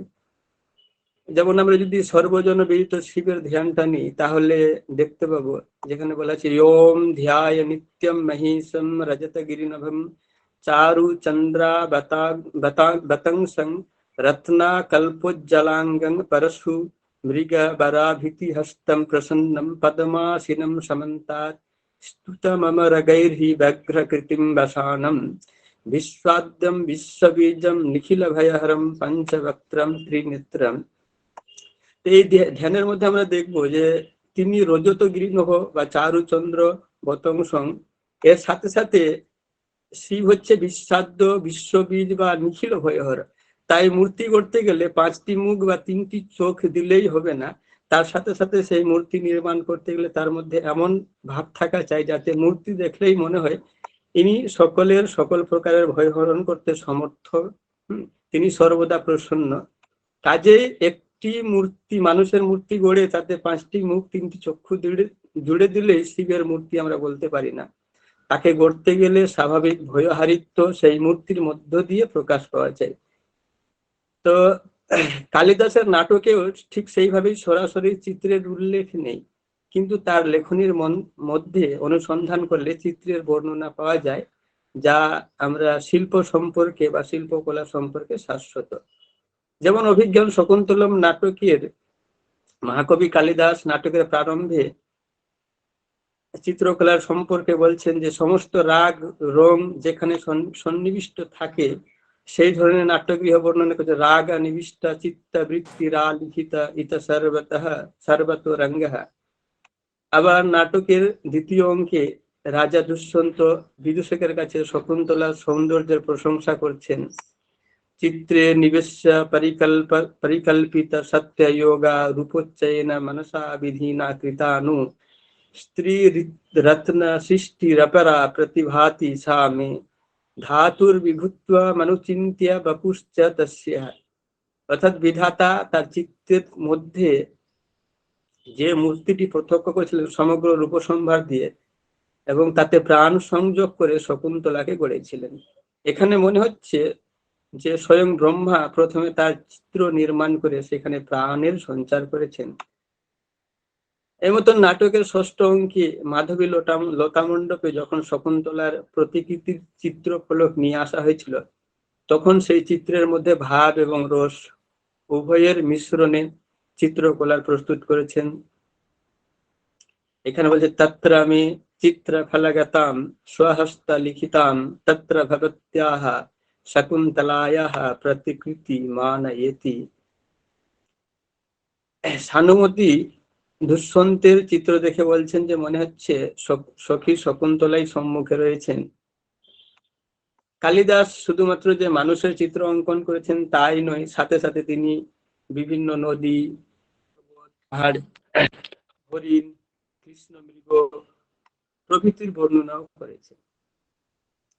তো কালিদাসের আমি মূলত নাটক নিয়েছি, তো এই মতন বিক্রমবর্ষীয়ম নাটকেও আমরা দেখব যে বিক্রমবর্ষীয়ম নাটকে প্রতিষ্ঠানপুরের রাজা বিক্রমাদিত্য যেদিন ইন্দ্রসভায় প্রধান অপ্সরা উর্বশীকে কেশী নামক অসুরের হাত থেকে রক্ষা করেছিলেন, অর্থাৎ ইন্দ্রসভার যে অপ্সরা উর্বশীকে কেশী নামক অসুরের হাত থেকে রক্ষা করেছিলেন, সেই দিন থেকেই উর্বশীর প্রতি আসক্ত হয়ে পড়েছেন। এখানে বিদূষক উর্বশীর প্রতি আসক্ত রাজাকে স্বপ্নের মধ্যে তার চিত্র দেখার পরামর্শ দেন। সেখানে বলছেন স্বপ্না সমাগমকারিণীম নিদ্রাম সেবতাম ভবান অথ তত্র ভগত্যা উর্বশ্যাহ প্রতিকৃতিম চিত্রফলক আলিখ্য বলয়কম তিষ্ঠতু। রাজা নিজেকে কামবানের দ্বারা ব্যথিত মনে করছেন এবং তিনি বলছেন যে স্বপ্নে যদি উর্বশীর সমাগম হয় তাহলে সেটি করতেও আমি অসমর্থ, কারণ চিত্র সম্পূর্ণ করার আগেই আমার অশ্রু বিসর্জন হয়ে যাবে, তাই চিত্রটি আর কি অসম্পূর্ণ থেকে যাবে। এই প্রসঙ্গ বলছেন হৃদয়া মিশোহি কামাস্যান্তঃ সশল্যমিদম সদা কথমু পলভে নিদ্রাম স্বপ্নে সমাগমকারিণীম ন চ শুভদানামালেখ্য প্রিয়ামাসাম সমাপ্যেতাম তাম মম নয়নোর্দুবাস্পত্যম সখে ন ভবিষ্যতি। এইভাবে অসংখ্য বর্ণনা আমরা বিক্রমবর্ষীয়ম নাটকেও পাই, অভিজ্ঞান শকুন্তলমেও পাই, আবার মালবিকাগ্নি মিত্রম নাটকেও রয়েছে। যেমন মালবিকাগ্নি মিত্রম নাটকের প্রথম অঙ্কে রানীর দ্বারা কোনো মানে কুশল চিত্রকারের কাছ থেকে নিজের চিত্র বানানোর বর্ণনা রয়েছে, যেখানে তার পাশে মালবিকার চিত্র অঙ্কিত রয়েছে। যখন রানী সেই চিত্রটিকে ধ্যান সহকারে দেখছেন সেই সময় রাজার আগমন ঘটে এবং মালবিকা সম্পর্কে প্রশ্ন করছেন যে চিত্রশালাম গতা দেবী यदा प्रत्यगवर्ण रागम चित्रलेखामाचार्य सावलोकयन्ति तिष्ठति भर्ता चोपस्थितः ইত্যাদি। এইভাবে অসংখ্য বর্ণনা আমরা পাই। আবার অন্য জায়গায় রয়েছে যে চিত্রগতায়ামাস্যম কান্তি বিসংবাদ সংকিমে হৃদয়ম সম্প্রতি শিথিলম সমাধিম মন্যে येन मा লিখিতা। এই নাটকে যেটা দেখেছি যে রাজা মালবিকার চিত্র দেখে মনে করেছেন যে মালবিকা কখনো এত সুন্দর হতে পারে না, পরে মালবিকাকে দেখে মনে হয়েছিল যে মালবিকার চিত্র থেকে প্রত্যক্ষদর্শনী অনেক বেশি সুন্দরী। তো এইভাবে অসংখ্য বর্ণনা, তিনটি নাটকে প্রচুর চিত্রকলার বর্ণনা আমরা পাই। তো আমি সংক্ষেপে বললি যে কালিদাসের লেখনীতি অভিজ্ঞান শকুন্তলম নাটকের নায়ক রাজা দুষ্যন্ত একজন বড় চিত্রকার ছিলেন। যখন উপরে দেখলাম যে রাজার মধ্যে অনেক বিরহ দেখা যাচ্ছে, তখন তিনি নিজের যে প্রিয়তমা শকুন্তলা তার চিত্র অঙ্কন করেছেন। মালবিকাগ্নিমিত্রম নাটকেও যখন এক চিত্রকার মালবিকার চিত্র অঙ্কন করেছেন, যা দেখে নাটকের নায়ক অগ্নিমিত্র নায়িকার প্রতি আকর্ষিত হয়েছিলেন। বিক্রমবর্ষীয়ম নাটকের নায়ক রাজা বিক্রম চিত্র অঙ্কনের চেষ্টা করেছিলেন, কিন্তু অত্যধিক বিরহ বেদনার কারণে সেই চিত্র অঙ্কনে অসফল হয়েছেন। তো এই ধরনের অনেক বর্ণনা রয়েছে, যেটা সময়ের জন্য আমি বলতে পারিনি। এই বলে আমি আমার সংক্ষিপ্ত বক্তব্য শেষ করছি। ধন্যবাদ স্যার। প্রশ্ন? Thank you, Mr. Porimal Mondal, for presenting your paper. And I will ask the eminent persons who are present with us, as well as the paper presenters also, if they want to say something regarding this. আমি একটা প্রশ্ন করি, প্রশ্ন না, আমি একটা কথা বলি সংযোজন। হ্যাঁ স্যার। হ্যাঁ হ্যাঁ, পরিমল বাবু, আপনার পেপারটি সত্যি খুবই উর্বর মস্তিষ্কের পরিচয় রাখে। আমি এর জন্য আপনাকে থ্যাঙ্কস জানাই।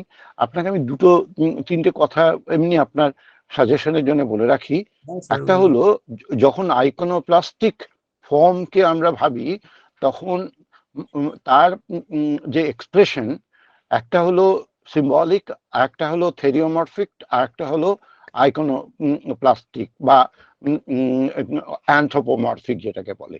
তো এখন আপনি এই দুটোকে, আপনি যে প্রথম প্রসঙ্গটা তুললেন, অর্থাৎ ধ্যায় নিত্যং রজতগিরিমং চারু চন্দ্রবদংসং, এই স্তোত্রে, এই স্তোত্রে শিবের যে অষ্টরূপ, অষ্টমূর্তি শিব যে কল্পনা করা হয়েছে, এবং তৎপুরুষকে প্রায়োরিটি দিয়ে সেটাকে এক্সপ্রেশন দেওয়া হয়েছে। কিন্তু যেমন এই আইকনোপ্লাস্টিকটা একটুকুই হয়, যেমন দেহ সদা সাবিত্রী মণ্ডল মধ্যবর্তী নারায়ণ সরসী আসনকের বাহন কোন কুণ্ডল, তখন এই যে, অর্থাৎ আমি বলতে চাইছি যে মূর্তির স্ক্রিপচার এবং তার স্কাল্পচার, এই জিনিসগুলো নির্ভর করে সময়, স্থান এবং পাত্র। সুতরাং সময়ের সঙ্গে ছন্দ বা রিদম যেটাকে বলা হয়, আর যেটা স্থান হবে অর্থাৎ প্রকৃতি বা ভূমি, সেটা একটা বড় ইস্যু। আর পাত্র, যখন তাকে তার রূপ দেওয়া হবে। আপনি কালিদাসের ক্ষেত্রেও আপনাকে আমি বলি, আপনি যদি Haranchandra চাকলাদারের the geography of Kalidas দেখেন, তাহলে দেখতে পাবেন যে এই যে আপনি এত সুন্দরভাবে যে জিনিসগুলোকে আপনি আপনার মনের ছবির মতন এসেছে, সেটার সঙ্গে একটা জায়গা, একটা পরিবেশ এবং পাত্র একটা সংমিশ্রণ। আমি আর এই ডিসকাশনের সময় অল্প, অতি অবশ্যই এই পেপারটি নিয়ে আমার যেহেতু এটা খুব পছন্দের সাবজেক্ট, আমি ভবিষ্যতে আপনার সঙ্গে যোগাযোগ রেখে এটিকে আরো সুন্দর করে আপনি যাতে করতে পারেন তার চেষ্টা করবো। থ্যাংক ইউ, আপনাকে আমার অসংখ্য ধন্যবাদ। এরকম একটি বইয়ের নামটা আমাকে বলে, হারানচন্দ্র চাকলাদার, হ্যাঁ, the geography of Kalidas. Thank you. ঠিক আছে। Thank you, Professor Rupendra Chattopadhyay and Mr. Porimal Mondal. এই কারণেই আমরা এই ধরনের যে ওয়েবিনার বা সেমিনার গুলো যেগুলো আমাদের হয়, সেখান থেকে আমরা অনেকটাই সমৃদ্ধ হই, কোন পথে আমরা ঠিক যাচ্ছি বা কি করলে আরো ভালো হতে পারে। আশা করি সকলেই সেটা উপলব্ধি করছেন। তো অনেক ধন্যবাদ রূপেন্দ্র বাবুকে, এবং বাকি আর যদি কারো কিছু এই প্রসঙ্গে কিছু বলার থাকে তারাও সংক্ষেপে বলতে পারেন 2-1 মিনিটে, আর যদি না থাকে তাহলে আমরা পরবর্তী যে বক্তা আছে তার কাছে চলে যাব। কারো কিছু জিজ্ঞাসা কিছু এই প্রসঙ্গে? ওকে, আপাতত কারো কাছে কিছু আপাতত পাচ্ছি না। তো আমি নেক্সট চলে যেতে চাইছি। আমাদের নেক্সট যিনি উপস্থাপক আছেন, উদয় সাহা। উদয় সাহা কি উপস্থিত আছেন? হ্যাঁ, উদয় সাউ। হ্যাঁ, উদয় সাহা, আমাকে 1 মিনিট সময় দিন, আমি রেডি করছি। হ্যাঁ, তিনি উপস্থাপন করবেন গান্ধী ও তার রাজনৈতিক আদর্শ। তো we'll be giving 8 minutes for your paper presentation and 2 minutes will be kept for discussions. So I will request you to present your paper as early as possible, as time constraints matter a lot. Uday Saha.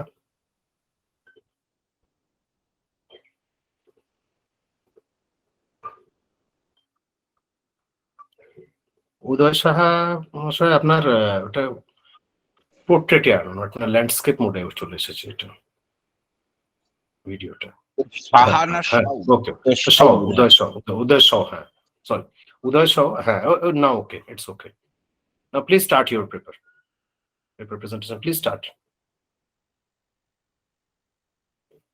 Uday, you have to unmute yourself. Uday, you have to unmute yourself. Unmute করুন।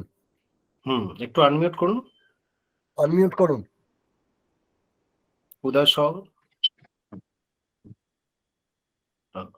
নমস্কার, আমি উদয় সাউ। আজকে আমার topic হচ্ছে, শোনা যাচ্ছে ঠিকঠাক? হ্যাঁ, শোনা যাচ্ছে। শোনা যাচ্ছে। আমার টপিক হচ্ছে গান্ধী ও তার রাজনৈতিক আদর্শ। জাতির জনক মহাত্মা গান্ধীর নেতৃত্বে অহিংস আন্দোলন ছিল বিংশ শতকের সর্ববৃহৎ জন আন্দোলন, এটা আমরা প্রত্যেকেই জানি। তো গান্ধীজির জীবনের সমস্ত কাজ মূলত তিনটি বিষয়ের উপর দাঁড়িয়েছিল। প্রথমত অহিংসা, দ্বিতীয়ত সত্যাগ্রহ ও মানব সেবা। তো গান্ধীজি মনে করতেন যা কিছু জীবনকে ব্যাহত করে বা সত্যের পথে প্রতিবন্ধকতা সৃষ্টি করে তাই হিংসা।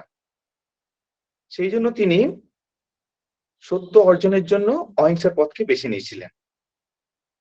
এবং আমরা দেখব যে গান্ধীর যে রাজনৈতিক দর্শন, তার মূল তত্ত্ব ছিল সত্যাগ্রহ, অর্থাৎ তিনি সর্বদাই সত্যের প্রতি একটা আগ্রহ ছিল বা তার একটা ভরসা ছিল। সত্যাগ্রহ বলতে তিনি বুঝতেন যে প্রয়োজনে অনেক সময় আমরা নিষ্ক্রিয়ভাবে প্রতিবাদ করব, এবং এক্ষেত্রে দেখতে পাচ্ছি আমরা তার সত্যাগ্রহের দুইটি আদর্শ লক্ষ্য করি। একটা হচ্ছে সত্যের প্রতি অনুরাগ, বিশ্বাস ও ভরসা রাখা, দ্বিতীয়ত হচ্ছে অহিংস উপায় সত্যের পথকে কিভাবে অনুসরণ করা যায়। এবং এটা আমরা দেখতে পাই যে যদি ভারতবর্ষের প্রাচীনকালে যে মুনি ঋষিরা ছিলেন, তাদের যে আদর্শ, হয়তো সেই আদর্শের দ্বারা গান্ধীজি প্রভাবিত হয়েছিলেন। কিন্তু এক্ষেত্রে আমরা দেখব যে গান্ধীজি যে আত্মকষ্ট এই অহিংসার সাথে যুক্ত করেছিলেন, এবং তিনি বলেছিলেন যে এই আন্দোলন দুর্বলের আন্দোলন নয়, এটা হচ্ছে সবলের আন্দোলন, এবং যারা অত্যাচার করছেন তাদের মানসিক ভাবনার পরিবর্তন ঘটানোর কথা বলেছিলেন। এবং এই প্রসঙ্গে আমরা বলতে পারি তিনি যে রাজনৈতিক ধারণা সংগ্রহ করেছিলেন কিছু কিছু পশ্চিমী ঐতিহাসিক দার্শনিক দ্বারা, যেমন আমরা ডেভিড থরোর কথা বলতে পারি, লিউ টলস্টয়, জন রাস্কিন। আবার অন্যদিকে আমরা দেখতে পারি ভারতীয় ঐতিহ্য থেকেও তিনি অহিংসার ব্যাপারটি পেয়েছিলেন। এবং তার ব্যক্তিগত যে জীবন আদর্শের কথা বলে বা পরিবারের কথা বলা হয়, তাহলে আমরা দেখব যে পারিবারিক পরিমণ্ডলে তিনি ভাগবত মতাদর্শের দ্বারা প্রভাবিত হয়েছিলেন, এবং মাতৃকুলে তার যে বৈষ্ণবীয় ধারা ছিল সেখানেও আমরা দেখতে পাচ্ছি যে গান্ধীজি সেখান থেকে অহিংসার ব্যাপারটি গ্রহণ করেছিলেন।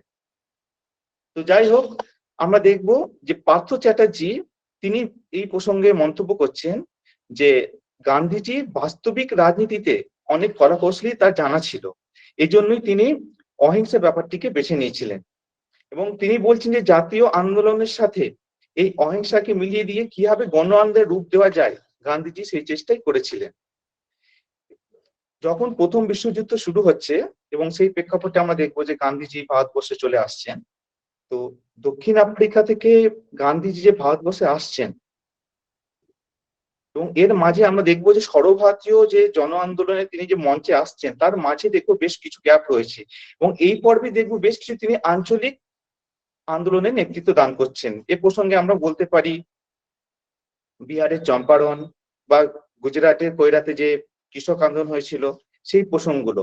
কিন্তু এখানে একটা ব্যাপার ভাবার রয়েছে যে তিনি যে সমস্ত অঞ্চল বেছে নিয়েছিলেন সে সমস্ত অঞ্চল ছিল খুবই গ্রামীণ এলাকা বা রাজনৈতিক দিক দিয়ে খুব একটা সচেতন ছিল না। সেই এলাকা থেকে গান্ধী দেখালেন কিভাবে জাতীয় আন্দোলনে এই সমস্ত অঞ্চলকে যুক্ত করা যায়, এবং গান্ধীর যে তত্ত্ব প্রয়োগ দুই দিক দিয়ে কিন্তু রাজনীতিতে তিনি পরিবর্তন ঘটাতে চেয়েছিলেন। এবং তিনি উপলব্ধি করেছিলেন যে যদি কোনো আন্দোলন হিংসাত্মক হয়ে পড়ে তাহলে কিন্তু তার সমাধান বার করা যায় না। সেই জন্য তিনি সত্য ও প্রেমের নৈতিক আদর্শের উপর ভিত্তি করে তিনি তার আন্দোলনকে পরিচালনা করতে চেয়েছিলেন। এবং সেই জন্য দেখা যাচ্ছে যে জাতীয় কংগ্রেসে যখন আমরা দেখতে পাচ্ছি চরমপন্থী নরমপন্থী ভাগ হয়ে যাচ্ছে, তিনি দুই দলের মধ্যে বা দুই পক্ষের মধ্যে তিনি কি করছেন, সমন্বয় সাধনের চেষ্টা করছেন।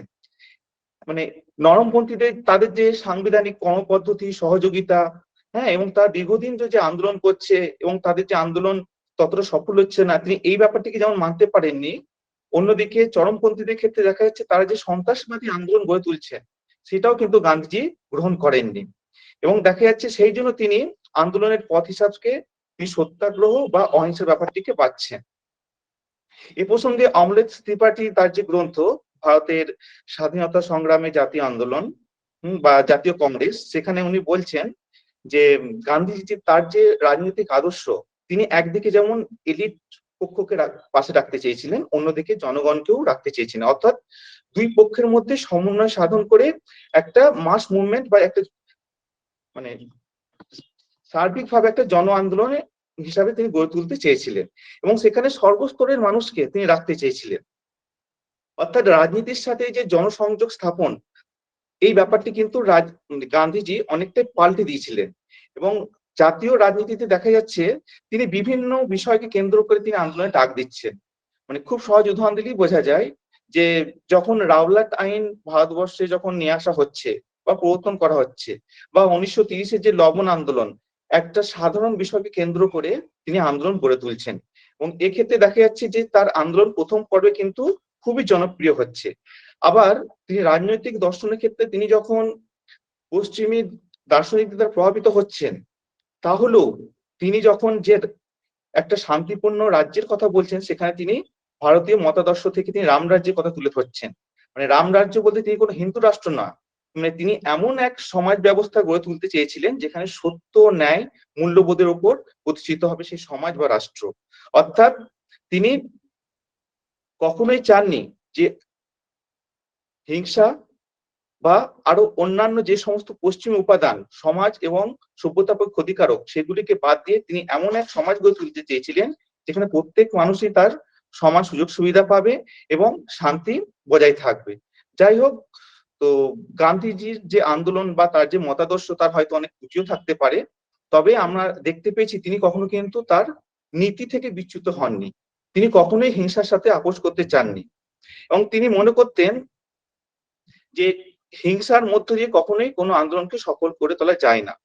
যাই হোক, তারপর আমরা দেখতে পাচ্ছি যে গান্ধীজি জাতীয় আন্দোলনের ক্ষেত্রে তিনি এমন ভাবেই তার আন্দোলনকে পরিচালনা করেছিলেন বা নেতৃত্ব দিয়েছিলেন যে 1920-র পর থেকে আমরা ভারতবর্ষের স্বাধীনতা লাভের পূর্ববর্তী সময় পর্যন্ত আমরা গান্ধী যুগ বলে অভিহিত করছি। এইভাবে mister Uday Shah, please conclude within time. এবং দেখতে পাচ্ছি যে 1920-র পর থেকে যে গান্ধী যুগ এবং গান্ধীজি তার নেতৃত্বে এবং তার আদর্শেই দেখতে পাবো আমরা জাতীয় আন্দোলনগুলি পরিচালিত হচ্ছে। নমস্কার। Thank you, Mr. Uday Shaw. Now I ask eminent persons present here to discuss on this matter and give your suggestions. And আমার এটা বিষয় নয়, তবে আপনি হ্যাঁ আমার যদিও এটা বিষয় নয়, কিন্তু যেহেতু Maulana Abul Kalam Azad institute of Asian স্টাডিজে আজাদ ফেলো হিসেবে কিছু কিছু গান্ধী অনুষ্ঠানে আমার চেয়ার করার সুযোগ হয়েছিল, সেক্ষেত্রে আমি যেটুকু রিসেন্টলি একটা পড়াশোনাতে আমি বুঝতে পারলাম, আপনি যদি নির্মল কুমার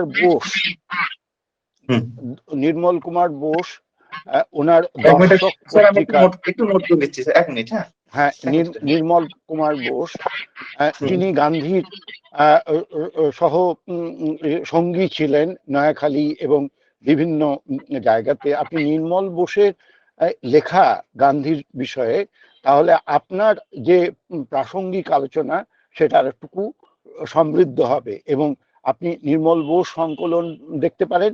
আর আরেকটি হলো এই গান্ধী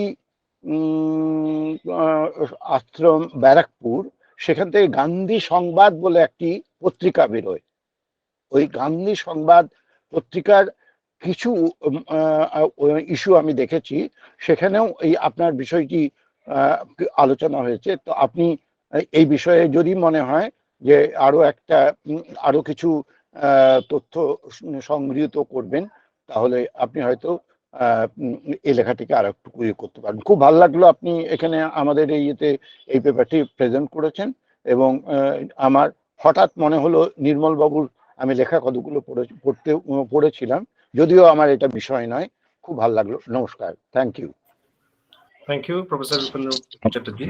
আমি একটি বিষয় হ্যাঁ স্যার, জানতে চাইছি, সেটা হচ্ছে মানে আপনি আপনার বক্তৃতার যে আলোচনার শেষে বলেছেন যে গান্ধী তিনি তার যে সত্যের মানে যে পথ থেকে কখনো ভ্রষ্ট হননি, এটা একেবারে সঠিক কথা। কিন্তু আপনার কি মনে হয় না যে গান্ধীর যে সত্য সম্পর্কে ধারণা, সেটা কিছুটা হচ্ছে মানে এক শৈলিক ধারণা যাকে বলে, অর্থাৎ কিনা তিনি সত্যের একটা দিক, হ্যাঁ অহিংসা, এটা নিশ্চয়ই কিন্তু সত্য তো কেবলমাত্র একমাত্রিক বা এক শৈলিক নয়, মানে তারও মধ্যেতে একটা, যদিও আমরা জানি যে সাধারণভাবে বলা হয়ে থাকে, দার্শনিকরা বলে থাকেন যে সত্য হচ্ছে একবারে কালত্রয় অবাধিত, মানে স্থান কাল পাত্রের ঊর্ধ্বে যেটা, সেই ইউনিভার্সাল ট্রুথ। কিন্তু আমরা জানি যে যদি বৈদান্তিক মতেতেও যাই যে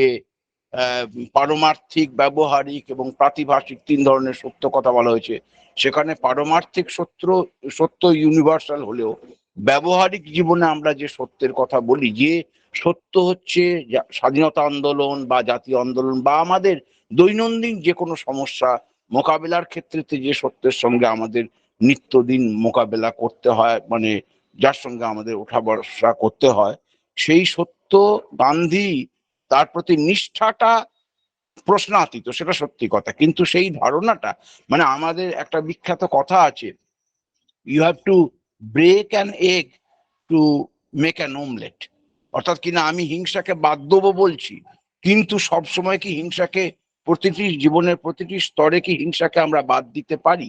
অর্থাৎ হিংসা, গান্ধী অহিংসার কথা বলছেন, সবকিছু কথা বলছেন, কিন্তু সমাজ আন্দোলনের ক্ষেত্রেতে কখনো কখনো আমরা যদি বিসর্জনের সেই বিখ্যাত, যদিও এই ক্ষেত্রেতে ঠিক মানে নয়, অন্য ভিন্ন কনটেক্সটে বিসর্জনেতে যেখানেতে মানে রঘুপতি মানে যখন জয়সিংহ সে হচ্ছে বলিকে নিয়ে দ্বিধার মধ্যে রয়েছে, তাকে উজ্জীবিত করতে রঘুপতি যে করছেন, সেখানতে হিংসার সপক্ষে যুক্তি দিচ্ছেন। আমি রঘুপতির ওই যে ডিপ্লোম্যাটিক ওয়েটা বাদ দিচ্ছি, কিন্তু আমাদের তো সব সময়তে হিংসাকে আমরা পরিহার করতে পারি না।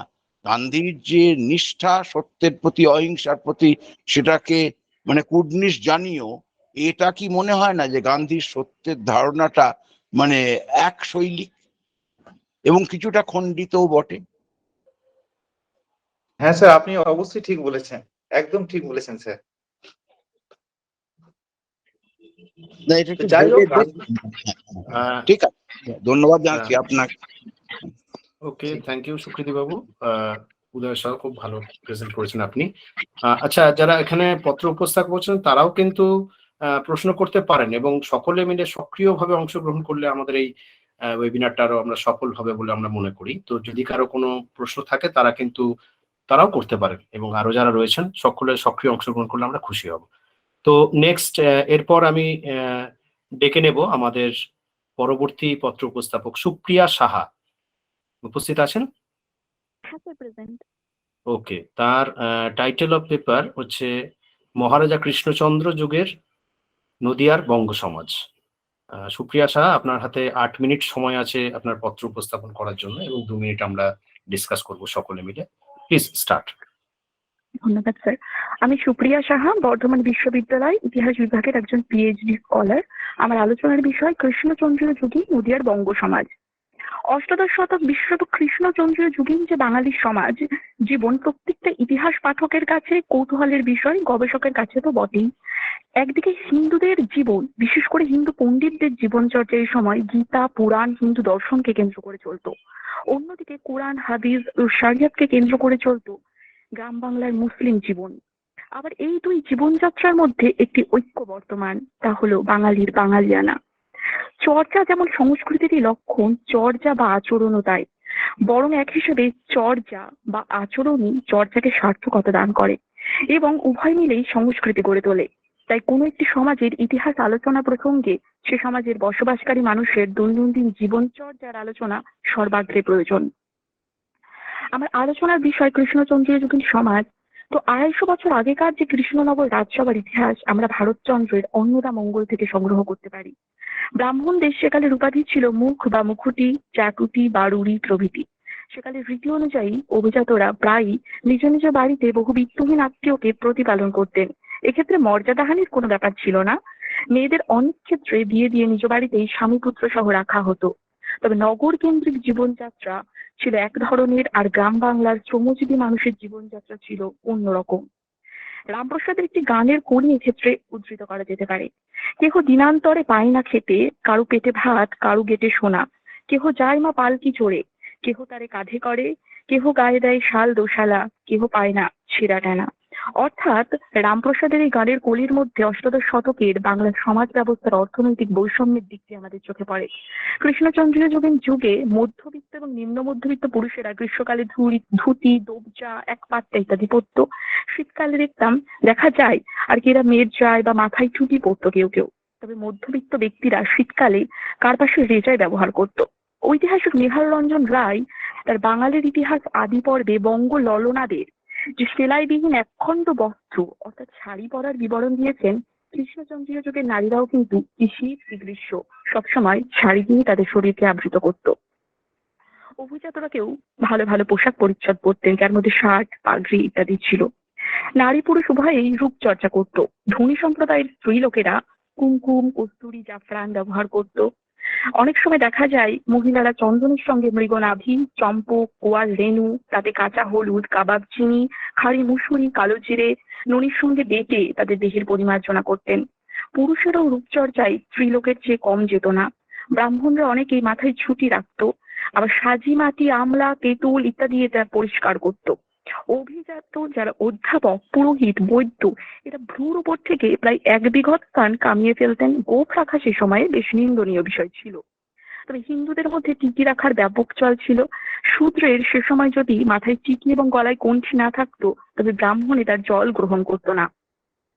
আমরা সেই সময় খাদ্যাভ্যাসের একটি সহজ পরিচয় পেতে পারি। কৃষ্ণচন্দ্রীয় যুগে বাঙালির খাদ্য ছিল অতি সাধারণ। সুজান রায় ভান্ডারী তার লিখিত খুলাসাত তাওয়ারিখে দেখাচ্ছেন ভাত ও মাছকে বাঙালির প্রধান খাদ্য। গোলাম হোসেন তার রিয়াজুস সালাতিনে লিখছেন বাঙালিরা প্রচুর লাল লঙ্কা এবং লবণ খেতে ভালোবাসত। অলংকার, ভাব ও ভাষায় যেমন মুসলমান ভাব প্রবেশ করছিল সে সময়, তেমনি কিন্তু আহারের তালিকার দিকে তাকালেও আমরা মুসলিম আহার্যের একটি প্রাচুর্য দেখতে পাই। অন্নদা মঙ্গলে আমরা এই যুগের আহার্য তালিকার সামান্য বিবরণ তুলে ধরি। হাস্যমুখে পদ্মবতী, আরুম্ভিলা পাক, সরসরি ঘন্ট ভাজা, নানা মতো শাক, ডালি রান্ধে ঘনতর ছোলা অরহরে, মুগ মাস বরবটি, বাটুল মটরে। তবে অন্নদা মঙ্গলের এই লেখা দেখে আমাদের মনে হয় যে বঙ্গদেশে অষ্টাদশ শতকে ডাল জাতীয় শস্যের চাষ বেড়েছিল। কেন কি প্রাচীন বাঙালির ডাল খাবার সব খাবার শেষ পাতে ডাল গ্রহণ করার একটা উদাহরণ আমরা নিহার রঞ্জন রায়ের বাঙালির ইতিহাস আদি পর্বে দেখতে পাই। তবে সামাজিক কুপ্রথা বেশ কিছু ছিল। কোন স্থানে সমাজ সম্পর্কে আলোচনা করার কালে ভালো মন্দ দুটি দিকই উপস্থাপন করা একান্ত জরুরি। কৃষ্ণচন্দ্রীয় যুগে বঙ্গ সমাজে নারীর স্থান অতি নিচে ছিল। কিন্তু নারীদের পিতা বা স্বামীর সম্পত্তিতে অধিকার তেমন ছিল না। সতীদাহ প্রথা চলছিল, তবে ব্যাপকতা বেশ কমে এসেছিল। নদিয়ার অগ্রদ্বীপ, রূপনপুর, নবদ্বীপ, শান্তিপুর, চাকদহ, সুখসাগর ছিল সতীস্থান। গঙ্গাজলে কুপ্রথা ছিল নৃশংসতার এক চূড়ান্ত দৃষ্টান্ত, যেখানে দেখা যাচ্ছে রোগীর মৃত্যু আসন্ন হলে আত্মীয়রা তাকে কাঁধে করে গঙ্গা ঘাটে নিয়ে গিয়ে তাকে জলে চুবিয়ে চোখে মুখে নাকে গঙ্গা মাটি ছেলে দিত। এছাড়াও ছিল কাঞ্চন কৌলিন্য প্রথা। কৃষ্ণচন্দ্রীয় যুগে কুলীন ব্রাহ্মণ ভঙ্গ কুলীনদের মধ্যে অনেকেই ছিল বিবাহ ব্যবসায়ী। হিন্দু ও মুসলিমদের মধ্যে শিশু বিবাহ প্রথা ছিল, যা গৌরী দান নামে পরিচিত। অষ্টাদশ শতকে সামাজিক জীবন সম্বন্ধে আলোচনা প্রসঙ্গে ইউরোপীয় বণিকদের জীবনযাত্রার কথা এসেই পড়ে। ইউরোপীয় বণিকরা 3টি প্রধান শহরে তাদের ঘাঁটি গড়ে তুলছে এই সময়। ইংরেজরা কলকাতা, ফরাসিদের চন্দননগর, ওলন্দাজদের চুচড়া। সে সময়কার শিক্ষা ব্যবস্থার কথা আলোচনা প্রসঙ্গে বলা দরকার। কৃষ্ণচন্দ্রীয় যুগে কিন্তু ইংরেজি শিক্ষার সূত্রপাত ধীরে ধীরে শুরু হচ্ছিল।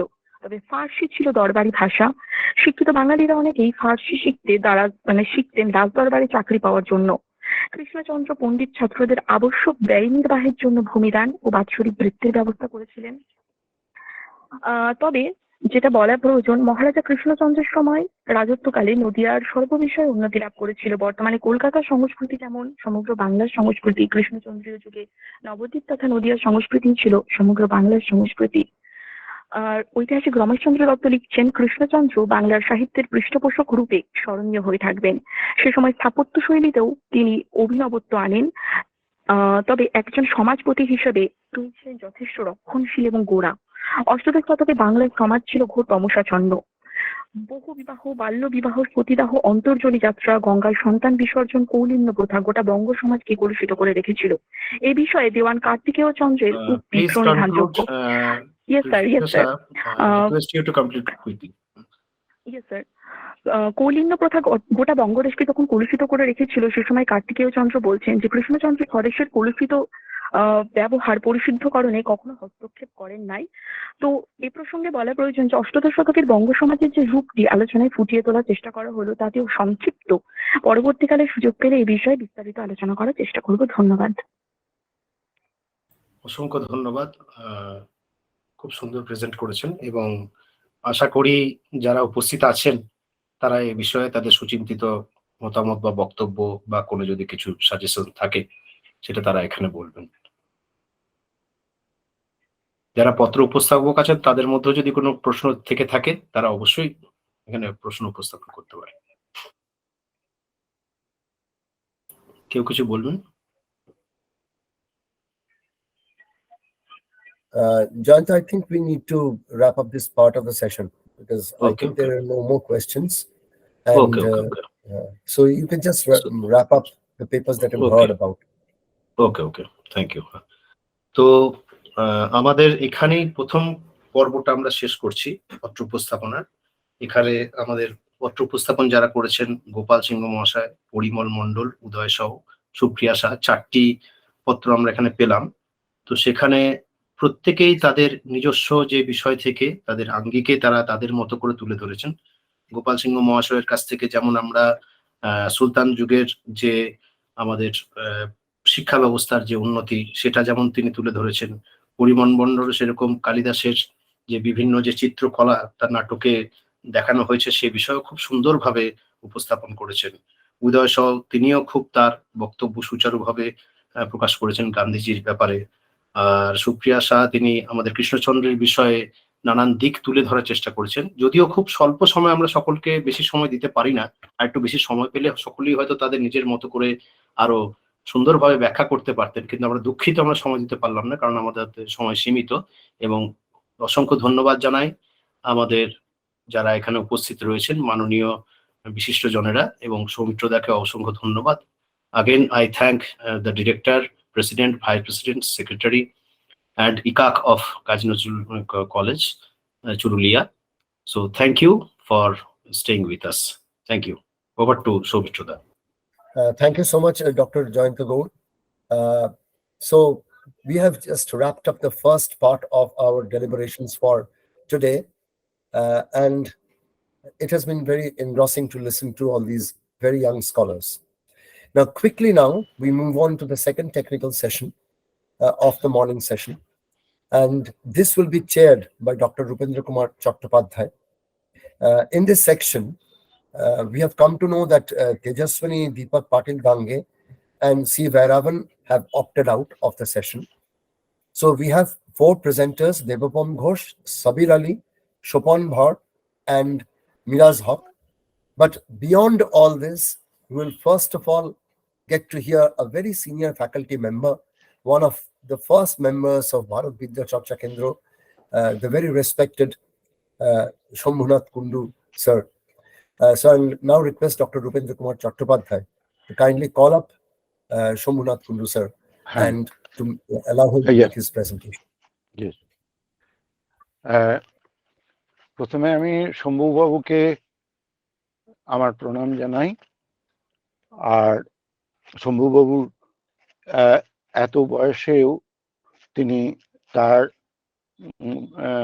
একটি গবেষণাপত্র এখানে উপস্থাপন করবেন এই মানসিকতা রেখেছেন, এটি একটি দৃষ্টান্ত স্বরূপ।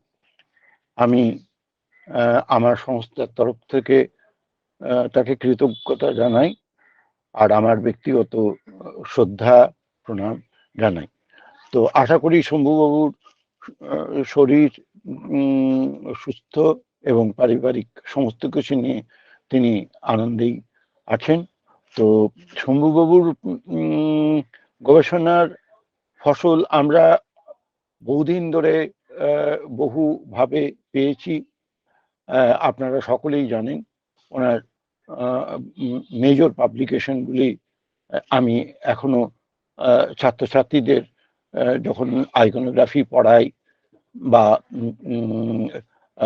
আইকনোগ্রাফি সংক্রান্ত বিভিন্ন টেক্সটের রেফারেন্সের কথা বলি, তখন শম্ভুবাবুর বই আমার কাছে অত্যন্ত মূল্যবান গ্রন্থ হিসেবে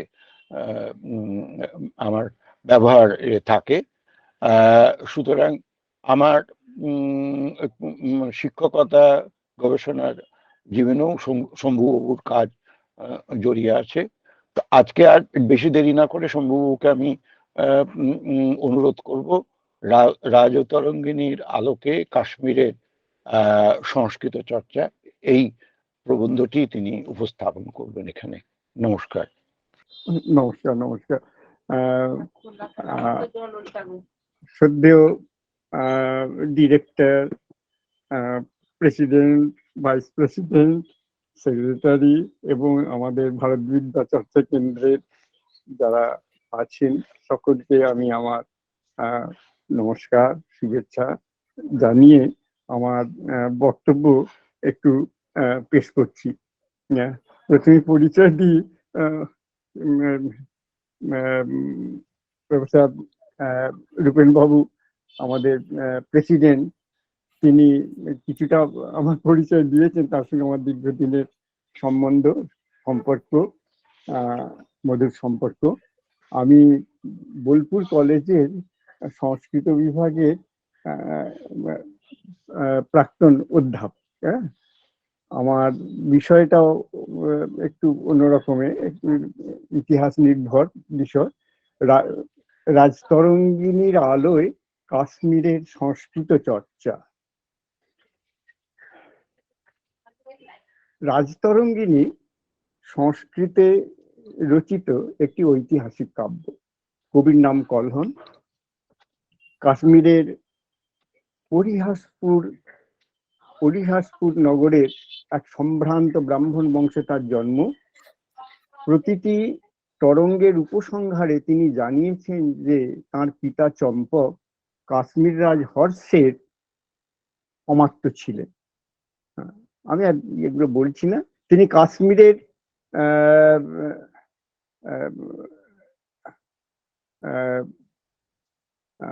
যে লৌকিক সংবৎ 4224 সালে অর্থাৎ 1070 শতাব্দে রাজতরঙ্গিনী রচনা শুরু করেন।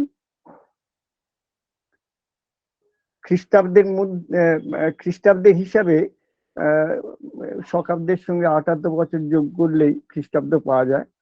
1148 থেকে 1150 খ্রিস্টাব্দের মধ্যে তাঁর কাব্যটি সমাপ্ত করে।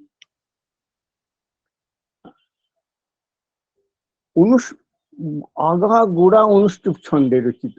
রামায়ণের বাল্মীকি যেমন অনুষ্টুপ ছন্দে লিখেছি, অনুষ্টুপ ছন্দে রচিত এই ঐতিহাসিক কাব্যটি 7827 শ্লোকে নিবদ্ধ। কলহনের রচনা থেকে আমরা জানতে পারি যে কাশ্মীর ছিল সংস্কৃত চর্চার পীঠস্থান, সংস্কৃত ভাষা ছিল রাজভাষা। সেই কাশ্মীরে সংস্কৃত চর্চা কিরূপ ছিল তার রচনার থেকে আমরা জানার চেষ্টা করছি। কিন্তু তার আগে একথা বলা হয়তো অপ্রাসঙ্গিক হবে না যে যে দেশ ব্যাস, বাল্মীকি, কালিদাস, ভবভূতির মতো বিস্ময়কর কবি প্রতিভার জন্ম দিয়েছে, যাস্ক, পাণিনি, কাত্যায়ন, পতঞ্জলিদের মতো ভাষা তত্ত্ববিদ, বৈয়াকরণ সৃষ্টি করেছে, যে দেশে মনু, যাজ্ঞবল্ক্য, গার্গী, পরাশর, শঙ্করাচার্যদের মতো প্রতিভাধর মনীষীদের আবির্ভাব ঘটেছে, সে দেশ কেন যে ঐতিহাসিক দৃষ্টিভঙ্গি সম্পন্ন ঐতিহাসিক সৃষ্টি করতে পারলো না, তা আমাদের বিস্মিত করে। হয়তো তাদের আধ্যাত্মিক ও দার্শনিক মূল্যবোধের কাছে পার্থিব মূল্যবোধ তেমন গুরুত্ব লাভ করেনি। তাদের সেই জীবন দর্শন, যেমন ব্রহ্মসত্য, জগৎ মিথ্যা ইত্যাদি জাগতিক মূল্যবোধের প্রতি তাদের নিষ্পৃহ উদাসীন করে তুলেছিল। তাই বোধহয় নৈর্ব্যক্তিক দৃষ্টিসম্পন্ন ঐতিহাসিক লাভ থেকে আমরা বঞ্চিত থেকে গেলাম।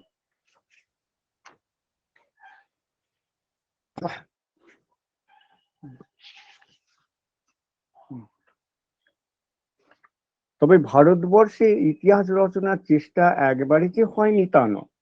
প্রাচীন ও মধ্যযুগের লেখক কবিরা শিলালেখ, তাম্র শাসনাদির ইতিহাসকে তাম্র শাসনাদির মাধ্যমে ইতিহাসকে তুলে ধরার আন্তরিক প্রচেষ্টা করেছেন।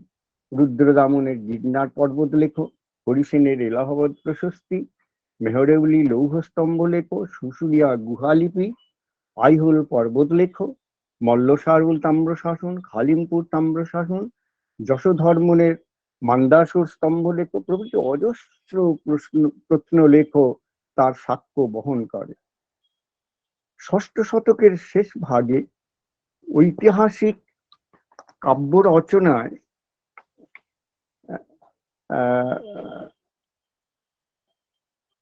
এগিয়ে আসেন বিস্ময়কর প্রতিভার অধিকারী বাণভট্ট। তিনি সম্রাট হর্ষবর্ধনের সভাকবি ছিলেন।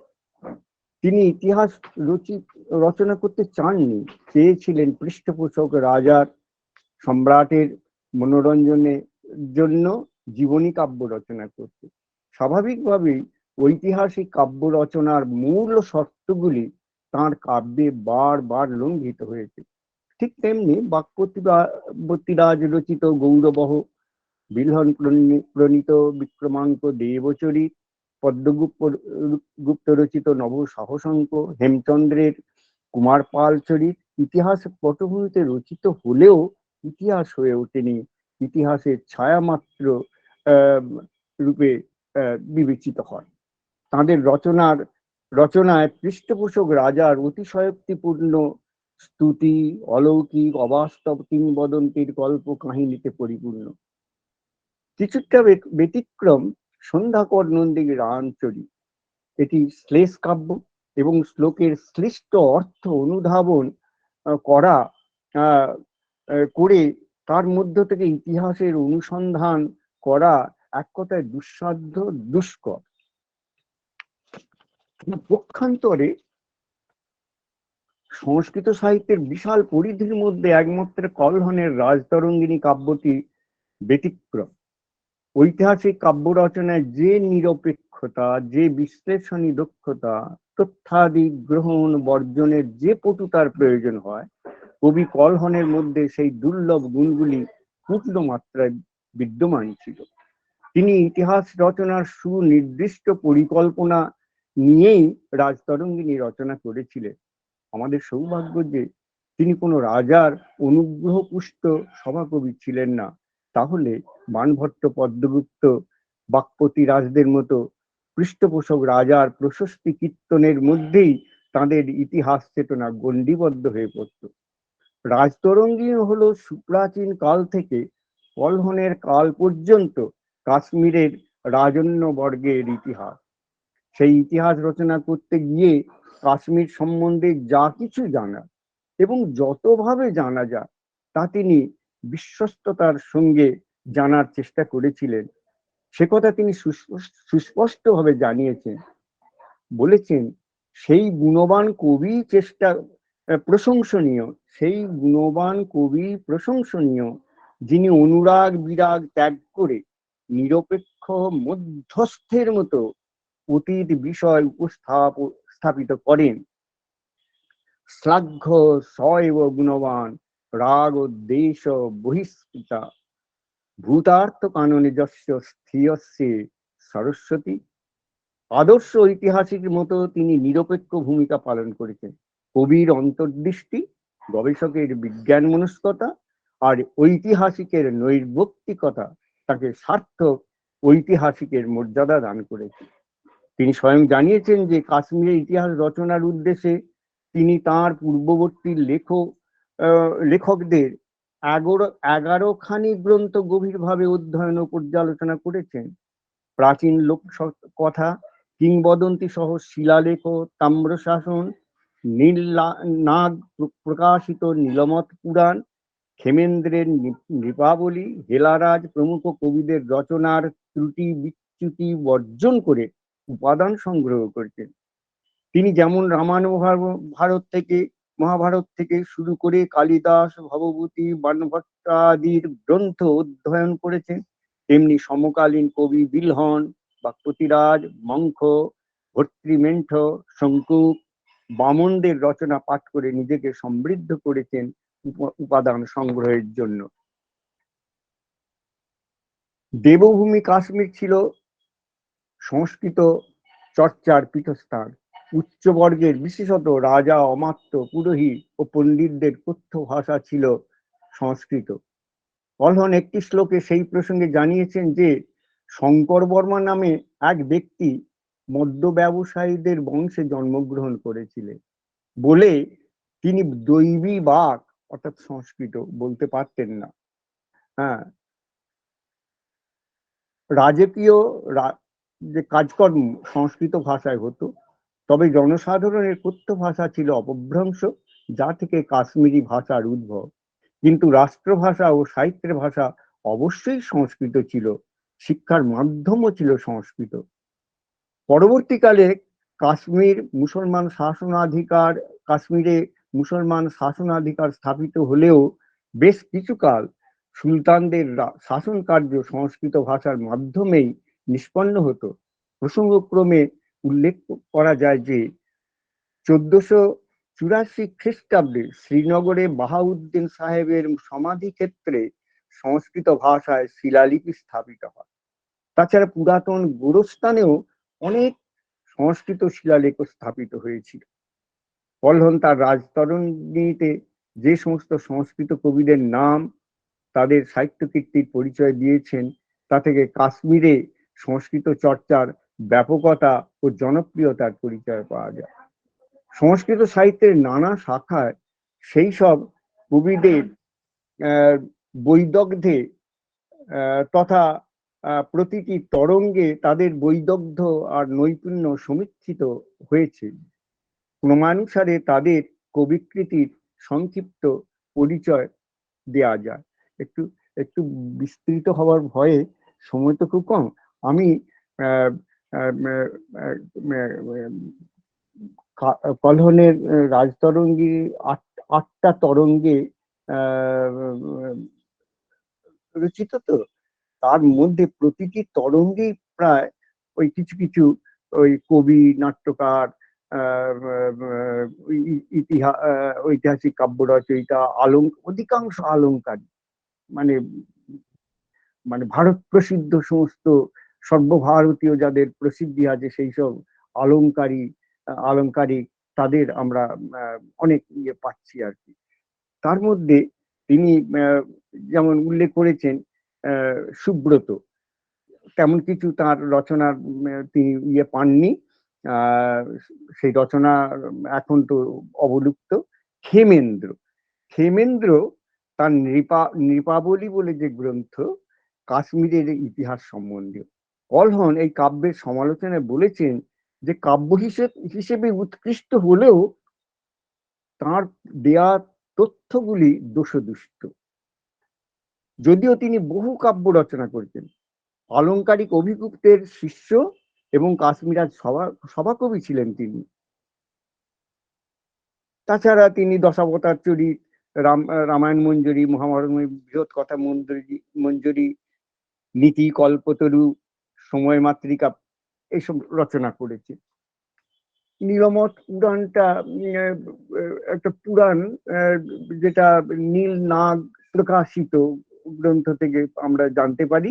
সেখানে মূলত কাশ্মীরের প্রাচীন ইতিহাসের প্রধান উৎস, যদিও অনেক কিংবদন্তি, অলৌকিক কাহিনী, হ্যাঁ, এই সমস্ত তার মধ্যে তিনি সব কাটছাঁট করে গ্রহণ বর্জনের যে নীতি তিনি ত্রুটি বিচ্যুতি সংশোধন করে তা ইয়েতে গ্রহণ করেছেন। 4 জন রাজার নাম গ্রহণ করেছেন। হেলা রাজও তিনি শৈব ব্রাহ্মণ ছিলেন। তিনি 12,000 শ্লোকে পার্থিবাবলী রচনা করেছিলেন, এটাও এখন অবলুপ্ত। তিনি ভর্তৃহরির বাক্যপদীয় গ্রন্থের টিকাও প্রণয়ন করেন। পদ্মমিহির তিনিও ওই হেলারাজের গ্রন্থ থেকে লব প্রমুখ 8 জন যে লুপ্ত হয়ে গেছিল যে রাজারা, সেই নরপতিদের নিজের গ্রন্থে অন্তর্ভুক্ত করেছেন। শ্রী ছবিল্লাকর তিনি একজন ঐতিহাসিক কাব্য রচয়িতা। তিনি 52 জন লুপ্ত রাজাদের মধ্য থেকে অশোক প্রমুখ 5 জন নরপতির নাম উদ্ধার করেছিলেন। কলহন্ত সেগুলো তার গ্রন্থে স্থান দিয়েছেন। চন্দ্রাচার্য, তা মনে করা হয় তিনি চন্দ্রগমী, তিনি চান্দ্র ব্যাকরণের রচয়িতা। কাশিকা বৃত্তিতে জয়ানন্দ এই বৈয়াকরণের অনেক উদ্ধৃতি দিয়েছেন। কলহন একে কাশ্মীর রাজ অভিমন্যুর রাজত্বকালের পূর্বে তাকে স্থাপন করেছে। বসুনন্দ, এই বনন্দ বংশীয় রাজা, তিনিও স্মরশাস্ত্র অর্থাৎ কামশাস্ত্রের রচয়িতা ছিলেন। চন্দ্রক, তিনিও একজন মহাকবি ছিলেন, দৈপায়ন বংশে জন্মগ্রহণ করেছেন। তিনি কাশ্মীর রাজ তুঞ্জিনের সভাকবি ছিলেন। অভিনবগুপ্ত, যিনি আনন্দ বর্ধন যার ধন্যালো তার যে লোচন টিকা লিখেছিলেন, তিনিও তাকে নাট্যকার হিসেবে স্বীকৃতি দিয়েছেন। ধনিকও, আলংকারিক ধনিক তার গ্রন্থ থেকে অনেক উদ্ধৃতি দিয়েছেন। ভর্তৃমেন্ঠ, তিনি কাশ্মীর রাজ মাতৃগুপ্তের সভায় তার হয়গ্রীব বধ নামক যে মহাকাব্য সেটা পাঠ করেছিলেন, এবং শোনা যায় সে যাতে তার রস, সেই কাব্যের রস মাটিতে চুইয়ে না পড়ে, মহারাজ মাতৃগুপ্ত, তিনিও একজন খুব বড় কবি ছিলেন, তিনি একটা স্বর্ণপাত্র তার নিচে, তার যেখানে তার পুস্তক গ্রন্থ পাঠ করা হয়েছে তার তলায় একটা সোনার থালা পেতে রাখার ব্যবস্থা করেছিলেন। এইভাবে তিনি পুরস্কার প্রদান করেছিলেন। কবি মঙ্খ তার শ্রীকণ্ঠচরিতে সুবন্ধু, ভারবী, বাণভট্টের সঙ্গে তাকে এক আসনে প্রতিষ্ঠিত করেছেন।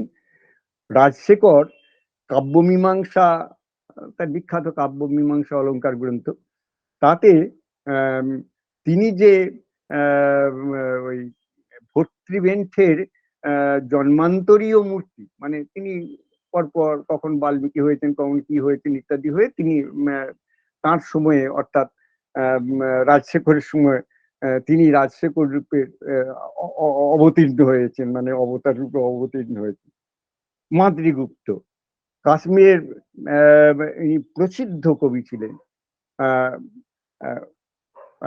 কথিত আছে উজ্জয়িনী রাজ হর্ষ বিক্রমাদিত্য তার প্রতিভায় মুগ্ধ হয়ে তাকে কাশ্মীরের শাসনভার প্রদান করেন। মাতৃগুপ্ত সম্পর্কে, তার কবিত্ব সম্পর্কে, তার জীবনী সম্পর্কে, তিনি কিভাবে রাজ্য লাভ করলেন এই সম্পর্কে তিনি বিস্তৃত বর্ণনা দিয়েছেন। তবে তার গ্রন্থের যে প্রাসঙ্গিকতা প্রসঙ্গে তিনি কিন্তু কেমন যেন নিশ্চুপ হয়ে থেকেছেন, মতামত প্রকাশ করেননি।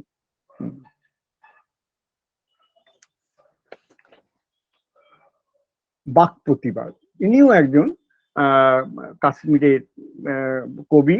তিনি রাজা হর্ষদেবের পুত্র, তিনিও রাজা পুত্র, হর্ষদেবের পুত্র।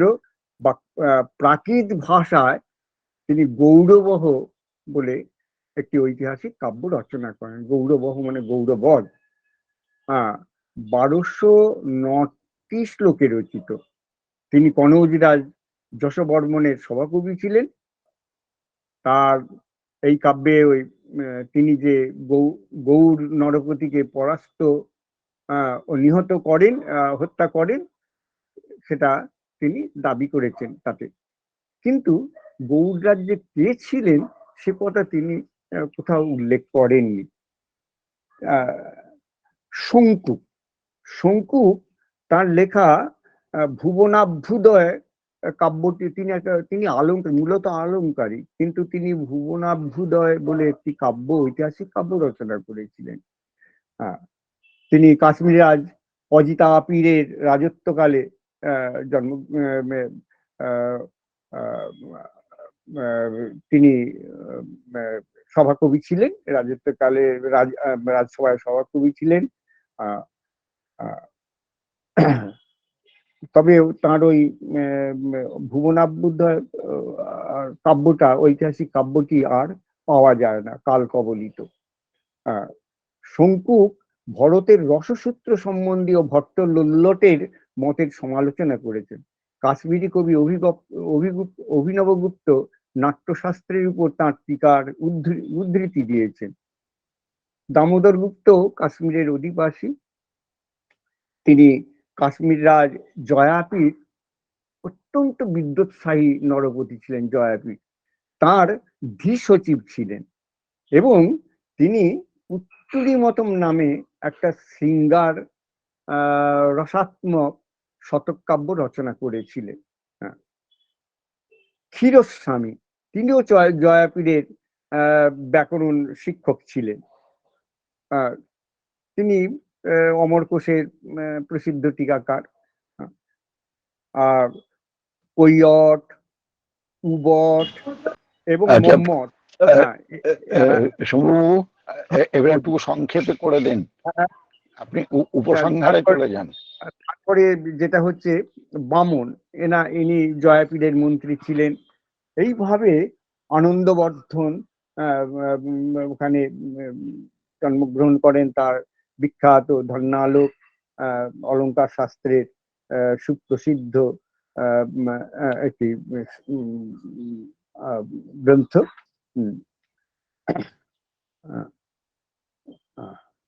তারপরে ভল্লট, কলস, ভোজ, মঙ্খ, এই সমস্ত অসংখ্য, প্রায় আমি মোটামুটি প্রতিটি তরঙ্গ থেকে দেখেছি প্রায় 32 জন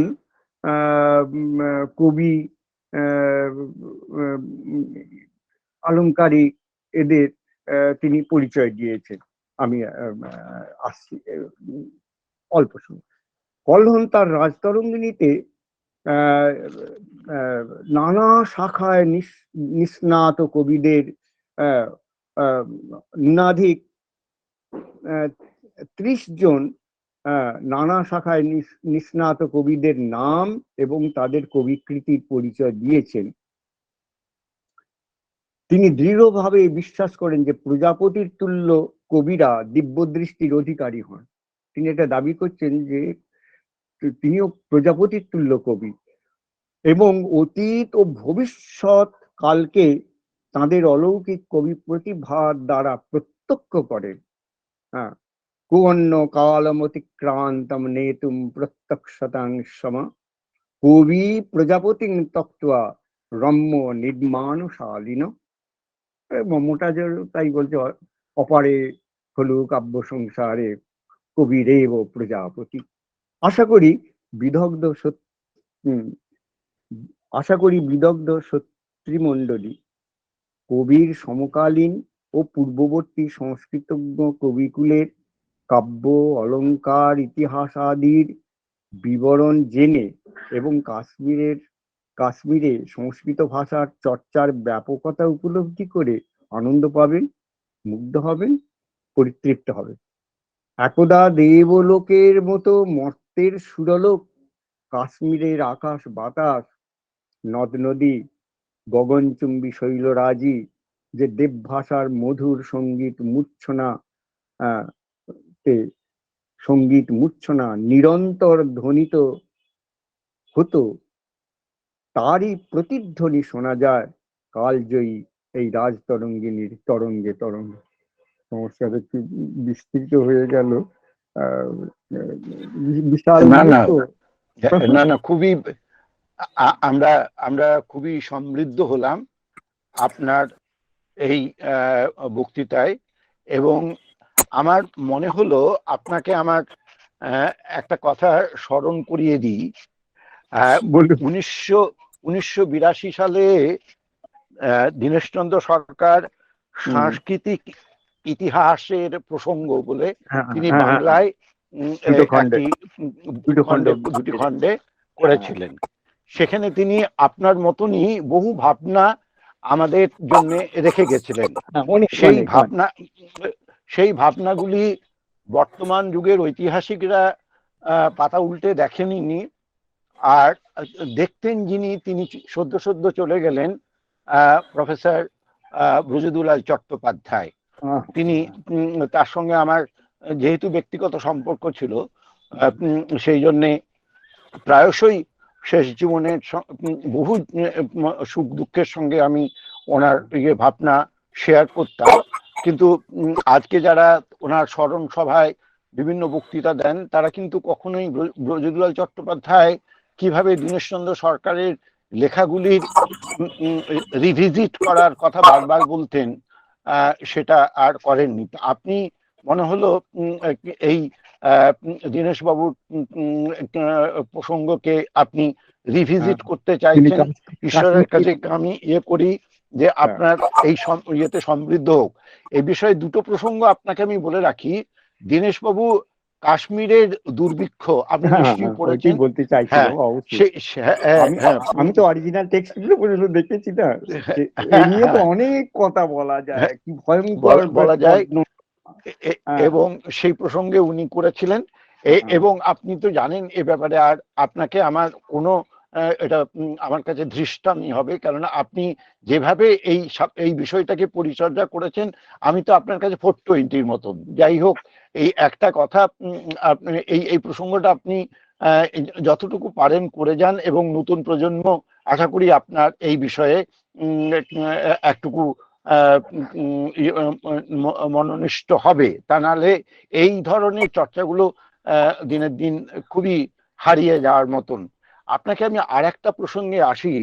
আমার মাস্টারমশাই প্রফেসর দিলীপ কুমার চক্রবর্তী, তিনি the borderland and the boundaries of Indian subcontinent, Balochistan to Patkai range and Arakan Yoma বলে একটি বই লিখেছেন। তাতে কিন্তু এই অঞ্চল, অর্থাৎ তক্ষশিলা, উদ্দিয়ানা, পুষ্কলাবতী, খোটান, তিব্বত, মানে কাশ্মীর ঘেঁষা তিব্বত, এই যে সমৃদ্ধ central Asia, south Asia and eastern and western Asia, মানে এশিয়া মাইনর যেটা, এই অঞ্চলের বহু ঐতিহাসিক তারা তারা আমাদের এই ধরনের কলহনের নতুন করে ইতিহাস রচনার প্রবণতা তাদের মধ্যেও দেখা গেছে। এবং যার জন্য কলহন, তিনি মনে হয় এই তার যারা উৎসুরীর ঐতিহাসিক ছিলেন তাদের থেকেই তিনি অনুপ্রাণিত হয়েছিলেন। কেন না, আমার একটা করি প্রসঙ্গ এখানে আপনাকে উল্লেখ করে রাখি, সেটা হলো কাজাকস্তান আর উজবেকিস্তানের যারা কন্টেম্পোরারি ঐতিহাসিক ছিলেন, যদি আমরা তো উজবেক ভাষা পড়িও না, জানিও না, আর ওই অঞ্চলের কন্টেম্পোরারি যে এই ইতিহাস চর্চা বা সংস্কৃত চর্চার ধারা যেভাবে প্রবাহিত হয়েছিল, বা বুদ্ধিস্ট টেক্সট এবং ব্রাহ্মণী মানে সংস্কৃত টেক্সটের মধ্যে একটা অ্যাসিমিলেশন হয়েছিল, সেই অ্যাসিমিলেশনের প্রেক্ষাপটে যদি আমরা রাজতরঙ্গিনীর কথা ভাবি, তাহলে বোধহয় আমরা আরো বেশি উপকৃত হতে পারবো। এটা আমার মনে হলো যে আপনাকে এই কথাটাও একটু স্মরণ করিয়ে দিই। আমি কি বলে আপনাকে কৃতজ্ঞতা জানাবো জানি না। এই ব্যাপারে কারুর যদি কোনো প্রশ্ন থাকে আপনারা করতে পারেন। শিখা দিয়ে রয়েছেন আর অনেকে সভাপতির অনুমতি নিয়ে আমি প্রশ্ন করার দুঃসাহস আমার নেই। অধ্যাপক শম্ভুনাথ কুণ্ডুকে, তিনি সংস্কৃত ভাষায় সুপণ্ডিত এবং ইতিহাস চর্চার ক্ষেত্রেও তিনি আমাদের থেকে অনেক এগিয়ে, এটুকু আমি জানি আমার অভিজ্ঞতা দিয়ে। একটু দু একটা কথা না বললেই নয়। আমাদের অধ্যাপক শম্ভুনাথ কুণ্ডু, তিনি আমাদের ভাস্কর বাবুর অত্যন্ত স্নেহধন্য ছিলেন এবং তিনি আমাদের ভারত বিদ্যা চর্চা কেন্দ্রের অন্যতম প্রতিষ্ঠাতা সদস্য। তার যা বয়স হয়েছে তাতে আমি খুব আশ্চর্য হয়ে গেছি। তিনি এই নবীন গবেষকদের সঙ্গে একই মঞ্চ শেয়ার করে তিনি তার পাণ্ডিত্যকে সবার মধ্যে বিস্তৃত হওয়ার সুযোগ করে দিলেন এবং আমি আপ্লুত।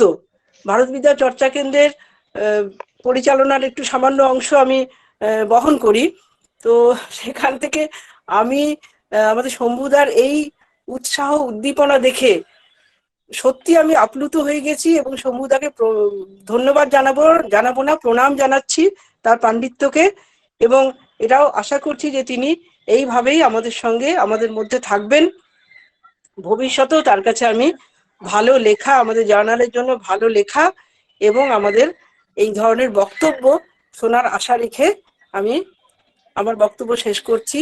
আর কলহনের রাজতরঙ্গিনী নিয়ে শম্ভুবাবুর অনেক লেখা বিভিন্ন জায়গায় বিভিন্ন সময় লেখা পড়েছি এবং তারও অনেক আলোচনা বিভিন্ন সময় শুনেওছি, কিন্তু তা সত্ত্বেও আজকের আলোচনাও খুব ভালো লেগেছে। শম্ভুদা, আপনাকে প্রণাম জানাই। সবাইকে ধন্যবাদ। ডক্টর হ্যাঁ সমিতবাবু বলুন এরপর। Sir, can we take the next paper, please? Can we take the next paper, please? Yes. Just like a little bit behind. So now we shall move on to the next paper. And our next presenter is Devapam Ghosh, who shall be speaking on syncretism in society, artistic evidence from the temples of Vishnupur. Yes, Okay. sir. Do you want to say anything? Sir? Yes, Or now he should continue. Okay. So, Devapam Ghosh, you can unmute yourself and start your presentation, please. Good morning, respected professors and my dear audience. Now, I would like to present my paper on syncretism in society, artistic evidence from the temples of Vishnupur. Sir, can I present my screen? Can I share my screen? I have some pictures to show. Of course. And you can put off your video. For the moment. Okay, sir. Thank you, sir. Okay. You can start sharing. Sir, can you see the screen? Sir? Yes, we can. We can see it. Yes. Okay. Please continue with your presentation.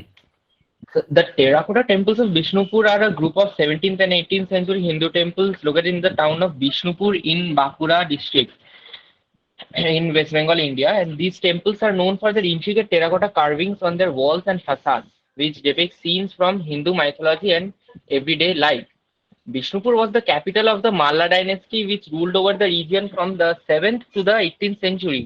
And the legendary founder of the dynasty is ascribed to be Adi Malla, who founded the dynasty in 694 AD. Tradition traces his ancestry to the Kshatriya family of Joyanagar near Brindaban, but also the title Malla could be an aboriginal one because according to historian R.C. Dutt, Malla refers to a wrestler. But my focus of my paper is not on the mythological carvings, but there are many panels which depict secular events, including historical ones, alongside Hindu mythological and spiritual ones. They are like ancient photographs that highlight each and every aspect of Indian society in general, like the religion, customs, domestic activities, cultural activities like music and dancing, historic incidents and personages, and also showcase religious communities other than the Hindus. They bear testimony to the religious syncretism in contemporary Indian society, and this is what I have attempted to discuss in my paper. Before delving into temple iconography, a few words on the architecture of the temples of Vishnupur need be said. The Malla kings invested a lot on the construction of magnificent temples. However, initially, the Mallas were Shaiva and Shakta worshippers, as is evident from the Malleshwar temple built by Malleshwar temple and the Mrinmoy temple, which was built in 997 AD by King Jagat Malla. However, King Bir Hambir Singh, who was a contemporary of the Mughal Emperor Akbar, he started Vaishnava worship in Vishnupur and started the worship of the deity of Madan Mohan. Built in bricks and also in laterite, the temples at Vishnupur are mostly of Ekratna type with a single tower upon a sloping roof and a square cell, Garbhagriha, flanked by a porch on each side with three multicast arches. For example, Lalji Temple, Kalachar Temple, Radhashyam, Jor Mandir, Nandalal. There are also some Pancharatna type temples like Pancharatna Shamrai Temple built by Raja Raghunath Singh in 1643. All the temples face south. There is a Bhog Mandir attached to each of them. And in some temples, we find the remains of a Nahavat Khana, which was a high place for drummers. In the temple city of Vishnupur, the walls of every single temple, be it terracotta or laterite, are adorned with exquisitely sculpted panels, which depict a variety of events. Now I will show the temples and some unique carvings on the facade of each and every temple. I shall start with the Madan Mohan temple. Madan Mohan temple is one of the largest temples of Vishnupur. Sir, can you see the screen? Hello. Yes, yes, yes, yes. Okay, sir. Thank you, sir. The Madan Mohan temple is one of the largest temples of Vishnupur. It was built by Malla King Durjan Singh Dev in 1695, an Ekaratna temple. It mostly depicts mythological stories revolving around the life of Krishna and his other avatars. But there are many other socio-cultural events of contemporary period which are represented in the panel. And a unique play has been shown in this one. This shows a Muslim musician playing the flute or shehnai at some kind of royal procession. And in front of the Muslim musician, there seems to be a Hindu dhol player, although it is difficult to ascertain the religion of the character. Durjan Singh Dev was a contemporary of Emperor Aurangzeb, the last of the great Mughals, and Mughal period was marked by cultural heterogenization, whose evidence has been found in contemporary literature, fine arts, and other cultural activities. Next, I would like to show the Jor Bangla temple. It was built by Raghunath Singh in 1655, and it is a unique temple because it represents the Dochala village huts put together side by side, and on top of them is a Charchala Shikhar here. It mostly shows scenes from Ramayana and Mahabharata along with floral and geometrical patterns. But there are other socio-cultural scenes, just like we saw in the Madan Mohan temple.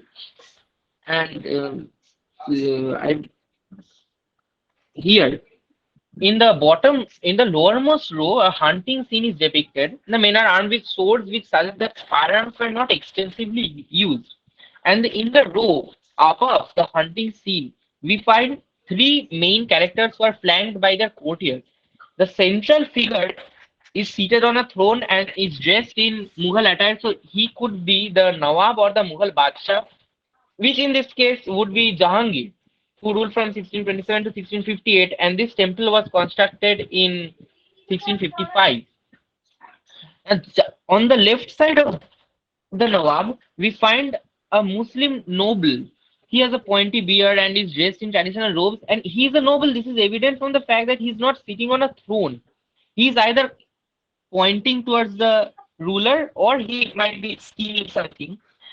And on the right side of the Muslim Mughal Nawab, Mughal ruler, is another ruler who is also seated on a throne, but he has an athletic build and he seems to be a depiction of the Malla ruler. He is turning on the opposite side as the side in which the Mughal ruler is facing.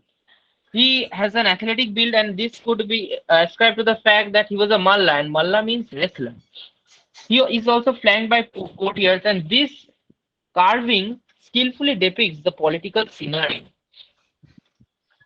On another panel, we find a hunting scene, a man hunting a tiger. The tiger was at first protecting her cubs, and it is very graphic and very dynamic. Dynamic. This simple hunting scene depicts an ordinary scene from contemporary life, but it has been created with so much precision and beauty. This proves that not all temples had religious carvings. Many carvings were secular. In the Jor Mandir group of temples, which were built during the reign of Krishna Singha in 1726, they they are a collection of three temples, all Ekaratna style temples and built out of laterite. This is the temple one of Jor Mandir group of temples, and on the wall of the Jor Mandir group of temples, we find a griffin and another creature which could probably be a gargoyle. Now, griffin is a legendary animal which traces its ancestry to Europe. In Persia, this creature was called Homer. Griffin has the body of a lion and head and wings of an eagle. And the creature on right looks like a gargoyle or a demon, which seems like a symbol of male virility. The distinct European influence is observed on the panels, and this describes the blending of eclectic traditions, internalization of a foreign tradition into the Hindu architecture in a Hindu temple. And in this panel, if studied in a clockwise direction, all the panels show the court life in the court of a Mughal ruler. This is the Mughal ruler. And here we find dancing, singing, and the carvings are done irrespective of whether the characters are Hindu or Muslim. This proves that the artisans did not have to confine themselves within a particular religion while creating the works of art. It also shows the liberty that the artisans had in the Malla rule, and the Mallas are contemporary of Mughals. The walls actually depict the entirety of Indian socio-cultural life, not just Hindu or Muslim, but Indian. Next, I would like to show this one. This shows a wrestler and who is strangling another fighter, but the other fighter on the right seems to be a Muslim. So this could very well show the power of the Mallas, who almost considered themselves independent. And when the Jor Mandir temples were built, the Nawabs of Bengal were ruling in this region, like Murshid Quli Khan. So this shows the autonomy of Bishnupur. In this picture, we also find another Mughal ruler who is being flanked by courtiers. In the Radha Madhav temple, which was built during the reign of, which was built by Shiromani Devi, who was a spouse of Raghunath Singh. In this temple, we find a very unique iconography. It is this one. This is actually the scenes of Ramayana. Here we find Hanuman, who has climbed on a tree. Hanuman is being. Devapam, please wind up. Okay, sir. Okay. Here we find Hanuman, who is talking to Sita, and the most unique feature is all the characters, particularly the lady characters, are dressed in Muslim traditional attire, the hijab. It brilliantly highlights the internalization of and intermingling of different cultural traditions. In Ramayana, we find the characters dressed in Muslim traditional attire, which was commonly seen in those times. Similarly, we also find another European character on the walls of the temple. This is a symbol of male virility, but it is not Indian or Hindu. This also shows cultural intermixing, and I would like to conclude by saying that, and this is Sri Chaitanya Dev, who was the who reignited Hinduism and founded an all-embracing concept, embracing people of all communities. This was seen in the Kalasat temple. So I would like to conclude my paper by saying that in the temples of Vishnupur, we not only find Hindu mythological tales or mythical characters, we also find socio-cultural phenomena depicted irrespective of which religious community they belong to. And this is the culture of India, where different eclectic traditions blend into a single harmonious whole. Heterogenization leads to peace. And sir, thank you, sir, for allowing me Okay. to present my paper. Okay. Thank you for your thoughtful paper. I appreciate your thoughts and your presentation. And the only thing I want to add, performing art always considered the no barrier, whether it is religious or Yes, sir. political or anything, so that you are talking, you are dealing the material related to performing art, so that that is the major issue.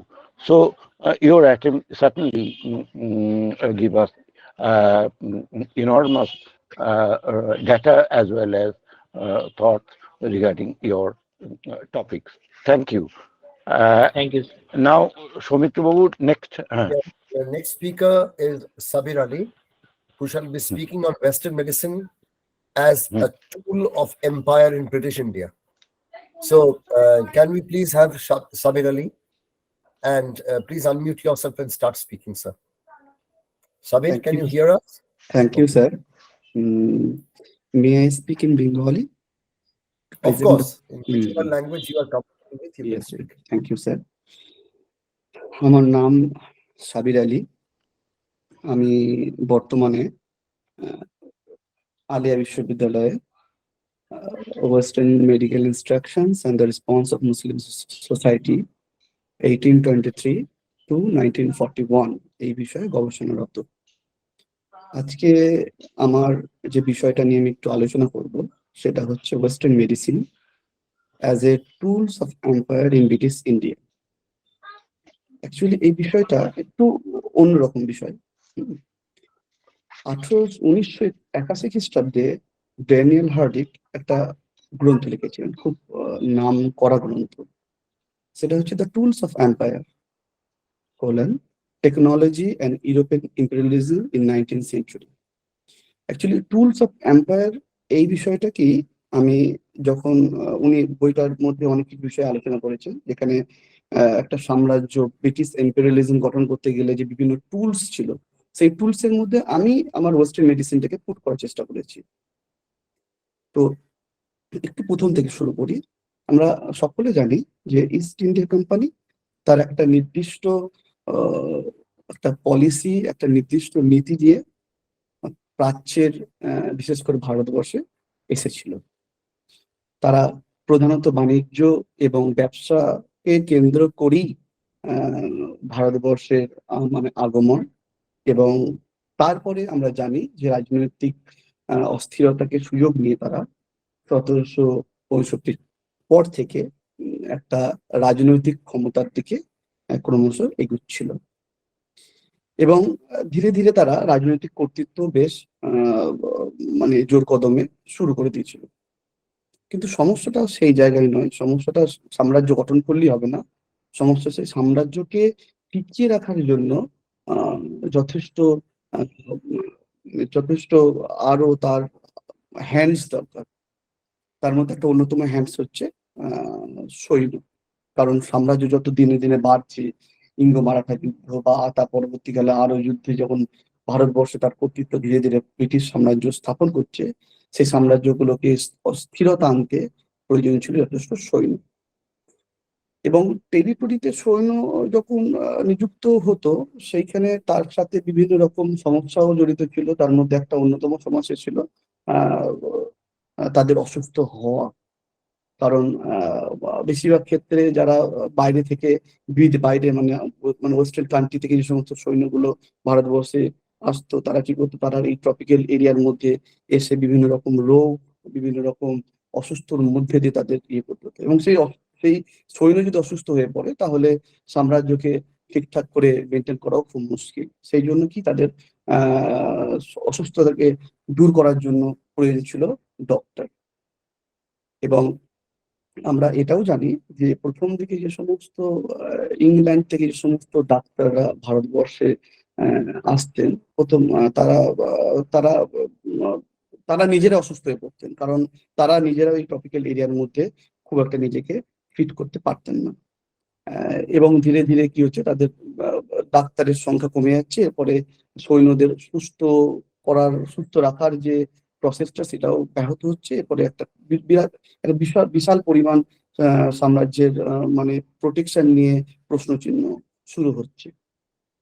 এরপরে তারা কি করলো, তারা এরপরে British colonial government বুঝতে পারলো যে শুধুমাত্র ইংল্যান্ডের ডাক্তার বা ইংল্যান্ডের মানে নার্স তাদের নিয়েই শুধুমাত্র চললে হবে না, প্রয়োজন এদেশের কিছু মানুষকে যদি সামান্য কিছু পাশ্চাত্য মানে চিকিৎসা বিজ্ঞানের জ্ঞান দেওয়া যায়, তাহলে তাদের সাহায্য নিয়ে আমাদের ডাক্তারি ব্যবস্থা বেশ একটা স্ট্রং জায়গায় পৌঁছে যাবে। ফলে তারা কি করলো, তারা কিছু সংখ্যক এদেশের নেটিভসদের ডাক্তারি শিক্ষা দেওয়ার জন্য একটা পরিকল্পনা গ্রহণ হলো, মানে তার মানে একটা প্ল্যানিং করলো। কিন্তু মুশকিল হচ্ছে যে পাশ্চাত্য চিকিৎসা বিজ্ঞান ইতিহাসে একটা বড় সমস্যা ছিল যে তারা যে জিনিসটা মানে বলার চেষ্টা করেছিল, নেটিভদের মধ্যেও তাদের একটা নির্দিষ্ট ট্র্যাডিশনাল মেডিসিন ছিল, আয়ুর্বেদ, ইউনানি। ফলে তারাও যে খুব সহজে ওয়েস্টার্ন থটকে, ওয়েস্টার্ন মেডিকেল যে থিওরিকে বা পলিসিকে নিয়ে নেবে সেটাও নয়। ফলে আয়ুর্বেদ, ইউনানি যারা বিশ্বাস ছিল তাদের সাথে ওয়েস্টার্ন মেডিসিনের একটা কনফ্লিক্ট হচ্ছে, যদিও কিছু কিছু মানুষ এই শিক্ষা এগিয়ে আসছে এবং তারা কি করছে, ওই কলোনিয়াল গভর্নমেন্ট চেষ্টা করছে তাহলে এক কাজ করা যাক, এই দেশে যে চিকিৎসা আছে তার সাথে সেই সমস্ত যারা জ্ঞানের অধিকারী, বিশেষ করে হাকিম বা বৈদ্য আছে, তাদেরকে কিছু কিছু সামান্য পরিমাণ ওয়েস্টার্ন মেডিসিন সম্বন্ধে একটু জ্ঞান লাভ করিয়ে তাদেরকে নেটিভ ডক্টরস বা নেটিভ ড্রেসম্যান এই হিসেবে মানে এই সমস্ত আর্মি ক্যাম্পগুলোতে নিয়োগ করা যেতে পারে। এই একটা নির্দিষ্ট পলিসি নিয়ে আমরা দেখেছি 1822 খ্রিস্টাব্দে তারা প্রথম কলোনিয়াল ইনস্টিটিউশনস গঠন করছেন, সেটা হচ্ছে নেটিভ মেডিকেল ইনস্টিটিউশনস। এবং এই ইনস্টিটিউশনের প্যারালাল কিছু ট্র্যাডিশনাল মেডিসিনের সিলেবাস, কিছুটা ওয়েস্টার্ন মেডিসিনের খুব সামান্য সিলেবাসকে একসঙ্গে পুট করে তারা ক্রমশ এই একটু সামারাইজ করে নাও। হ্যাঁ স্যার, আরেকটু আমি বলি। হ্যাঁ, তো নেটিভ মেডিকেল ইনস্টিটিউশনের সাথে সাথে আমরা দেখতে পাচ্ছি সবচেয়ে বড় কথা 1823 খ্রিস্টাব্দে ক্যালকাটা মাদ্রাসাতে আমাদের মানে মেডিকেল ক্লাস শুরু করছে, যেখানে ট্রাইটেলার এবং ব্রিটন বড় বড় দিগ্গজ মানুষ এখানে ক্লাস নিচ্ছেন এবং এখানকার যে মাদ্রাসার মধ্যে যে সিলেবাস, ইউনানি সিলেবাসের মধ্যে তারা মডার্ন মেডিসিনকে ঢোকানোর চেষ্টা করছে। তার সাথে 1826 খ্রিস্টাব্দে সংস্কৃত কলেজেও আমরা দেখতে পাচ্ছি যে বৈদ্য স্টুডেন্টদের এই ওয়েস্টার্ন মেডিসিনের সিলেবাসকে কিছুটা ঢুকিয়ে একটা কমপ্লিট মানে একটা ক্লাসকে গঠন করার চেষ্টা করছে, যারা নেটিভ হেল্পার বা নেটিভ প্লেসমেন্ট হিসেবে নিজেদের পরিচয় করে মানে ইউরোপিয়ান যে সমস্ত ডক্টর তাদের হেল্পার হিসেবে তারা করছে, মানে তারা সহযোগিতা করছে। এবং সর্বশেষ পরিণতি হিসেবে দেখছি, যখন দেখছি যে এইভাবে দীর্ঘদিন চলা যায় না, সেই জন্য তারা কি করছে 1835 খ্রিস্টাব্দে ক্যালকাটা মেডিকেল কলেজ স্থাপন করছে, যেটা এন্ড অফ মানে বলে দেওয়া একটা beginning of the new milestone medical এডুকেশনের ক্ষেত্রে। তো এই একটা দিক এখানে মেইন বিষয় যেটা হচ্ছে যে তারা চেষ্টা করেছিল, কলোনিয়াল গভর্নমেন্ট চেষ্টা করেছিল যে নেটিভ মানে আমাদের এইখানকার যে মানুষ, মানে আমরা যদি ডেভিড আর্নল্ডের কলোনাইজিং দ্য বডি যদি দেখি, তাহলে সেখানে দেখতে পাবো যে তারা চেষ্টা করেছিল যে ভারতীয়দের মধ্যে বডিকে কলোনাইজড করা, অর্থাৎ এই এই এই পাশ্চাত্য চিকিৎসাকে যদি আমি দেশের মধ্যে ছড়াতে পারি, দেশের মধ্যে পপুলারাইজ করতে পারি, তাহলে কি হবে যে একদল মানুষ তারা এই পাশ্চাত্য চিকিৎসা এবং কি হবে, এবং এরা এই পাশ্চাত্য চিকিৎসার প্রতি একটা মানে কি বলবো থ্যাঙ্কসফুল থাকবে, যেটার ফলে তারা কি করছে এটা মনে করছিল যে একটা এম্পায়ারের একটা টুলস যেটা হিসেবে কাজে লাগতে পারে। এই মানে বিষয়। পেপারটা অনেকটা বড় ছিল, আমি সামারাইজ করে ছোট পাপড়ি চেষ্টা করেছি। খুব ভালো লাগলো, it's a very interesting paper all together. কিন্তু আমরা we are running late. So next speaker. Our next speaker is Sopan Bhor, who's going to speak on addressing the myth contextualizing the Qutb within political intellectual framework. May I please ask Chopin Bhar to kindly unmute and make a presentation. Am I audible, sir? Am I audible? Yes, of course. You're Yes, audible. yes. You're audible. Chopin, please carry on. Is it visible, sir? Yes. Not yet, not yet. Is it Not yet. visible? Now it's Yes. visible. Now it's visible. Thank you, sir. Good afternoon, everyone. My name is Chopin Bhar. I am the student of History Honours, undergraduate third year, Department of History, Jadavpur University. Today I will speak on addressing the myth, contextualizing the Qutb within political intellectual framework. In the next slide, at the general description of Qutb, that the 72.5 feet tall the minar is, and it is made of red sandstone during the days of Delhi Sultanate. But the main controversy started with the identity of the builder of Qutb, that the Qutb Mosque has a tablet dated 1191 AD mentioning Qutubuddin, and the tablet in the minar contains the expression Wa Ija Nudi Aslat, that is the ye come towards Namaz, and this denotes the purpose for which minar was originally built. The portion of the mutilated inscription in the lowest bell contains the expression Al-Amir Al-Isfahan Ul-Ajjal Al-Kabir, that has been taken by many to mean Aibak, that is Qutubuddin Aibak. But when he encountered the textual sources, mainly the Futuhat Firoz Shah written during the reign of Firoz Shah Tughlaq, that claims Mujizuddin was the builder. But Ibn Battuta, foreign writer, gave the credit to Mujizuddin Kaikobad. But what is the relevance of the paper in the contemporary India? As many of us would know that recently, the Archaeological Survey of India opposed a plea before Delhi High Court claiming the ownership of Qutub Minar property. Actually, the controversy started as a former Archaeological Survey of India officer claimed that the Qutub Minar was not built by Qutubuddin Aibak, was actually built by Raja Vikramaditya to study the direction of the sun. Also, it had been argued that the Quwwatul Islam Masjid situated within the Qutub complex in Meheroli was built in place of a temple complex. Now, tracing the history and contextualizing Qutub history within historiography, the earliest description of mosque is found in Maulana Sadiduddin Muhammad Al-Awfi's Jawami ul Hikayat wa Lawami ul Riyad book. But the main argument was given by Sir Syed Ahmed Khan, the famous leader of Aligarh movement, in his famous Asar Us-Sanadi, the traces of the notables. First, according to Professor Sunil Kumar, used the term Quwwatul Islam Masjid, that is the power of Islam, and that has been equated as Muslim hegemony and the Hindu humiliation. But a new perspective was developed by Mirza Sangin Beg, who associated the Qutub with Sufi Saint Bakhtiar Kaki, and I would take the matter later. I have mentioned the word myth in my paper, and the myth, whether it is a colonial endeavor or not. As a part of British divide and rule policy, Britishers employed altering history as a means of doing that. As Professor Anne Julie Etter suggested that well before Syed Ahmed's description, British knowledge about Qutub already developed to prove their legitimacy at the rightful heir. In 1844, Thomas Metcalfe asserted that these might have been built upon a Jain or Hindu monument and overlaid with Quranic inscriptions. Renowned Professor Munis Faruqi argued that there have been three academic approaches to studying this. The left secular approach, watery, non-conflict based, characterized as follows, quoting, "This reappropriation of Hindu architecture is nothing significant," unquote. Second is the Marxist approach. The Qutub is a sign of rapacious estate that does not seem to distinguish between Hindu and Muslim motifs. The monument is not about Hinduism or Islam, but about class domination, and the monument itself is a big leaf covering the domination. And the third, more scientific approach is that anthropological or the semiotic approach, that the native idea of dominant aesthetic of this complex is Muslim. This is then a Muslim conquest representing the Muslim uniqueness. This approach is quite popular in the West. The reutilization of the pillars material is a feature of the initial phase of the Muslim occupation of India. The Quwwatul Islam in Delhi was in fact built on a temple plain. Around 27 temples were pillars to provide columns, walls, roofing materials, as argued by Barton Page. A Qutub in history and history of Qutub an approach. The renowned historian Y.K. Bukhari suggested that it would be wrong to believe that Aibak demolished all 27 temples in and around Delhi, which were very prominent during the rules of Tomars. And I have earlier mentioned about the Sufi association with the Qutub. Bakhtiyar Kaki was venerated to name this minar. Sunil Kumar argued that the Kaki posthumously was regarded as the Kutub, that is the axis around whom the world revolved.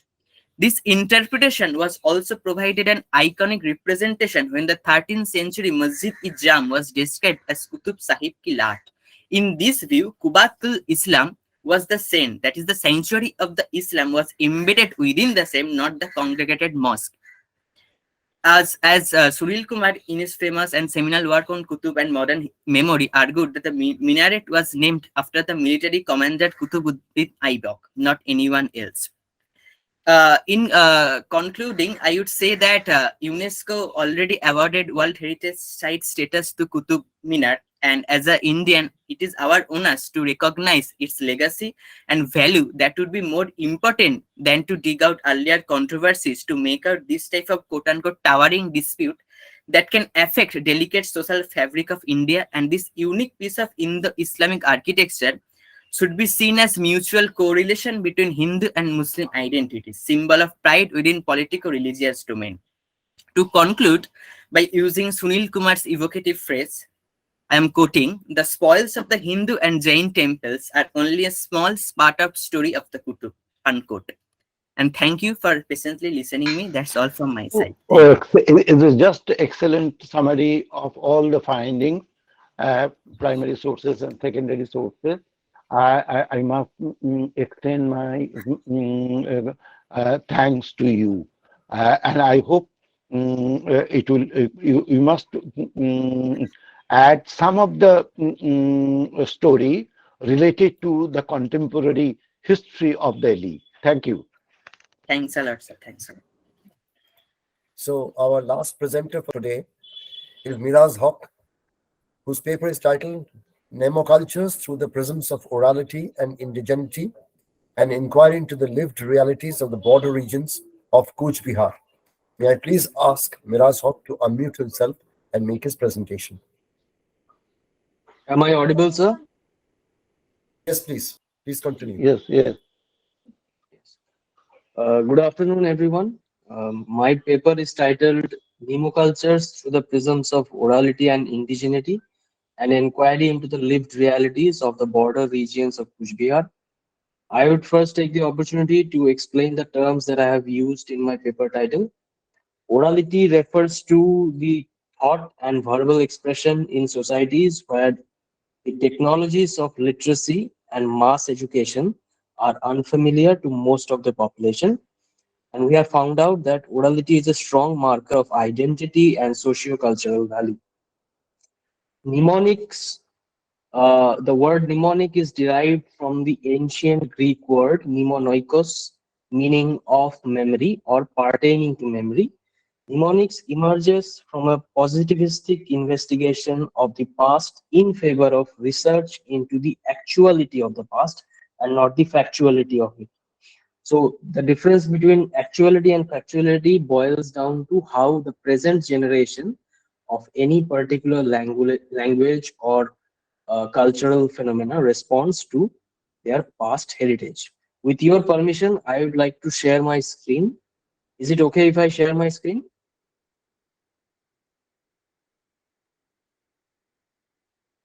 No. Yes. No. Yes. Now it is clear. Is it visible now, sir? Yeah. Yes. At first, I have a terrestrial map of Cooch Behar district as it is visible. The district of Cooch Behar is surrounded on 3 sides by an international border and 2 national state borders. My area of research in this paper deals with the erstwhile princely status of Cooch Behar district, which is flanked by a national border with Assam on east and an international border with Bangladesh. Being a border district, it has witnessed waves of migration. The nemocultural practices, oral traditions, and indigenous art forms of this district are influenced to a great extent by its proximity to national and international borders. My paper introduces the area and it aims to show the nexus between Nemoculture's peripheral liminality and the evolving notions of indigeneity. As we are all familiar, Kuch Bihar has a numerical majority of the Rajbongshis. It also has a sizable minority population, and the rest of the population is made up of East Bengali Hindu migrants. So the notions of indigeneity and migrant sensibility becomes paramount. The critical approaches from border studies will be used to better understand the variegated nature of this district's ethnic culture and inherited identities. A host of cultural artifacts and rituals that occupy ages of mnemonic liminality and orality will be elaborated upon. I have reviewed quite a few books for this purpose. Prominent among them are Koch Rajye Bangla Sahitya by Dr. Shulekha Pandit, a recent work of scholarship titled Koch Rajye Bangla Sahitya by Dr. Shulekha Pandit, and Uttorer Lokosanskrit Dhara by Dr. Shuk Bilas Burma, Suchandra Bhattacharjy's Rajbongshi Broto Katha, and Jyotirmoy Ray's Rajbongshi Samaj Darpan, a 2-volume work, have also been reviewed in my paper. The aims of my paper is to study contested border regions as memory landscapes with monuments, historical sites, and cultural artifacts.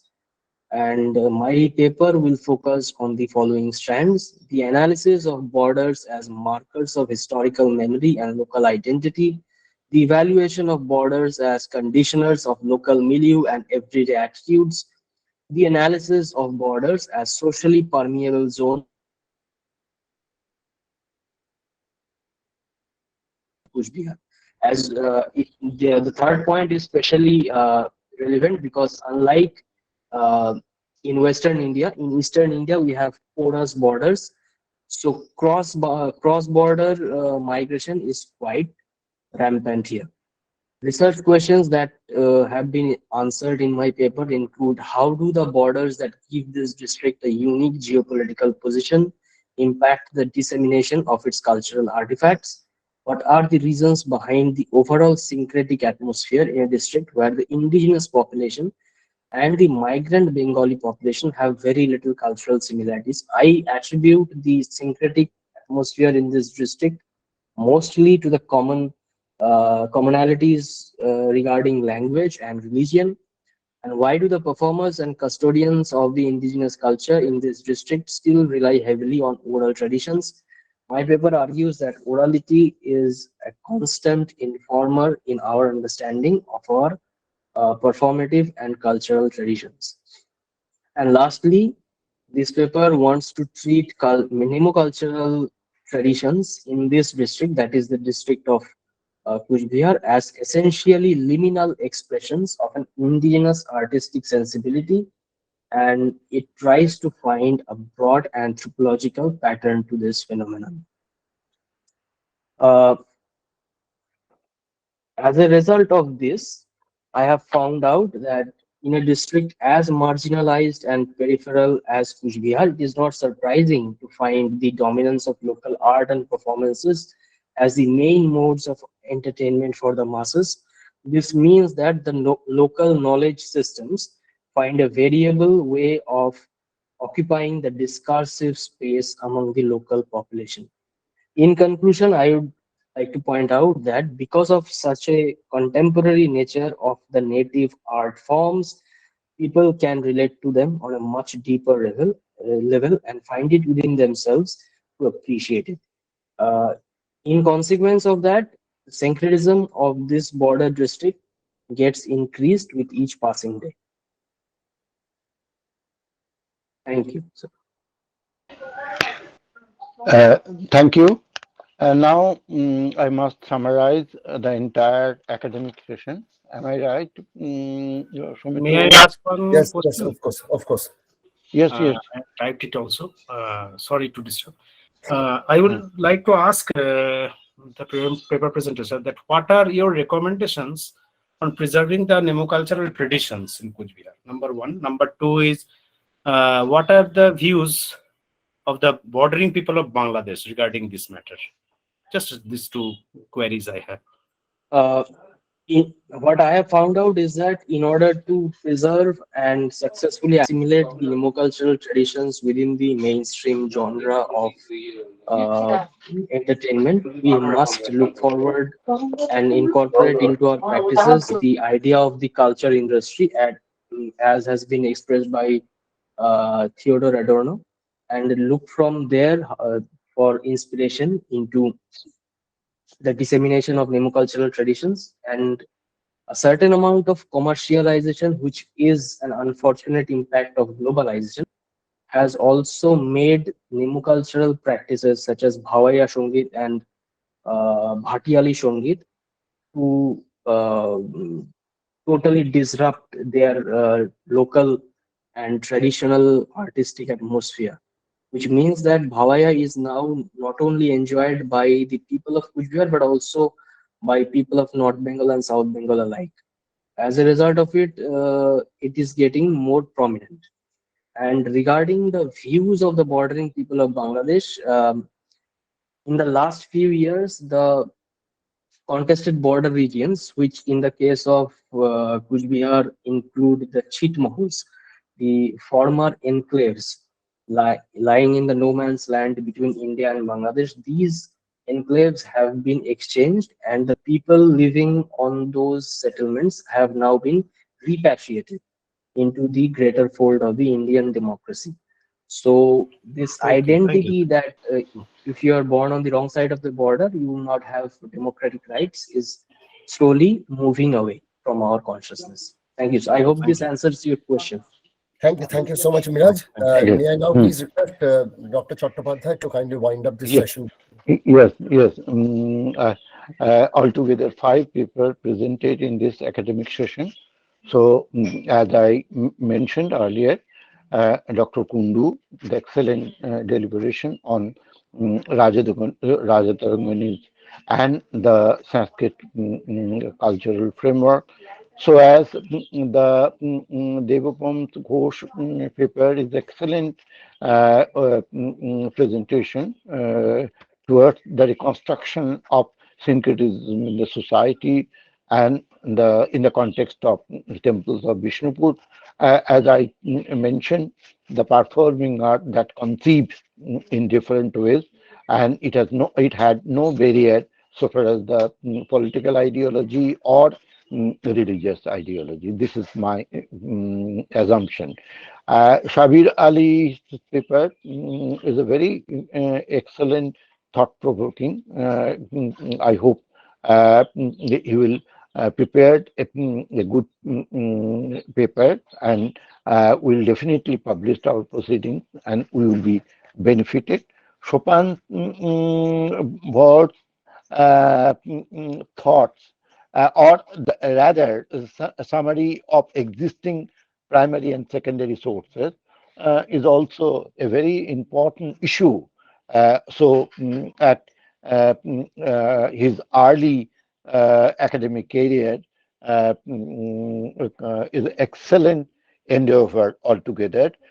My best wishes to Chopin for future research. And finally, Mirza Hawk issue is a very complex one altogether, and very difficult to manage the diverse data related to his subject concern. So that my best wishes to Mr. Hawk for the completion of his thought-provoking research on the topic, because I believe there are certain lacuna in our primary findings, and the other issues related to bordering areas and the involvement of different social groups altogether. Thank you to all presenters and participants. And I am also remain grateful to Bharat Vidya Charcha Kendra for giving me the opportunity to share here. I hope we are running out. So now I request Soumitra Babu to continue the remaining proceeding. Namaskar. Thank you so much, Dr. Chattopadhyay.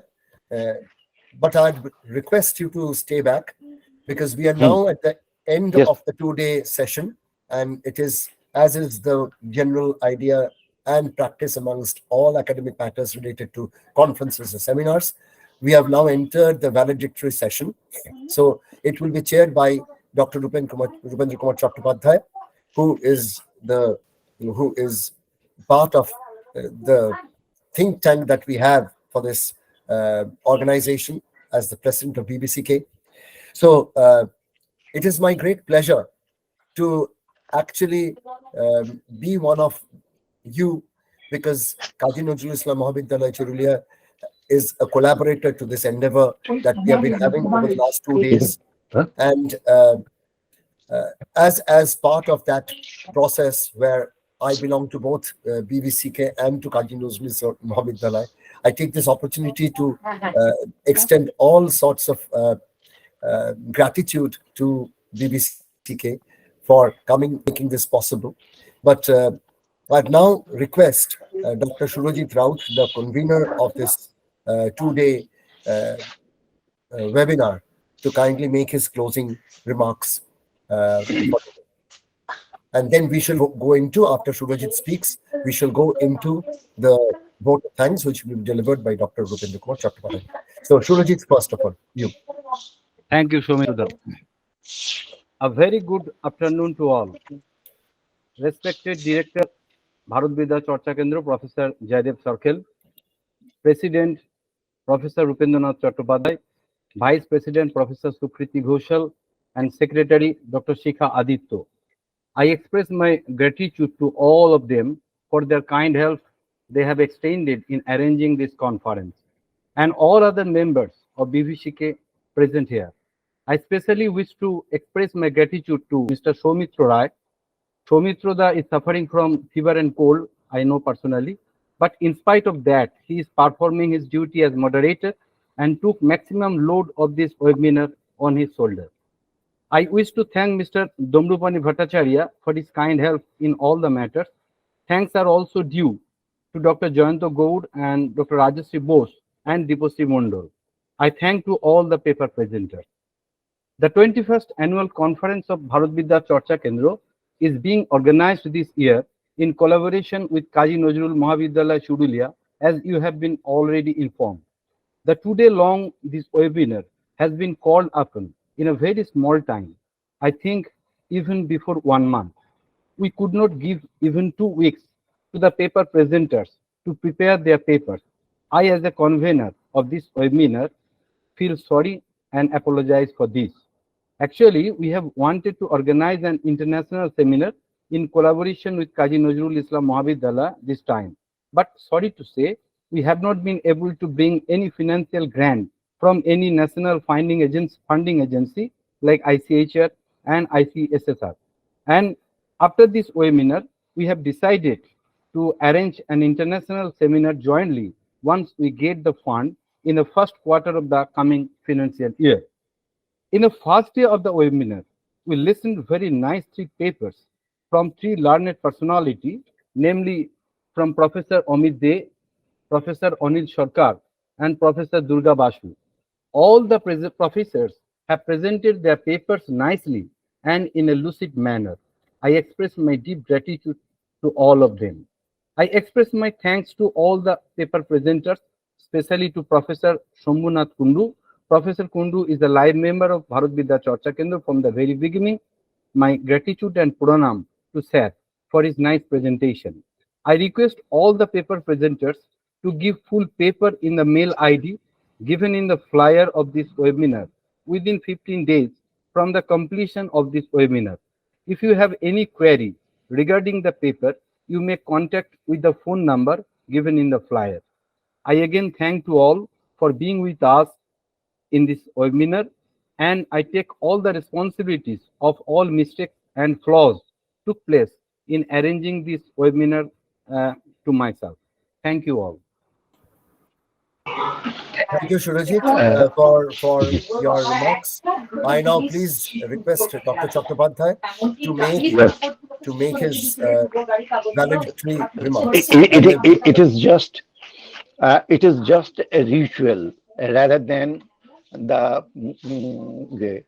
and so far as my heartfelt thanks to you all for helping Bharat Vidya Charcha Kendra to organize 21st annual conference between 18 and 19 March 2023, collaboration with Kaji Nazrul Mahavidyalaya Churulia.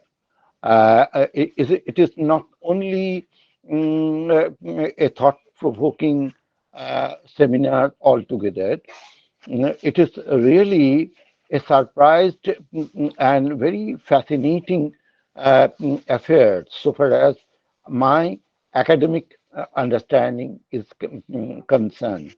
So therefore, I must convey my heartfelt thanks first to Soumitra Babu or Dr. Soumitra Rai for not only his participation but also his keen interest for the fulfillment of the academic status of the seminar.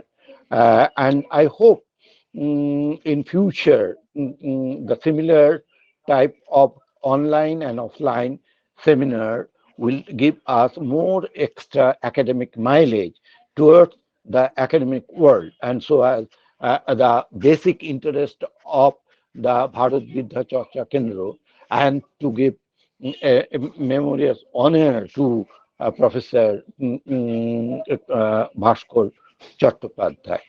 The pillar of the entire success of running Bharat Vidya Charcha Kendra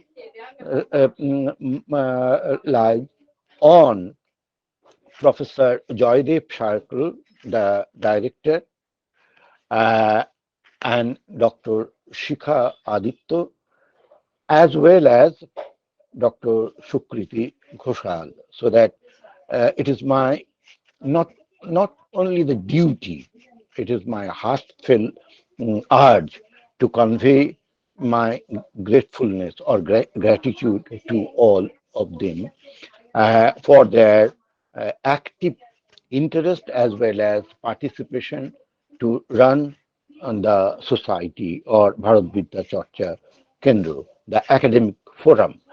Uh, uh, Surajit, Dr. Surajit Raut, Mr. Uh, mm, mm, uh, Bhattacharya, I must convey my heartfelt thanks to Dr. Surajit Raut, Dr. Domrupani, Mr. Domrupani Bhattacharya and Dr. Jayanto Gaur for their active participation and interest for the for running the Bharat Vidya Charcha Kendra. Since I'm a very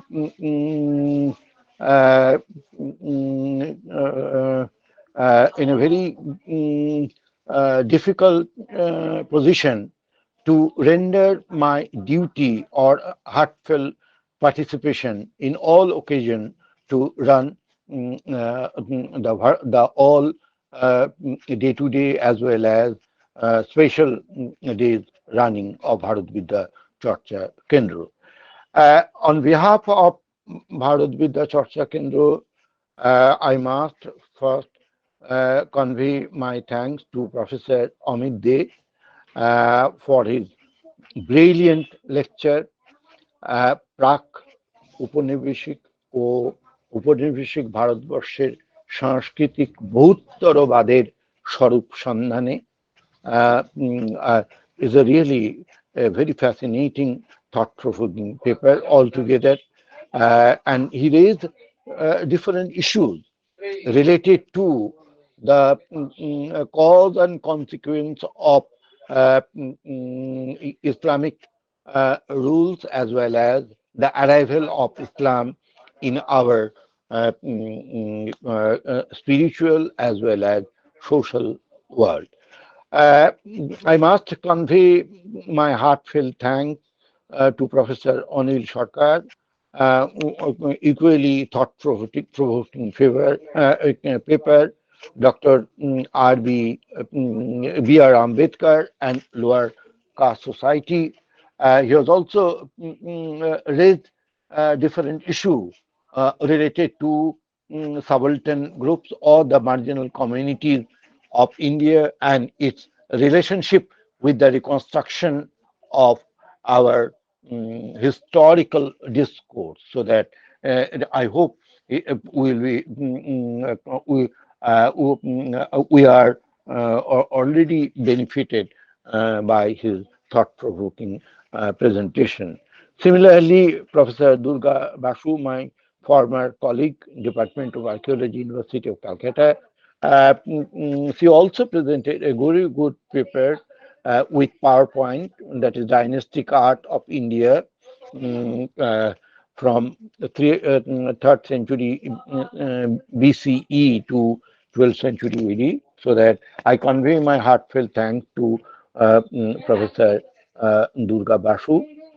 And the entire presenters today's presented their paper also deserve my heartfelt thanks. That is Dr. Jayanto Gaur, Gopal Singho, Abdul Basar, Parimal Mondol, Uday Shao, Supriyo Saha, Dr. Shambhunath Kundu, our beloved member, and then Devapam Ghosh, Shabir Ali, Chopin Bhor, and Mirza Haq. So that this is my formal thanks to you all, but I don't believe in formality.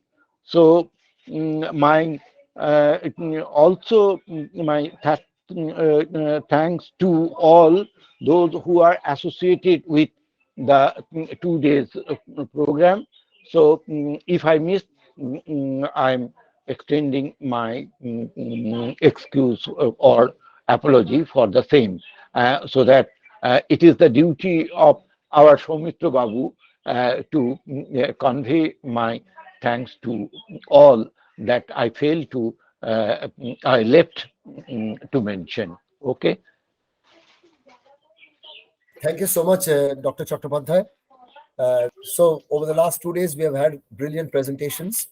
So like everything good in life, which must come to an end, the 21st annual conference of Bharat Vidya Charcha Kendra Bardhaman has also now concluded. Thank you everyone for your kind attention over these last 2 days. And hopefully Kazi Nazrul Islam Mahavidyalaya and Bharat Vidya Charcha Kendra will bring you another brilliant offline event in the near future. We are expecting. We are expecting. And until next time, thank you everybody. Goodbye. Stay happy. Yes. Stay well. Goodbye. Thank you.